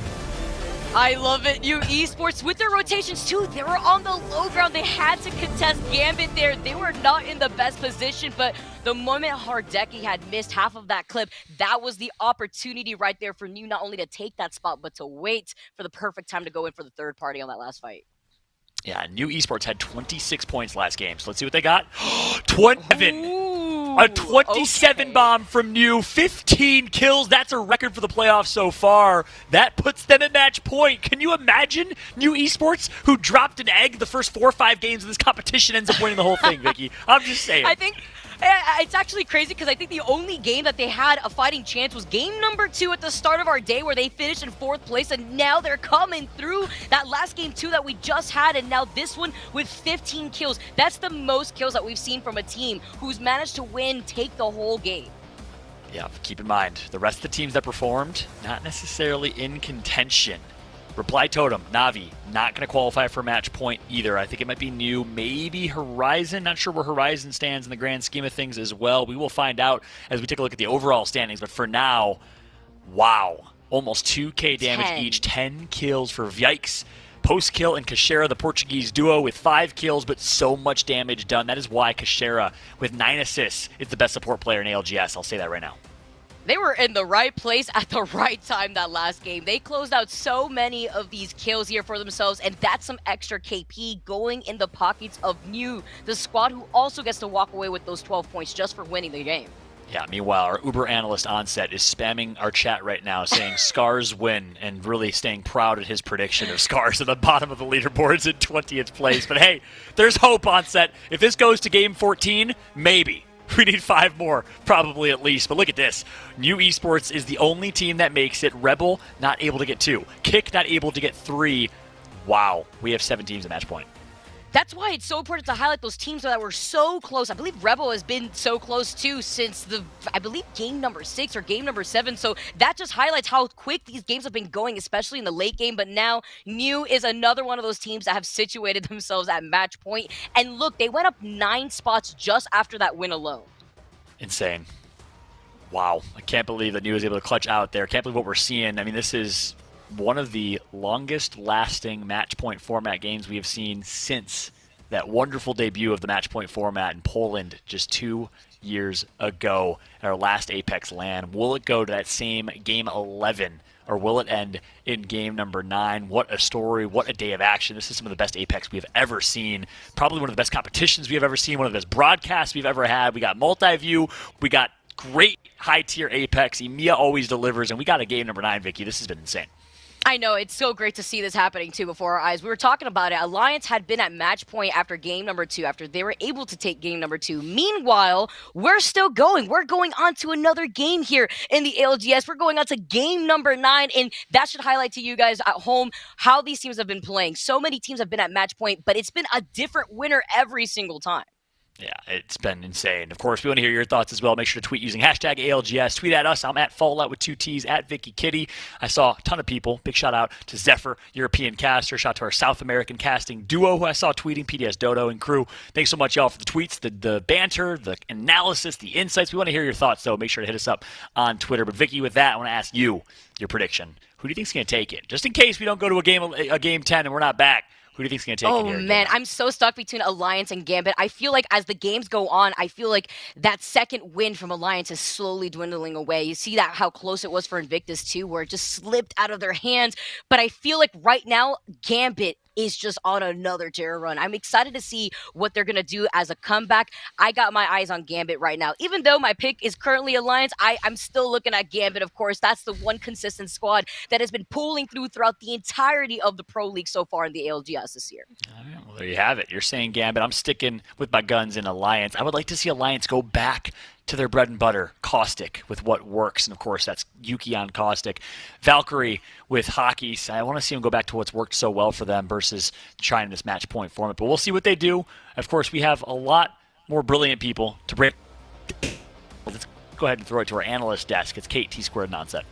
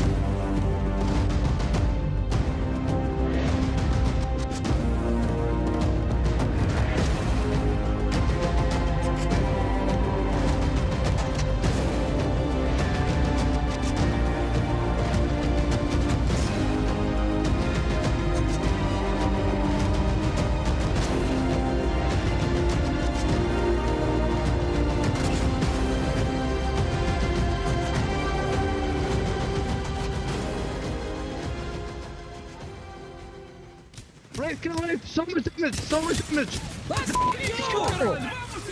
Go!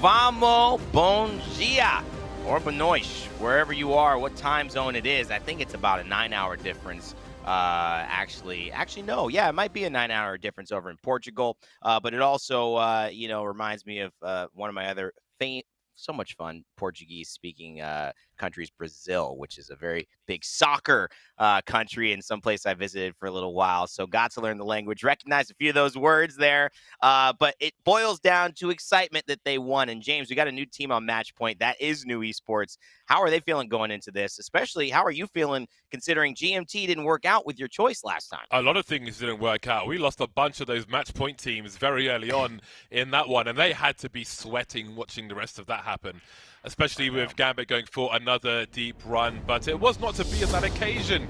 Major pushers, GMT, Alliance, Gambit, IG, 69 IQ, and New Esports all on Match Point. That's a lot of teams, but is it enough for one of them to take the victory in game number 9? We're going to have to find out, because as these teams drop, oh, I'm giving up all expectations and watching this with very little attachment, because certainly thinking I know what's going to happen, and all of you at home, I'm sure, thinking we know what's going to happen, we've been proven wrong many, many times. It's kind of the fun of what this tournament brings to us, and that's why I enjoy casting this, of course, alongside James Bardoff. Rain Day here on the mic. We've got Fallout and Vicky Kitty as the second caster pair. Everybody doing a great job today, keeping the energy high as these tournaments continue to be intense, and you just never know when the finale. And so there's a lot of constant awareness here. And speak of a team who's been constantly aware, New Esports, they're now on Match Point. It is a nice kind of, Western zone near Countdown and Lava Fisher. So this is a pretty familiar zone. These teams will know how to play pretty well. Yeah, more northwestern than we're used to seeing. That will be interesting, favorable for some of the teams up top, and maybe that makes a difference. As we can see, 69 IQ are not too far away from that green zone already. And Kungana will be happy with that as they look to play catch up with the other teams. The Lions will have a little further to go. A lot of rock between them and a safe zone. And again, you can see teams gravitating towards there already, as if it's the pull of the moon. It really is. It's like the tide, just bringing everything in a little bit closer.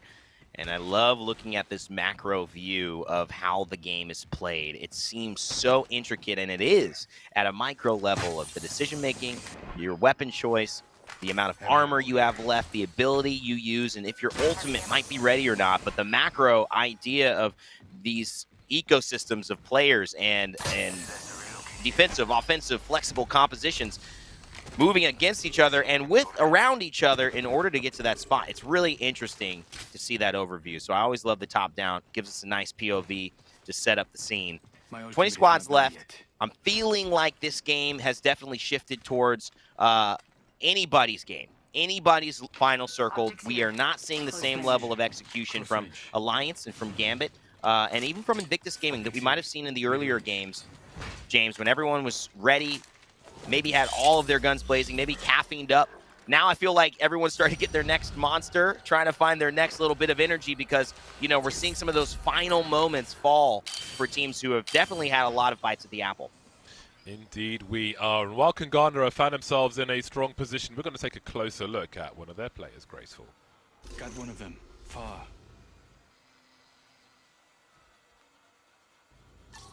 My in-game name is Graceful. I'm competing with Kungarna with my teammates Maydi Lol and JMW. I've been competing professionally for the past 5 years, but I've always been competing my entire life. I'm our team's IGL, being the voice to everybody to resonate with, really, just to keep us all in a line.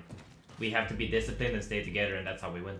As long as you don't feel like you've lost before you've lost, I'm happy.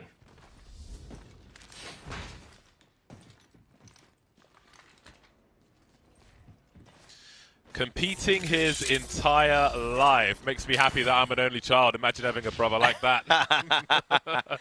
Always first at the dinner table. That's right. And you know what? I'm happy I'm an eldest child, because you just have an advantage being taller and a little bit stronger. So you can win just more often. Definitely still a lot of engagements going on in Apex and at my house growing up. But seems like everyone's found a way to survive. And I think at this position, Kungarna have done a really nice job of staying relevant to this lobby. It hasn't been kind of a star-studded moment for them, but if they stay in this long enough, And we were joking around in our talent chat, you know, game 14, Scars win. It's like teams who have no opportunity to actually win now. If this thing keeps going, I mean, it opens up the floodgates. This is anybody's game. And Kungarna's a team that, in my mind, would be in the forefront. If this goes a couple more games, you start having to look at their name a little bit more. We see with the rotations from Gambit that they really do prioritize the high ground when they're going to chill for a while. And that makes a lot of sense, especially with how long this period is from, say, 20 teams to around 7 teams. It's a very long period. It's a war of attrition. It's about survival, about holding on to your resources and so on. So the high ground will be very favorable to them as they look upon the land around them, try to harass the teams looking to make their way in. And a bow check can be very, very painful if it lands some shots on you. And they are quite next to the beacon as well, so that is a very exposed beacon, though. They may have to dome to find out some information later on. Legolas in the corner, not bothering Gambit, as it shouldn't. You know, that high ground point you mentioned really goes well with what they were able to put together. I believe it might have been game number 2, where we had a really strong moment from Hardeki the entirety. It might have been might not have been game 2, but Hardeki with a G7 scout on a pretty similar position. That is a great kind of moment for them as they get that level up early. They establish a lot of pressure that you start to get your rhythm. Right now, nobody's really found any rhythm, no strong engagements yet. Still 20 teams left in the lobby. In 1 minute and 30 seconds before round 1 is over. As the zone has been scanned, we already know we are going to be heading towards a little bit of that northwestern side near Lava Fisher. And it should make for some fireworks at the end. Dungeon Masters, a team who's not afraid to skirmish, led by Exens, one of the members of the famous 789, has now found themselves under a bit of pressure and going to heal up under the bridge. You'll notice while these players are scouting around looking for information, if they're remotely exposed, they never stop moving. You don't stand still in Apex unless you like getting shot in the head. So they will keep active, keep dodging. They don't know who's aiming at them at any moment. So they've got to be real careful about things. And as we can see, Dungeon Masters have lost position for the time being. That's not an ideal situation to be in, especially when rotation may come in later, but we'll see how that one will progress. I guess cargo bots have been shot around the Alliance position potentially, as there is loot on the floor to be collected. They'll be keeping an eye on things themselves as well. Again, 7 teams at match point. It will be a slow game to start with, but again, it's down to the ring to dictate the pace later on. And this is a good spot right here for GMT. Nasky, Dell, and Badoli holding this kind of high ground building that has a low level on the middle part of this area, and then also can go underground and connects to the other central buildings through that underground passageway you see there. So a lot of ways to get flanked, but a pretty strong spot to hold that gives you options to escape as well. Second round in, and they're just content to stay. Yeah, if you could find a smaller house which doesn't have too many windows in it, then that can be a reasonable place to chill. But the Lava Fisher area is interesting with the multiple levels that you have in some of those buildings. It's like a fire exit, essentially, for situations that are to come. And we may see some teams trying to exist on the lower area outside those cylindrical buildings. So we'll see how that happens, how that progresses later on. Got Nags doing some scouting from above trials for the time being. So, we have a home invasion now as major pushers with these Rockstars are going to be causing all kinds of trouble. And we lose our second team. Navi and Scars are out for the count. Wow. And you know if major pushers wins, they're going to win by killing absolutely everyone in the lobby. That's just clearly the way that they've been playing. Already taking 2 teams out themselves with 6 kills. 18 squads left. And this is pretty much that area we were just talking about where you can hold GMT, Dell scouting below to make sure no one is there. Also holding up that high ground. They're probably going to have to choose one or the other if they get contested, but that's still a little bit of a ways to go. I'm a fan of the way that GMT are holding here. I like that they're being active, but they're not also overcommitting. No need to stress yourself out in terms of trying to rush this. And I think that's the thing. Patience, stay alive. Somebody's going to make a mistake. Don't let it be you. The crypto drone can be used to evo armors as well, but that is a very crucial ult, especially as things go on. You heard, I think, Alliance talking about it earlier with rotations and not wanting to use it. So you have to really think about your safety if you are going to pop those off. Well, we got major pushes now again. One of the teams who could steal things away. I feel like it would be a surprise victory the way things have been going. We had some great highlights from them earlier on, though, especially from Cleve, and as I say that, he's going to get down. That's Caster Curse if ever I saw it, but we'll see if they can rescue him. In the meantime, Raj is trying to hold position for the team. I see some shield swaps on the floor, and they are really lacking shields at the moment. Popping the bats, though, as they try to stabilize, but there's more issues coming their way. Oh, and Ranches with major pushers going down. That looks like it will be it. I feel like major pushers, they were just eliminated. And it's a little bit of action between Gambit and Rebel. And so Gambit still stabilizing, Rebel still alive as well. This fight is not over. That house wanted, sold for much higher than asking price.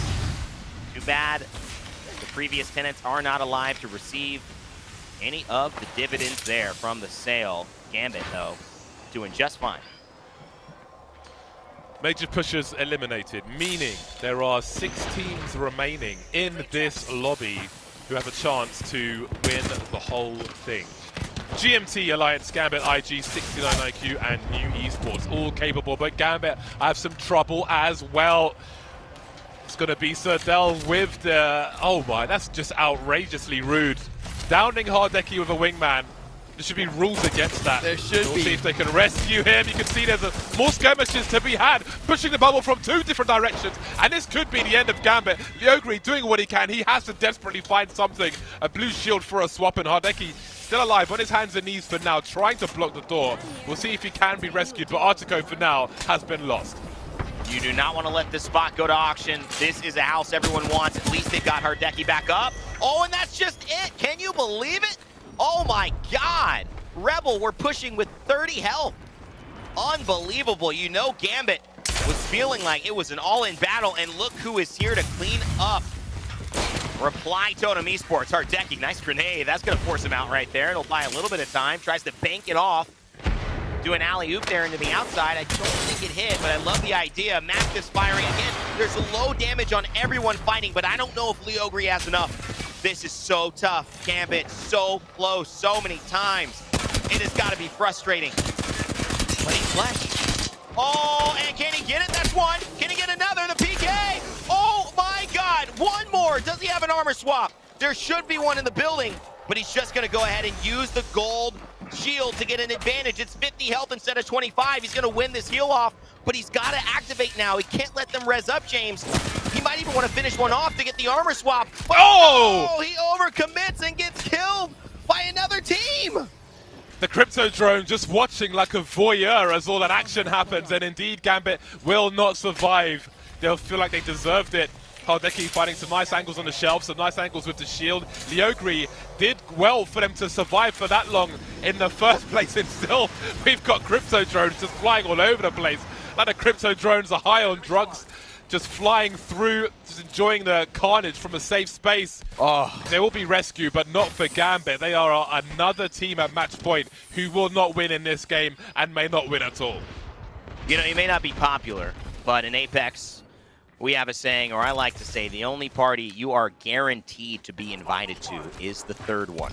It is so unfortunate Gambit had to lose that, what was really an incredible potential clutch from Liogri through somebody getting involved in the action. But when you set yourself up to have the opportunity to get third-partied and lose, even if it's one shot, then you give yourself an opportunity to have luck not on your side. You got to take as many of those random factors away. And that just meant that Gambit were on the back foot after taking that house. It was an aggressive play. It would have worked out had they been able to stabilize. Unfortunately, weren't. So we've got Alliance still alive and well. We've also got Invictus Gaming, I believe, 69 IQ also.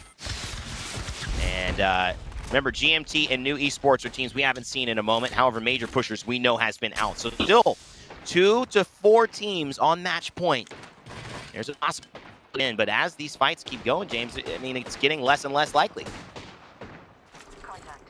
Yeah, we're losing some of the match point teams early now. That's the stage that we seem to be in. Alliance trying to avoid contact for the time being. Tsuyuki's on a total of 166 damage. All they need is the victory towards the end. And EMEA Sports will control their position. The caustic barrels will certainly help in that respect. And they will enjoy a lot of real estate in this position. A lot of looting as well. They've got some shield swaps hidden away, so they are happy for the time being, but they have to keep moving. A Kraber now in the hands of Blue. Misses the first shot. Yeah, 2 targets. Doesn't connect with either of them. He's got teams on either side of him as he tries to keep people out of his area. You got so many good things to do. You can't quite choose which one. Shoot left, shoot right, throw a thermite. He finds an unlucky jump on the side of what I believe was someone from Rascals.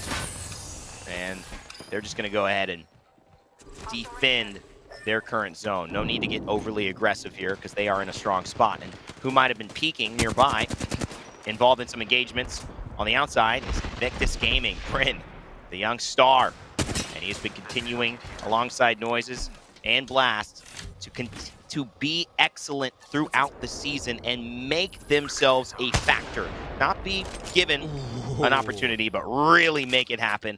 And New Esports with the Kraber, man, having a great location here to hold people off and kind of cement themselves in this last round. That could have been an interesting down depending on the trajectory, but was not to be on this occasion. We're going to have a listen into New Esports, excuse me, and see what's happening on their comms in a moment. I'm subs too, maybe. And set up the bridge with 2 barrels, please. Okay, look on my side, because there was a team there. Put a barrel on the left side there. There's a team here. There's a full team here. I can't put anything on the bridge. We have to wipe them. We have to wipe this. Yeah, I'm gonna EMP, you caustic post. Jakes, wait, I'm not you. Pick the window, okay? From here, yeah? Right floor. They got on bottom. Caustic post. They went bottom? They went bottom. Okay, chill then. Nope. Post. Nope. Healing. I'm healing. I'm Where on are Phoenix. Are they bottom? They made a portal bottom, but I'm gonna EMP them. We need to wipe this team, guys. Are they still there? Them, please. I'm gonna caustic ult him now. I've nades. Done it. Be careful. I'm popping about checks. I naded. I naded. I cracked 3! I cracked 3! Give me! 16! Just hold. Go back! I'm done. Oh, shit. I got stuck. Come to me. Come inside. They're pushing. Race, shit on, race 1! No. Use me. Oh. No. We don't. Well, they cracked all of them, but in the end, it is New Esports who fall, but Reply will fall as well, and that is what you call a war of attrition. IG eliminated. In the meantime, 69 IQ still up, Alliance still up, but we are losing many would-be victors at the moment. Well, I gotta say, the entire lobby has to be happy that Reply Totem Esports is not in this fight. They were running through a lot of teams very aggressively, and it was not working out for these match point squads. 69 IQ and Alliance have made it out of that. Those are the only 2 teams now that have a chance to win. We keep finding ourselves in similar positions, but I want to keep note and bring us back to the first thing that we said earlier, talking about Kungarna and how they are now a member of these last 7 squads, James. They are getting better and better, and if this keeps on going, which Kungarna fans hope it will, they are going to look more and more likely to have a chance of winning this. Oh, he's doing so much damage with that wingman. Almost a kill there, spamming the flesh. Must note we have lost GMT as well, so the would-be victors are outnumbered at this point, and with Horizon on the high ground for the time being. Once people have to start moving from their cover, some of these would-be victors in the name of like Alliance, 69 IQ, may be exposed, so we could lose yet more. Vibes can't even find some cover to try and get some battery up. He just about gets it in time. Almost dying completely here, and that would have been a hard respawn if he did go down completely there. Did he drop the bombardment? I think he did, and we'll see if they look to capitalize on this or what their options are. Running from cover to cover, and there's not much of it. There really isn't. Again, the guys in elevation are going to have great angles on them. That may be 69 IQ they're heading towards as well. We see some caustic gas. 7 squads left, and we're going to lose some soon, I'm sure. Yeah, and not pushing high ground is really throwing them, because this is the spot that you want to hold in a circle like this. You can shoot all the way down. Here's a Wraith coming in. It might be an easy KP, although everyone's tired of KP. Give me a trophy. I'm done with this. Hockeys goes back in. Yuki getting so much damage, running with the flat line. He's just hiding behind his teams. Again, it's looking like Alliance fighting with just one man left. Guild, Silta looking great, finding themselves in 3-man positions, able to push onto these low and defenseless teams, but somehow Alliance have climbed back, James. They've almost all stabilized again. Alliance still have a chance. They were begging for that cooldown to finish on that dome. They're alive. Kungana are not. They've been lost now as we move to 6. Rascals look to be in trouble as Alliance seek revenge. They're going to Rascals. We can see Vibes keeping an eye on what might be high behind them as they look to move forward now. They're looking to seize the victory. Try to land the wingman shot, but there's a teleport just in time. 69 IQ still in the game as well. 5 squads remaining, and they're just looking to harvest organs from everyone, Alliance. Oh man, if they can't take Guild down, they've got the best spot in the lobby. It's Valkyrie trying to stay alive, and somehow she has, but no, it's Matape who goes down. Can they get the shield swap? Yuki, no! Alliance! Vibes! Everyone knows that this is just Hockey's having to hold it because Alliance were so close, and he's gonna have to pull out a miracle. His teammates were absolutely just demolished by the third party, but 69 IQ Esports are alive and well. They've taken where Alliance were, but they've got the health to actually make a play. 69 IQ Alliance, if either of those teams win, we are looking at an EMEA champion. 69 IQ, they've been chilling this whole time, avoiding most of this attrition. They left a barrel in the back, and they know that someone is in that position. And again, we talk about that high ground. Hackis is all dressed up with nowhere to go. He's not even dressed up now. Finds armor for a brief moment, but there he goes, and there goes Alliance. 69 IQ still here. Nags and Slayers up. Swinny alive, but down at present. He is gone now as he takes too much damage. I don't see a respawn coming. It's down to 2. It's 2 players of 69 IQ versus Solaris. Will it be enough? There's another as well going in, and look at this. It's 69 IQ getting pushed. That was by Horizon. It's Solaris versus 69 IQ. He's hitting all the shots. Solaris, oh, they stopped the game. I can't believe it. Solaris out of nowhere win. And 69 IQ are halted yet again from claiming victory. We're going to another game. So close. You thought surely down to the last. One more game. One more game. One more game. Come on. One more game. You know we want it, baby. It is time. Solaris, somehow, I mean, literally, Scars here has 0 points. Scars in 14 if this keeps going. I cannot stress this enough. We are seeing a level of extended Apex Legends that felt impossible at the start of the day. When you looked at the way that Alliance won 2 back-to-back matches, they were literally going to be the fastest team to win. Now, this is one of our longest Apex Legends. This is our longest Apex Legends match point tournament in history outside of our first poll in LAN where we introduced the format. If this goes any longer, we're going to start matching that record. We might even beat it. And the teams that I want to focus on are the teams, obviously, that are coming at the... James, really? Really? You're going to leave me? You're going to leave me like that, dog? Dang. All right, we all know James having a little technical problems. All jokes aside, the hype was too much for him. But let's break down what really ended up happening. Larabanu, joke, they put it together. Solaris is one of the underdog stories that I think have been consistent throughout the game. But the most important part is they keep stepping up when the teams on match point don't. I think we've seen this time and time and again, guys. It's 2 teams who end up being match point eligible in the final 7. We saw it in Game 8. We see it in Game 9.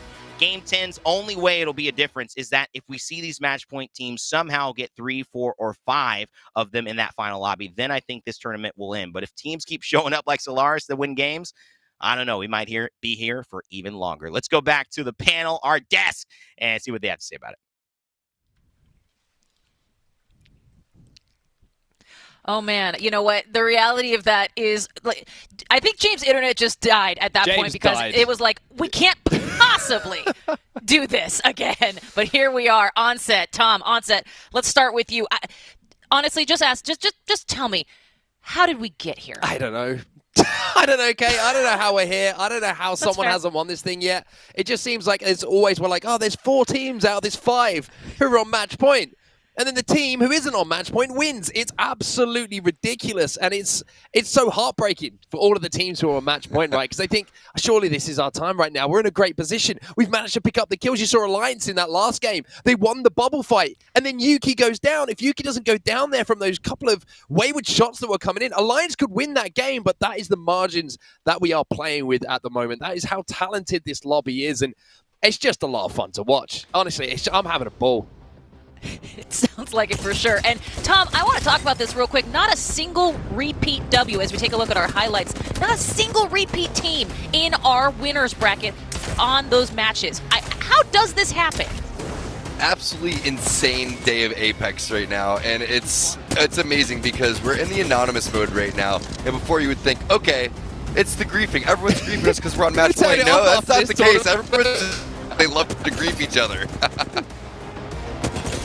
God, absolutely. Well, let me ask this question because we talk about, obviously today is EMEA. Tomorrow is North America. What has this told us about this EMEA lobby year? Obviously, we have proven in spades the idea that you cannot sleep on any of these teams on set. Not a single one. Once again, as we take a look at these absolute griefing moments that just kill you and inspire you all at the same time. I mean, it's testament to the practice that's been put in by this region, I think. There's a lot of talk about what region practices harder, and I think everybody knows the answer to that. And it's been shown, right? Every single team in this lobby is capable of winning games. And the proof's in the pudding, right? It's not just winning games in scrims. It's winning when the biggest amount of money is on the line in the playoffs, when you have to win to keep the tournament alive.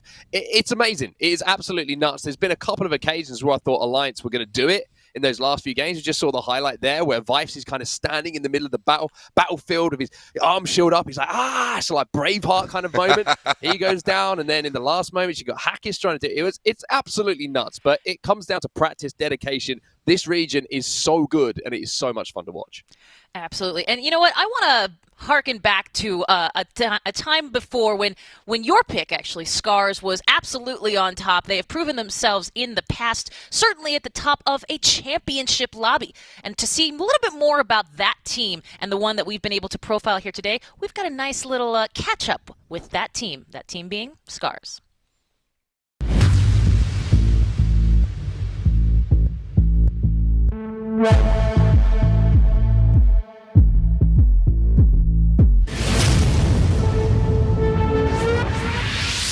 Hello everyone, my name is Mikkel Hesbeck, also known as Mandy.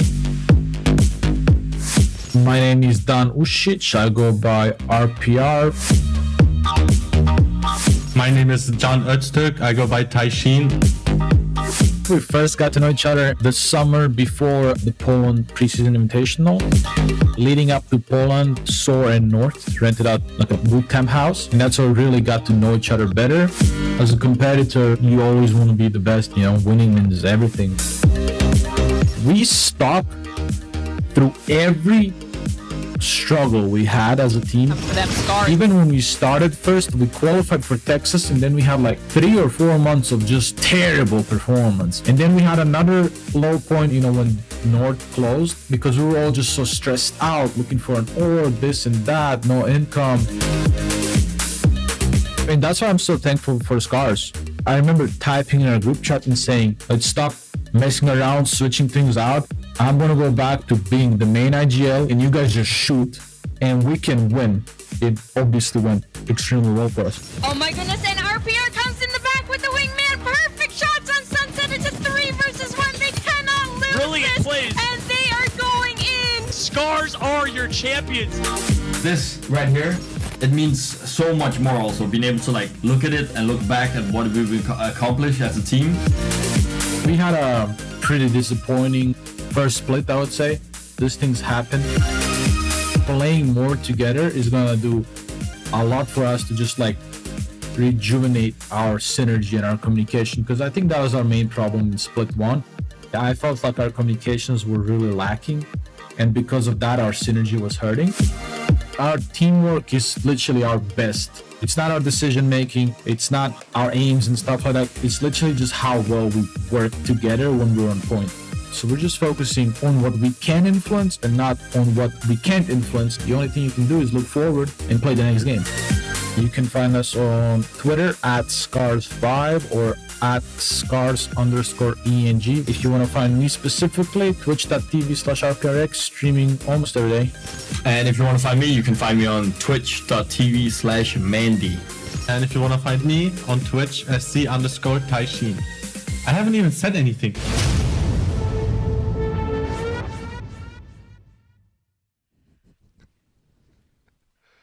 Well, you know what? I said it once, I'll say it again. Don't ever sleep on any of these teams. And let's take a look at the leaderboards and see, Onset, what Scars has to do to find themselves up at... They're still going to win it, Kate. They're still going to win it. Everybody, we've seen everything today, right? We've got 11 teams on match point. Right, 11, and I said, hey, after 2 games, I got a little funny feeling, right? Everybody just take your minds back a few. And I was like, this is going to go a long way. This is going to be 9, 10 teams on match point. We're at 11. Now, let's go back to my predictions before the show kicked off, right? I said Scars are going to win. That could still happen. It ain't going to happen, but it could still happen. They're down in 20th. They only have 15 points, but over half the lobby is on match point. And you would feel that surely someone is going to win it in this next game, right? Right? I mean, I think, Tom, we've heard that before, but hey, you know what? At this point, it seems like the math, at any rate, is on our side. I mean, it's going to be that, or we're going to have 20 teams inside of match point eventually. I really don't know which way it's going to go. We don't know, but you know what? The way it is going to go is it's going to go to a Game 10, and that will be coming up right after this. Stick with us.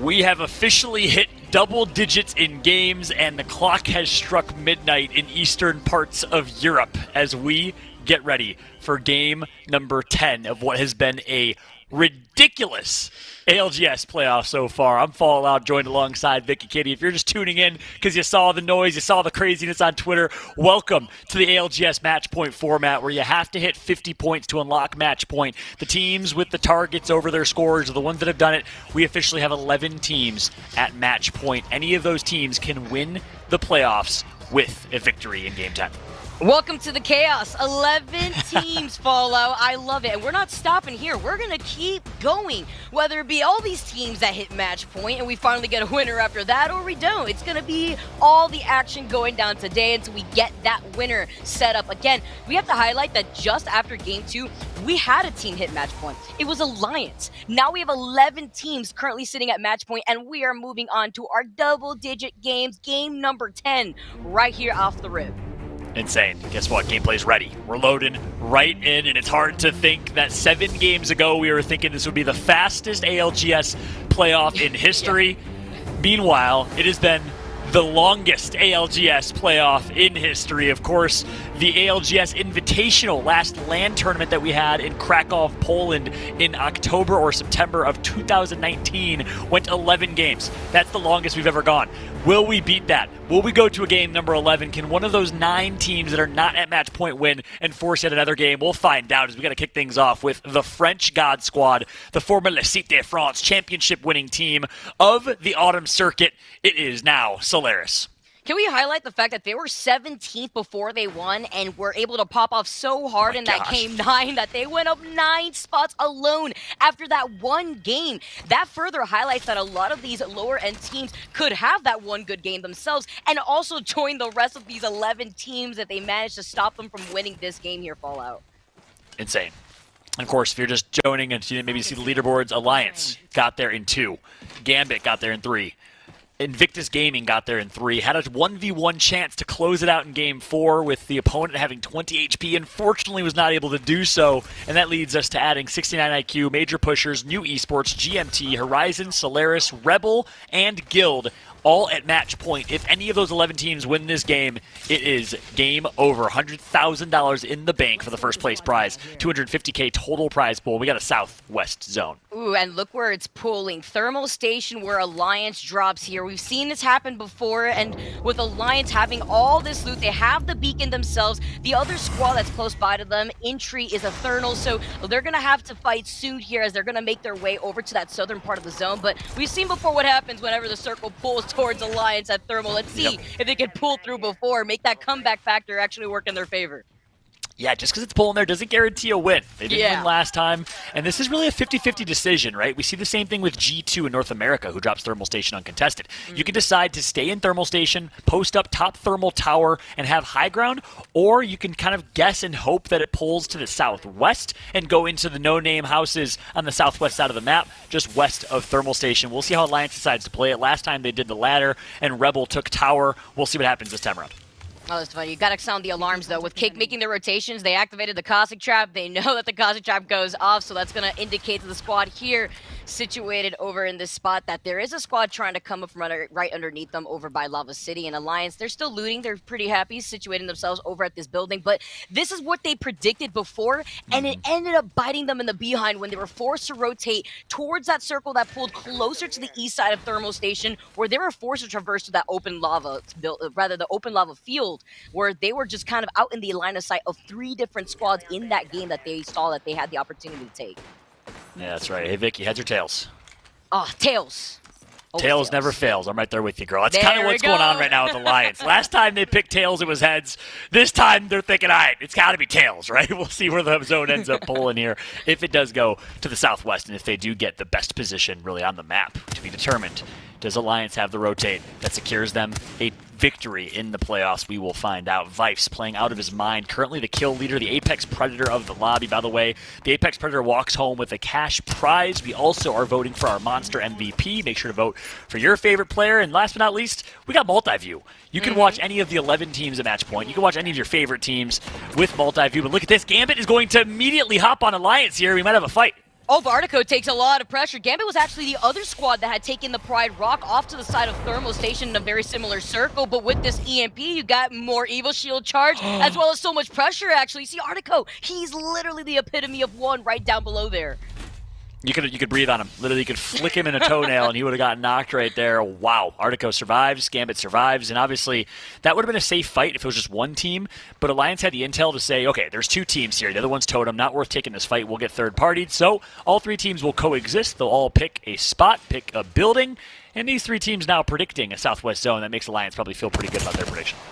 I was like, this they wanted to situate themselves here. Also seeing the circle pull towards the rock out in that open, a little south from Gambit here. They took that spot before. They're just going to stay here, but they don't have a Cossack here in this composition, Fallout. So it's not really stopping any of these squads from trying to push into this building, maybe even approach with an EMP to negate a dome. But these squads already filling in these buildings. They're here for the early game. They're here for that early game positioning. And notice, it's our match point teams too. You got Invictus now making their way over, Gambit there as well as our first squad that had hit match point, Alliance.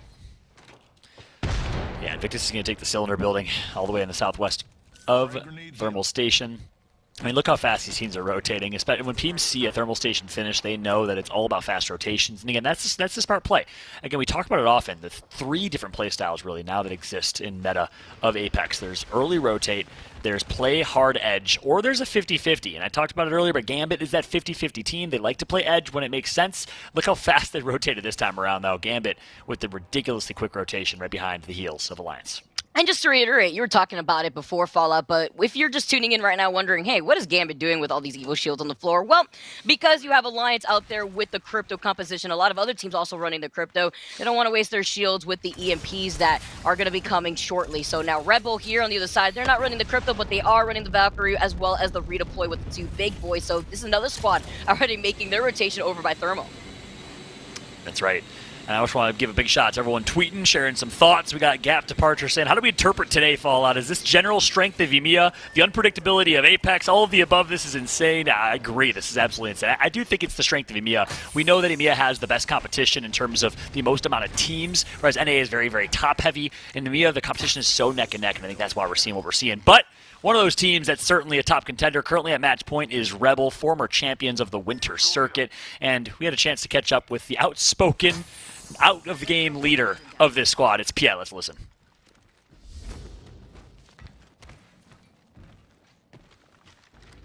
We've always been one of the top-ranking teams. The playoffs are important to me because it's our first time playing in a big tournament as Rebel, so it will be our first big tournament under a new name and a new organization.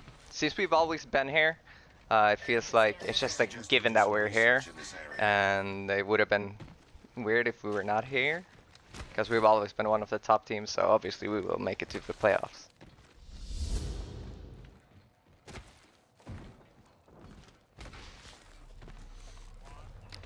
I just gotta say, I got a lot of love. If I have a man crush on any pro Apex player, it's Pierre, because of his charm and personality. I sent out a little form to, Vicky, you know about this, but to all the pro players in EMEA. By the way, NA pros, if you're watching right now, only 3 of you have responded. I'm disappointed. No, I'm just kidding. Shout out to EMEA, though. 19 responses. Pierre responded. I said, give us a summary of your background. Let's know a little bit about you. And all he says is, I have beautiful eyes. That's it. I saw that, too. A man of many words. Maybe not so many, though, but it's for a good reason there. He's confident here. He's confident with this team. And Alliance actually just on the cliff side here. I'm wondering if they know that 69 IQs on the other side of that rock. They're going to be situated there for quite some time before they wait out on where that next circle is going to pull. But Alliance seems to know here. They're also trying to take an off angle to try to call out Gambit. You see Hockey's taking a lot of pressure, but if Gambit get a piece of the action, not only would they probably give up that building, but they're going to be able to fully send and try to close out that kill. But he is going to be able to get away. Now Kick, though, do find their kills here. They find a knock onto Mande. Yeah, and Kick, who if we don't go to a game 11, might walk away with the second most disappointing situation in these playoffs. Of course, behind my man Blast. Love you, buddy. Sorry I tweeted that. That was savage. But Kick has been at 47 points or 46 points for the last 4 games and has not been able to get 3 points. We'll see if they can do it here. They're right behind, and it's Kick, a team that is so darn impressive throughout Pro League, looking to get to match point. They're right there. OJ Rain, the only Russian to not be on a CIS team, playing with these two. Oh yeah, especially since they're one kill closer right now. Follow, you see Kick now closing in the gap to try to take control over this building. Doesn't look like there's a survey beacon here either, though. So now Kick are just trying to rotate around, try to get the high ground, but they may be meeting up with a team who's waiting by that choke point that leads to Tree. We're gonna have to see here. 69 IQ Esports have built a wall of caustic barrels between themselves and Alliance. This is nuts. This is an army of caustic barrels. You know what? If you don't have a wall, build one. And build it in the form of caustic gas, as we got 69 IQ living on the edge of glory right now, quite literally, with an opportunity to win this here in game number 10. They are one of the 3 or 4 teams that got there in 4 or 5 games. Scars just continues to draw tears of sadness. River of tears for Scars. We love you. Taishin, you're still the CEO of EU. And he even tweeted out a little bit ago saying, this tournament's gone so long that I'm even maining Caustic right now. What is life? I started dying. James is loving it, though. James is loving it. Onset's crying in the back here, but 69 IQ Esports are like, all right, Christmas here, served on a silver platter. They're trying to see who opened this crate right now as Guild Esports are making their rotation. They have the portal ready, too, but they're just going to call and say, all right, it's already been looted. We're just going to be rotating here. Something we haven't been seeing is the Bloodhound, so they don't know where these footsteps have gone, but they've seen right up ahead who just looted that crate, who's already made that rotation, so they may be stuffed out depending on where that circle's going to pull for Guild Esports, where they realize that they may be circle kept in this situation here if the squad's already holding this choke point. Yeah, the gatekeeping may be real. This will be an interesting rotation and situation for Guild Esports. Guess what? We got a listen in ready. Let's go ahead and jump into the comms of Guild Esports. Just hold this for now. Let's see what other taking the energy here. Every spot, just to let you know, every spot inside Thermal is taken. Every spot. Yeah, I know. That's why I'm hesitant to walk out. Problem is, Jungle Gym's gonna be taken. Bro, I would want to fight up top, to be honest. I'm not even gonna. I would be down to fight these guys, but the team behind would probably come up. KNG will 3PS. KNG will 3PS. I don't think this is KNG. It's a crypto drone. That's not KNG. 3PS. That's not KNG. Oh, fair enough.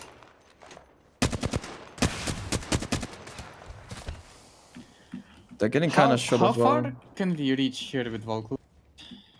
We can reach the house. We can definitely reach the houses here. Because remember, we did it from here and we tried like from the choke. We did it from here as well, Valkor from there, and we made it all the way to the back. We can make it to minimum over here platform. Two playing close on the rock. You can make a minimum platform, by the way. Wait, white armor, give me. How long for Valkul? Maybe just kill these guys. 77. Yeah, I got 77. Just wait, don't give him armor. He just got blue, but I cracked him. How much? 80%. Okay. This guy's going for the beacon. I think those guys will Valkyrie out after they get it. Do you want to wait for them to Valkyrie? Fight the team on. I mean, we might need Valkyrie. I think we just fight these guys with Valkyrie. Oh, Valkyrie! I'll go Valkyrie now. If we do it now. Yeah, I think we go like we talked about. Let's go, you and me.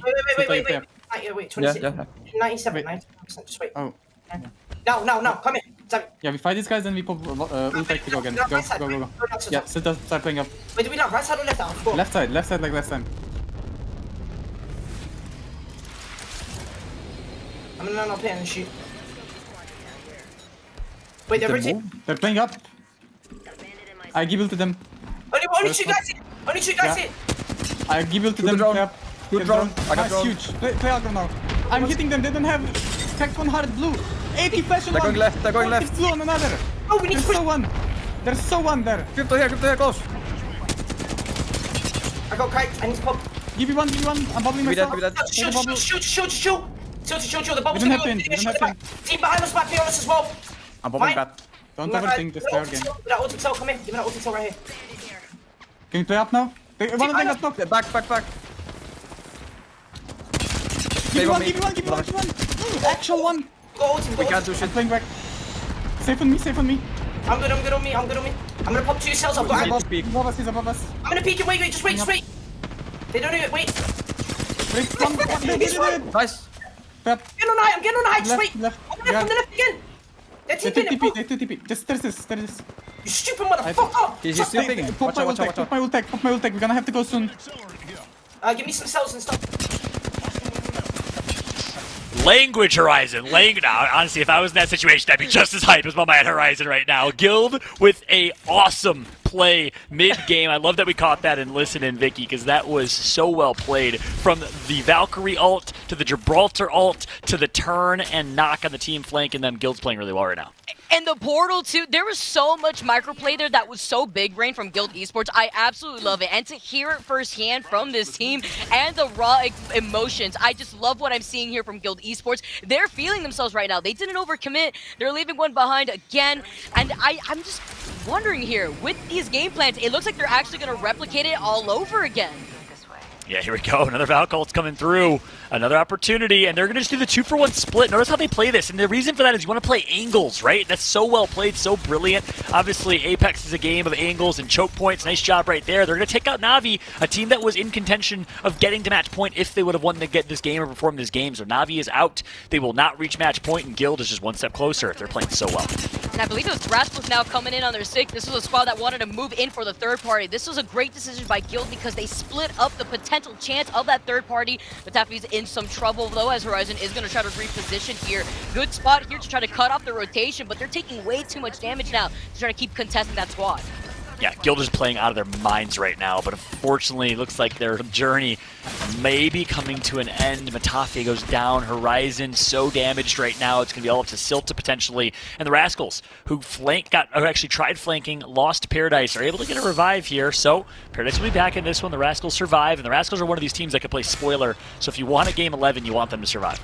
And now they've also used that respawn beacon too, which is important here for Guild if they manage to recover in this situation. They could recover Matafi too, so now they won't have that available to them unless they themselves have a mobile respawn beacon, which doesn't look like Horizon does, looking at that new HUD that we can look through their backpack.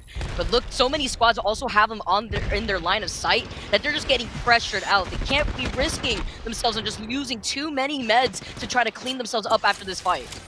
That's right, Guild some way, somehow still alive, but you wonder for how long. And guess what? If you're manifesting a game 11, if you're manifesting the same energy that we had in that arena in Krakow, Poland that got us to 11 games, let me hear you say a one more game in the chat right now. Hashtag one more game if you want a game 11.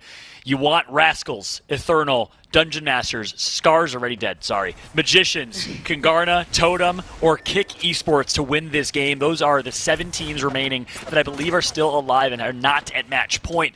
DM is one of them, but of course we want to keep an eye on our match point eligible teams. Alliance, Gambit, so many more still alive. Yeah, it was essentially magical chairs right here for these eligible teams, and Dungeon Masters now cleaning up 2, trying to clean up 2, but I love it playing around the knockdown shield. Now losing one of their members as Dungeon Masters move in as a 2-man this time. Good recover, they could clean it up, and that's exactly what they do here. But it's like you were highlighting here, Fallout, so many teams have already qualified, so many other teams are looking to get right back into the action, and Dungeon Masters have already claimed 5 players in this lobby. Yeah, DM with 33 points right now. They need a first place finish and then 5 more kills if they want a chance to force and make it to match point for game number 11. We'll keep a close eye on them. Guild still alive. I mentioned their journey may be coming to an end. Their story continues here. I don't know how they've been able to make it this far, but we'll see what Guild can do in this story as they, of course, are making their rotation over to Thermal Station. We know Gambit, Alliance, Totem, all in the southwest side of the map. They predicted fairly well here, as, of course, this zone is pulling fairly southwest, but here comes the fight. Rebel, a team at match point right now, absolutely dominating the Magicians so far. They got to finish, and they're going to do exactly that. Clean wipe for Rebel, but the third party's nearby. And there's perfect timing on this too right now. They have to restabilize, they have those shield swaps. Another team now moving in though, closing out the space with the dome. Rebel have managed to restabilize, but not fully here. They clean up another member that was off to the side, helping them out in the process with these caustic traps. The Nox Grenade too, just clearing so much space, putting in pressure onto Rebel.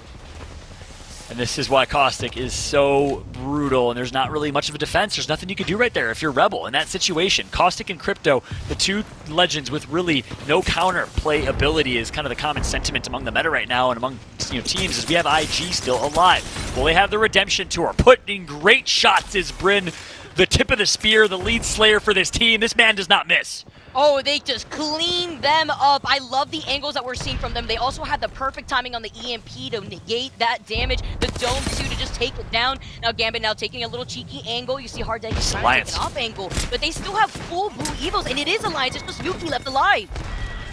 Alliance is out of this one. Gambit, their rivals are going to do it. They're going to take them out. So now we got Gambit we got IG, 2 teams that are match point eligible. My question is, I think Totem is still alive, which is a team that is not match point eligible, so we have to understand, if we want a game 11, we got to have one of these teams clutch out, but Gambit has the chance alongside IG to close out this tournament.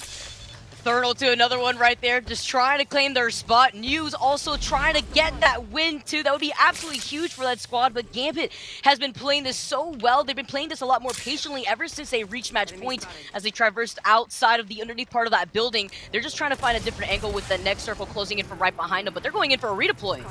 So really here, it's Totem and Eternal versus New, Gambit, and IG. 2 teams that are not match point, 2 teams that are. It all comes down to this. 5 teams left in this historic EMEA final of our playoffs of split number 1. On board with Gambit with a great Valkyrie rotation. They find a great location, a little bit of high ground, a decent god-ish spot, maybe a demigod spot for them as Gambit finds himself in a decent spot. Oh, they're putting out the portal. Let's see what they're going to do here. News off to the side, too, so they're going to be able to see them in their line of sight with Invictus now trying to take a different angle. Bombardment also disrupting their vision, but New have a great spot here on the high ground, but they're getting shot at from across the field. Having to be careful here as the circle is getting closer and closer. It's going to be the next circle now. It's going to make all the difference with the Thurnal having to forcefully use out the dome. Is there going to be a crypto EMP? We're going to have to see. That's right. New Esports, a team that secured their own fate with a win in game number 8. Can they do it here in game 10? To be crowned your winners, your champions of the Split 1 playoffs. Bryn is going to go down for IG. That is a huge loss. Revive comes through, the caustic gas serving as a smoke screen. It's going to allow them to get the revive, but they have to heal up. They have to heal up quick because New is putting in work on Totem. That's massive. New Esports in a decent position here. So is IG, so is Gambit. But no one wants to give up their spot just yet here, Fallout. They know right here in this position that each team is taking a different angle in the circle. Minus Gambit, who's kind of stuck in the middle here between Invictus. You could see the other squad off to the other side, but New now are using this bombardment to just try to rotate out. And here comes the EMP as Jelly Cord makes his push in. Eternal's the last team alive to play Spoil and to force the game number 11. IG is going to get tagged. They're going to actually lose one. Blast goes down, so does Noise. Is all up to Bryn. On board with Eternal, the last hope for a game 11. They are under so much duress, you might think it's over. You might think this might be it, Vicky. Oh, Eternal, they hurt us, Fallout, they want in. He gets stuck, I'm not too sure here. The Arcstar now putting in some pressure. Kashira has to heal up with that bat. Look at New sharing the space though with Gambit. They're right together. This leads things up for Eternal to try to push in. Third party potential chance here for Eternal. And they get a chance to reset, so here we go. 3 squads remaining, 2 match point, 1 not. Can Eternal do it against the likes of Gambit and New Esports? Gambit alive on high ground in such a good position to close this one out. Oh, Eternal, I see this is going to be another squad making up their way towards match point status. New, Gambit, these 2 teams, they're looking for it. Gambit playing right underneath. Look at this position. They're trying to avoid being stuck in the middle between these 2 squads. Ooh! The heady from Hardeki, the head glitch he has, a great opportunity to put damage in, but it's not enough. Someone turns his Kashera and shuts that down, and there you go. New's going to have a chance to reset. Heads up play from Hardeki. If it's anyone to have a clutch flank to secure a win for his team, it is Hardeki, but he's going to get shut down. Look at this off angle too that Eternal's taking. They're trying to take different angles so that way they can have both teams in their line of sight. I love what I'm seeing here. The circle is right at the backs of Gambit. They're going to have to move forward soon. And look at Eternal making some last-minute swaps with the gold backpack, too, just in case. The tension right now is insane. Every team is quite literally vying for their tournament life. Here we go. New Esports versus the Turtle. I think it is. The Turtle actually with a wide flank. Bambino's going to back out, reset. He's just going to initiate. He's an instigator. He's forcing the Gambit and New fight as they're going to back out, reset, get their health back. Gambit on low. New on high. Eternal on ultimate low ground. And it's going to be New Esports in a good spot. They push wide right. They're getting so many great shots in it just like that. New Esports is going to do it. New Esports is your champion and your victors for the Split 1 playoffs of EMEA. Congratulations to them. They made it into the match point right after Game 9. You love to see it. New Esports, better late than never, as I always say. They are going to deny what Eternal had planned. And now, New Esports this is it. This is it for the playoffs for them. They are the EMEA Split 1 champions. Unbelievable finish to an unbelievable series. 10 games later, we have a victor. The champions of EMEA Split number 1, New Esports, led by Kashera, the IGL of this team. Look at the support he has put in all split long throughout the Pro League into the playoffs. Vikes, the new member of this squad, the sole member of the Middle East competing in this competition, I believe from Iraq. What a showing from Vikes. And of course, last but not least, post-kill, the fellow Portuguese member of this squad, the duo of Kashera, the Caustic, who put in so much work in that late game. And in the end, New is going to do it. They get to raise the trophy, and they go home with $100,000. Vicky, what a story.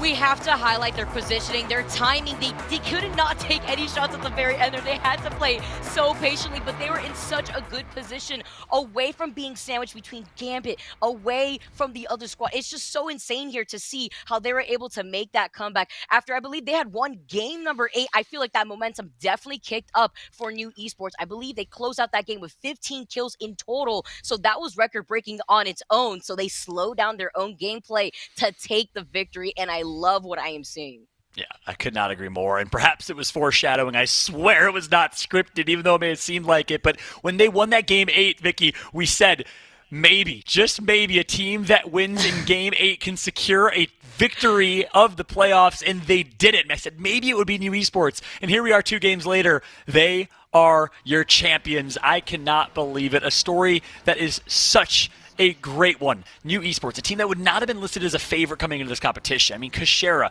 post-kill, they have grinded as a duo. So many roster changes, new thirds to this team. They are not necessarily the ones that you would have expected, the Gambits, the GMTs, the Alliances, but they are a team that have proven that they can do it after showing up great in the championships in the first phase of group stages. They had a slightly disappointing final competition. They show up here in Split 1. I mean, what a story it is, Vicky.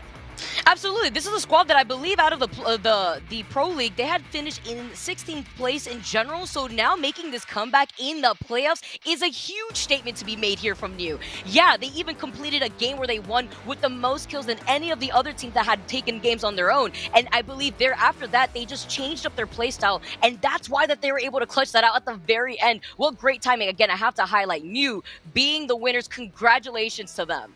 Yeah, but it's that same team cup they've been running for a long time. Ever since Tyler FPS was on that squad as the godlike Wraith. Of course, Vikes playing that role, but they have Caustic, they have Crypto, they have Wraith. They stick to their guns, they stick to what works, and in the end, they are going to be $100,000 richer. Again, crazy to think. And I can't wait to see the overall standings to see where everything else shook up, because guess what?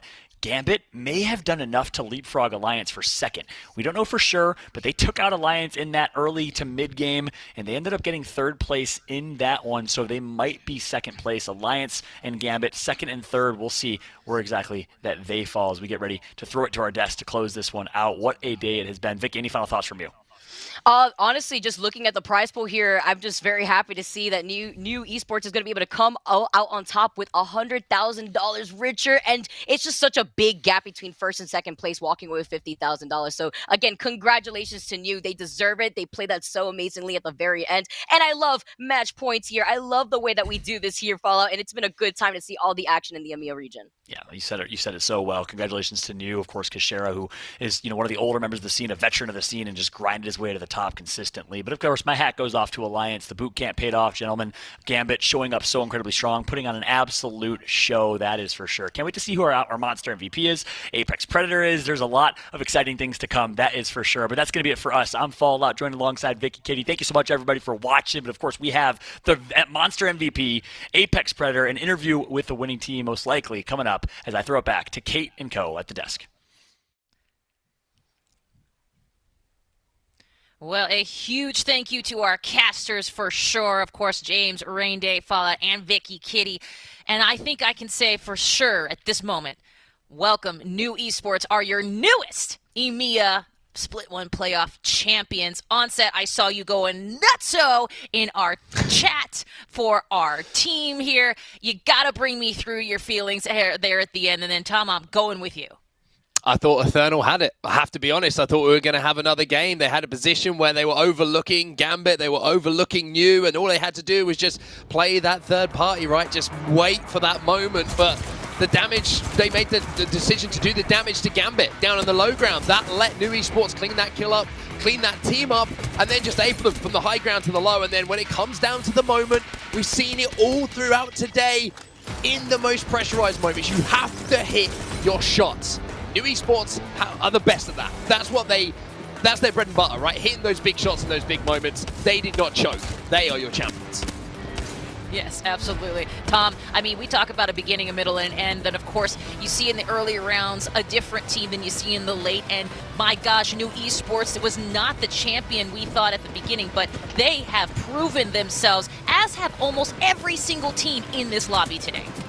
It's all about the end here, Kate, where the EMP just hits so hard, and then all of a sudden the Nox gas grenade, and you wonder, why am I running this composition?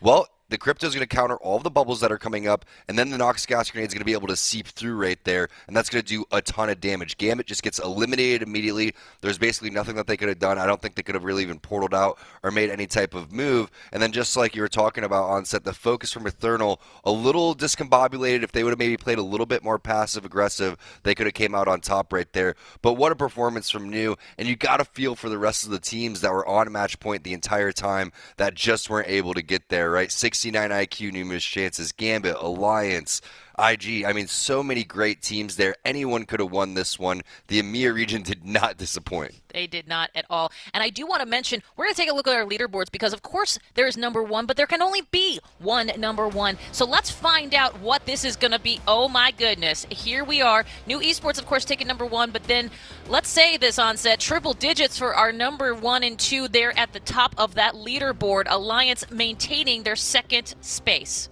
Yeah, they picked up a hell of a lot of points, and so did Gambit, and so did IG. The difference is this is match point, right? And points get you to a certain place, and that is crossing that match point threshold to give you the opportunity to win a tournament. You got to win a game, and you could probably say, looking at that top 4, the teams that are above New Esports, they all had opportunities to do exactly that. Alliance were involved in end games. Gambit were involved in end games. IG, I don't want to talk about it too much, but there was a 1v1 that went down that could have been a tournament-winning one as well. So it's tough when you see the leaderboard like that and you think, hey, we put up so many points, you know, why aren't we first? It's match point. You got to get it done when it matters. Absolutely right. And Tom, I got to say, I mean, the reality is that, of course, we have, you know, New getting that 100K. They're getting 150 points. But guess what? Alliance, those Gambit, those IGs, they still get some incredible points and a great prize pool. And certainly nothing to, you know, in my words, shake a stick at. Yes, I was really hoping we were going to get a shake a stick before it was all said and done. But, you know, I guarantee Alliance, Gambit, IG, the rest of these teams, they're saying, hey, match point format works, right? When you win a game at Apex, it's such a relieving feeling. No one wants to, you know, watch 10 games and say, all right, you know, you didn't win the last game, you should be able to win. I love the match point format. I think it makes it so exciting. I love the anonymous mode. I think we had some amazing things in terms of the HUD additions into the broadcast, the multi-view for Twitch.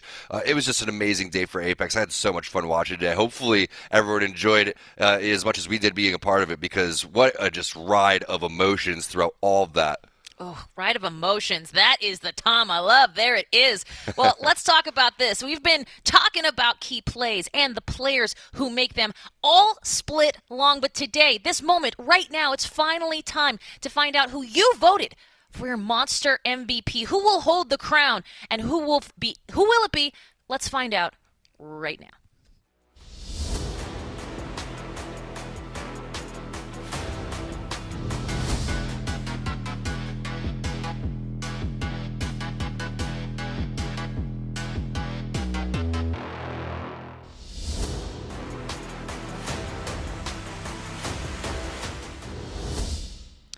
And now what I will say before we get to the MVP, I do want to know real quick, Onset, let's start with you because we got to give credit to these teams and these players and find out who it is that's going to be MVP. But we got to give credit. Onset, who'd you have in your eyesight here? Who was your MVP?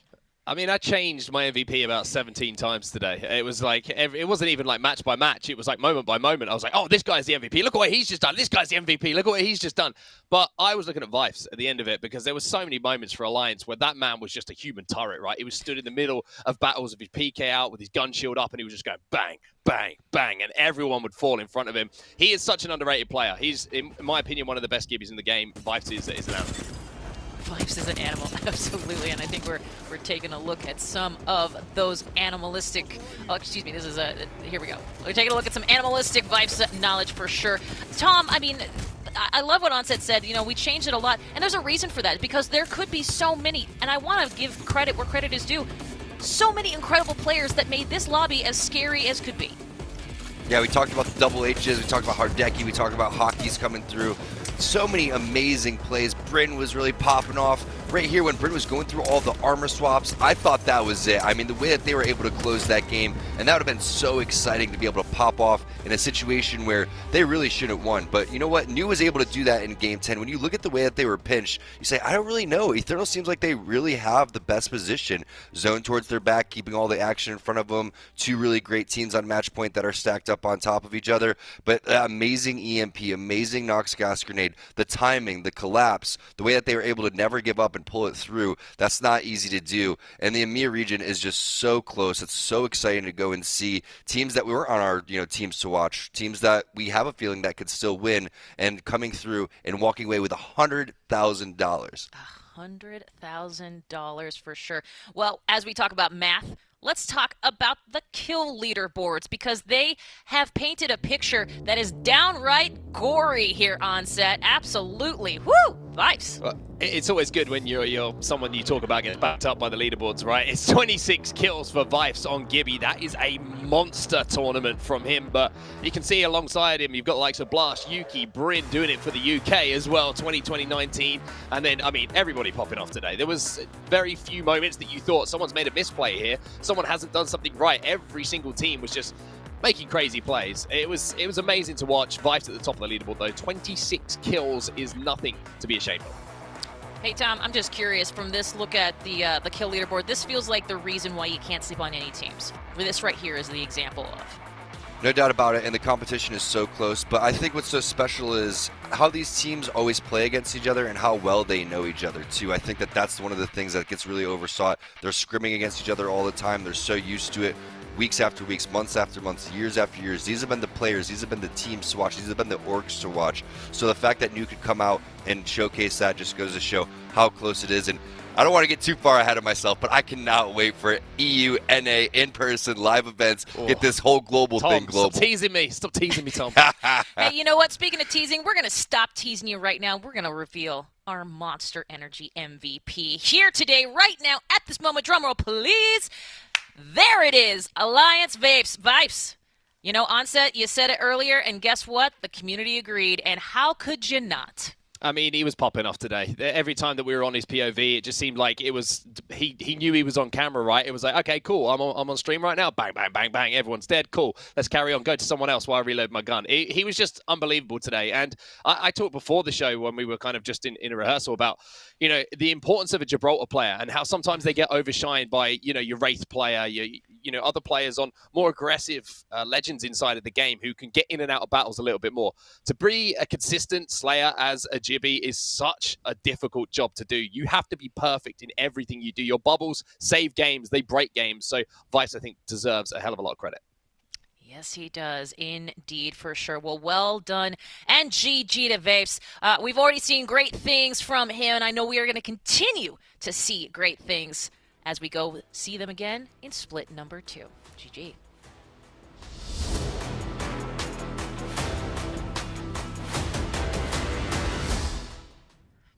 And as a reminder, by the way, I think this is true, he is the kill leaderboard's top player, which means he's taken home our Apex Predator points. He's taken home our $1,500 prize for Apex Predator. GG's, well done to Vipes. I mean, come on.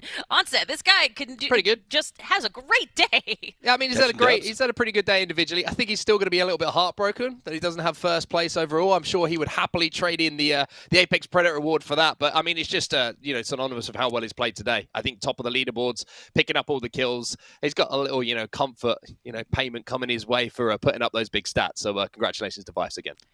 Absolutely. Hey, Tom, I keep harking back to your pro days, and because I love that perspective and how, you've performed under these bright lights, not just as a host and analyst and everything else, but also in game. I'm curious your thoughts about, this here under the bright lights. I mean, we are online, not on land, but what does a win like this mean for a team, especially like New, who come into this perhaps not thinking it was happening?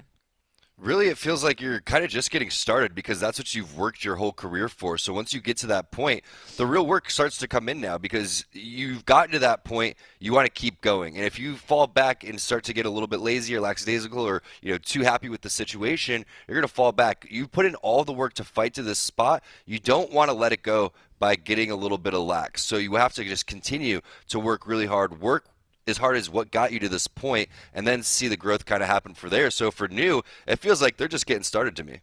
Ooh, they're starting, and I cannot wait for split number 2 to see New in their element. Onset, if you were to give those players in ranked or pubs who are looking to up their game, give them the headline here of what they should take away from today's 10 matches and what it means for their gameplay that the pros had to make it through 10 here in our playoffs. I mean, patience is key in those final zones. It always is. You'll see opportunities, but sometimes those opportunities aren't the ones that you have to take. It's about being disciplined in those final zones. We saw multiple teams on match point, right? Sometimes they weren't disciplined enough. Sometimes they were too disciplined. It's such a careful balance. And if you see the opportunity to strike in that final zone and you can get away with it, you got to take it. If you think it's a little bit of a risk, usually it's better to play a little bit safe. And that was what essentially won this tournament for New Esports. They saw an opportunity and they took it. Any idea, Tom, if you have any other pro tips from the former pro himself? I mean, there's so many different things, but to kind of piggyback off what Onset was saying, while you do want to, play safe, a lot of times, too, you have to play overly aggressive and make mistakes so you can learn from them. And then when you do make your mistakes, don't beat yourself up. Don't throw your teammates under the bridge. Take responsibility for it. Always take responsibility for your actions. Have fun and improve from there. Absolutely. And as a reminder here, let's take a look at those leaderboards once again, because you know what, Onset, I think you're absolutely right. And Tom, I should say that you're absolutely right. We're looking down the future. They're just getting started. We're split 1, Pro League year 1 here, and we're going into a split number 2. This overall leaderboard paints a picture of who we can look forward to in split number 2. And remember, number 1 got 150 points. Number 2 through 20 also got points, as they also got prize pool money. And, those points, Onset, the reality is that what we saw today here in our playoffs is that seeding points don't necessarily equal a win, right? But these playoff points, these points that are going in to split number 2, can help with that trajectory, help with that momentum here in our split number 2 playoff dreams, and truly our ALGS championship later on this year. Yeah, of course. It's going to give everyone a boost, right, who's picked up those huge amount of points, especially, like you mentioned, heading towards the ALGS Championship. That's where the big money is involved for all of these teams, and that's where you can really make yourself comfortable. But just to piggyback again off something that Tom said there, New Esports have come into this and they've picked up a win, right? He's completely right. It's so difficult to get to the top. It's even more difficult to stay there. I still don't think we've seen that legacy created yet in the EMEA region. We talk about Gambit, we talk about Alliance, but we don't talk about them in that way that, they win back-to-back tournaments, tournament after tournament. Who's going to beat them? Maybe this is their opportunity to start doing that. Absolutely. Well, speaking of legacy, let's take a look at if any of our talent can start their legacy here today. I don't think any of us can, because none of us saw this coming, nor did we see a Game 10 here. But I will say it looks like Vicky Kitty, Rain Day, Fallout, y'all bringing in the Alliance. They were the closest to the top, and unfortunately none of them are here at this moment. But Tom, what do you think? You were so close with Gambit, so close. Here's the thing, Mark. It's only up from here, man. Yeah, I mean, I think what they've accidentally done here, and correct me if I'm wrong, but they missed a 0 off of the end of Scars Europe. Because, it wasn't a good day for them. Let's be real. They have been struggling. I hope they bounce back, though, to be honest with you, because it's been a little bit concerning to see Scars down at the bottom of the leaderboards numerous times. I'm sure that, those guys are going to sort it out pretty soon, but they've struggled to adapt in recent times, for sure. Well, you know what? Let's talk a little bit about our Challenger circuit, because that is a leaderboard that is continually evolving, and it's something that certainly in our bottom 20 of our teams, they need to be keeping an eye out for, because this is what our EMEA Challenger leaderboard looks like in our top 20. And you'll notice some faces here, Tom, that are, actually very familiar. I'm seeing T-Rex, I'm seeing Game of Drones, which makes this lobby, a lot more scary than maybe people might think. Yeah, no doubt about it. And all these teams are going to continue to practice. They're going to learn a lot from watching today. And these are the teams that are still scrimming against the other teams that were in the playoffs too. So don't count them out. Again, the EMEA region has so much skill, so much talent. It's very deep in terms of the pool of players and, of course, the legend pool. We saw today a Wraith Crypto Caustic team coming through. You never would have thought, I mean, maybe, but you would typically think, all right, Valkyrie is such a high pick rate right now. You'd have to put your money on a Valkyrie team winning. Well, that wasn't the case today.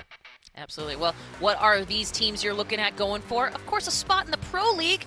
Here's a look at the teams that they're eyeing even now here in our bottom 20. And I love the Challenger circuit. Vicky Kitty's been doing a great job over there, and it is really just a crazy stacked area. Onset, I mean, unfortunately, we're looking at some teams that, you know, need to be able to find themselves a little bit farther up the leaderboards here, and this is what Split 1 looked like. Yeah, I mean, Tom just talked about the challenges, right, and some of the good teams that we've got in there looking to compete and get into Pro League for Split 2. I mean, just look at this. This is the bottom of Split 1, and some of these huge names that you see in there as well. You've got 4Gang down there as well, who, you know, just about managed to hold on, but then you've got the likes of Solo Q Goats, Fenerbahce Esports, Click Esports, which to me is crazy to see them down there. They've put in some really good performances over the years that Apex Legends has been played, but I'm just sad to see Uwu, Owo, Catboys down at the bottom there. You know, I've spent a lot of time talking about teams down at the bottom today, and I feel like I should give them some love as well. It's the tongue twister for sure. Well, let's talk about who we have going to split number 2 that we can confirm this and that have already qualified, I should say, for Pro League split number 2. This is that lobby. These are your teams, Tom. We've seen obviously some incredible performances already from some very great teams, but I'm also looking at, you know, we got Solo Q Goats came back from relegation. You know, we've got some of these T-Rex came back, Fenerbahce. I mean, really have proven themselves in the qualifiers as well. Yeah, really just take one from each area. Really, I'm going to go Solo Q Goats. Looking forward to them. 7, 8, 9. Looking forward to watching how New is going to perform after the win. And then, of course, Gambit Alliance coming through first, second right there. Just waiting for that legacy mark. I think that's a really great point. We haven't seen the EMEA region. There's plenty of time. We got a whole year in front of us. It's time for somebody to step up. Step up, make it spicy, see what happens.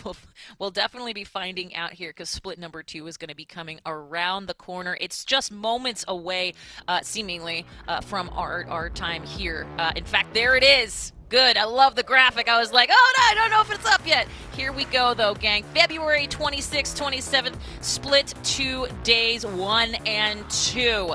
Oh, man. Round robin times dose, double round robin. It's going to be fun. It's going to be exciting, and it's going to kick off February 26th and 27th for our EMEA and NA regions. Make sure to put that on your calendar. February 26th, February 27th. We're right here. We're going to do it. It's going to be great. It's going to be fantastic. Onset, are you looking forward to that 26th, 27th? Oh, yeah. I mean, it seems, we say this all the time, right? But every single time that we watch Apex Legends on our screen, it seems to just get better and better. Like, every single team now is just playing at this insane level, and you can only imagine what it's going to be like after Split 2 as we head towards the ALGS Championship. So I'm looking forward to it, man. It can't come quick enough, and you can see, you can get registered right now. Go and get registered. Look, down at the bottom of the screen. Go and get signed up. There it is. Exactly. And in fact, you're absolutely correct. As you can see, registration opens for split number 2 Challenger Circuit February 8th. Remember, you could be a part of what we're talking about. After 10 matches here in the Pro League, you got to get yourself into that Challenger Circuit. So mark down February 8th. And then, of course, cross-platform competition available in split number 2 starts February the 22nd.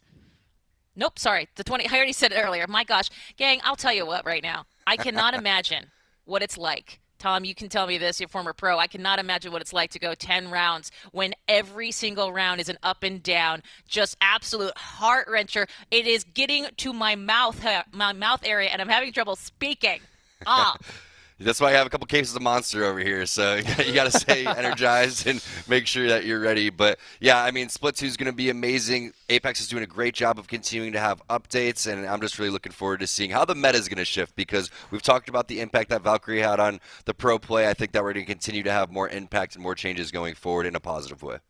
Absolutely. One of the things I always say is there's a global word in the Apex Legends Global Series, and one of the regions we absolutely want to highlight right now is the APAC North region. They have been throwing down and doing some incredible Apex gameplay, so take a look at that region here and now.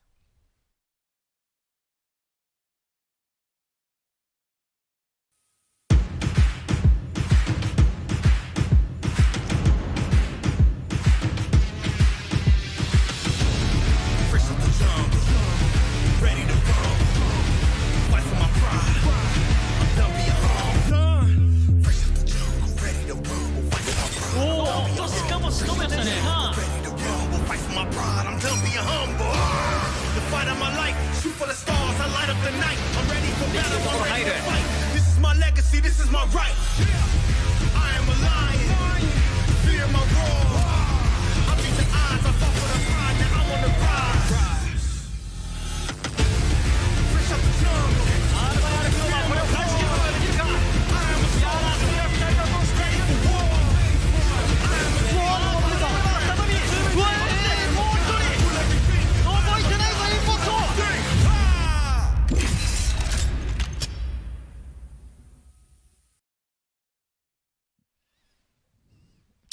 I'll tell you what, Crazy Raccoon has been making some crazy moves for sure. I'm so excited we were able to highlight them and a number of other teams there for our APAC North region. So definitely check them out and see how they are playing the game. Well, you know, one last thing I got to mention. Today was EMEA. Tomorrow, North American playoffs popping off. Woo! They start tomorrow. Oh, that's the one. 2 p.m. Pacific, 5 p.m. Eastern. It is a great way to end your day, and it's a great way to showcase exactly what North America has in store. We saw EMEA. We'll find out what the North American teams are going to do with this meta, certainly with these team comps, and see what the difference is. Will they go to a round 10? Who knows? At this point, anybody's guess. Onset, you got any last words before we head out? As always, a thank you to the teams, the players, and everybody watching at home. I think it's been a great advert, once again, for Apex Legends Global Series and the esports side of things. And I just can't wait to get back into Split 2, to be honest with you, especially in EMEA. I think EMEA is a really special region at the moment. It's just so competitive. You never know who's going to win and who's going to start creating that legacy. That's the question for me. Tom, any last thoughts? Yeah, I mean, again, just like Onset was saying, big shout out to all the players, organizations, fans that are watching. Hopefully you guys really enjoyed the show. And shout out to everyone at Respawn that's putting in work towards the game and all the production crew over at PGL. Appreciate you guys. And Kate, always a pleasure being with you. There's lots of love for both of you and our entire cast and crew for sure. And if you want to keep up with all of our action and drama, the good people over at Play Apex Esports on Twitter, they are doing some incredible work, processing some incredible content. I love to follow, I love to like, and so can you. And we're, of course, on YouTube at Play Apex Esports and twitch.tv/PlayApex. Remember, all of that fun functionality, those Twitch drops, it's everywhere you want to be, and they're right there. Well, we're out E5000. It's been 10 games of incredible gameplay. A huge thank you once again to our cast, to our crew, and to you and to the players for making this an incredible, memorable EMEA playoff. Till next time, see you later. They're ulting. Let them fight, let them fight, let them fight! Send it! Wait for me! Let's go!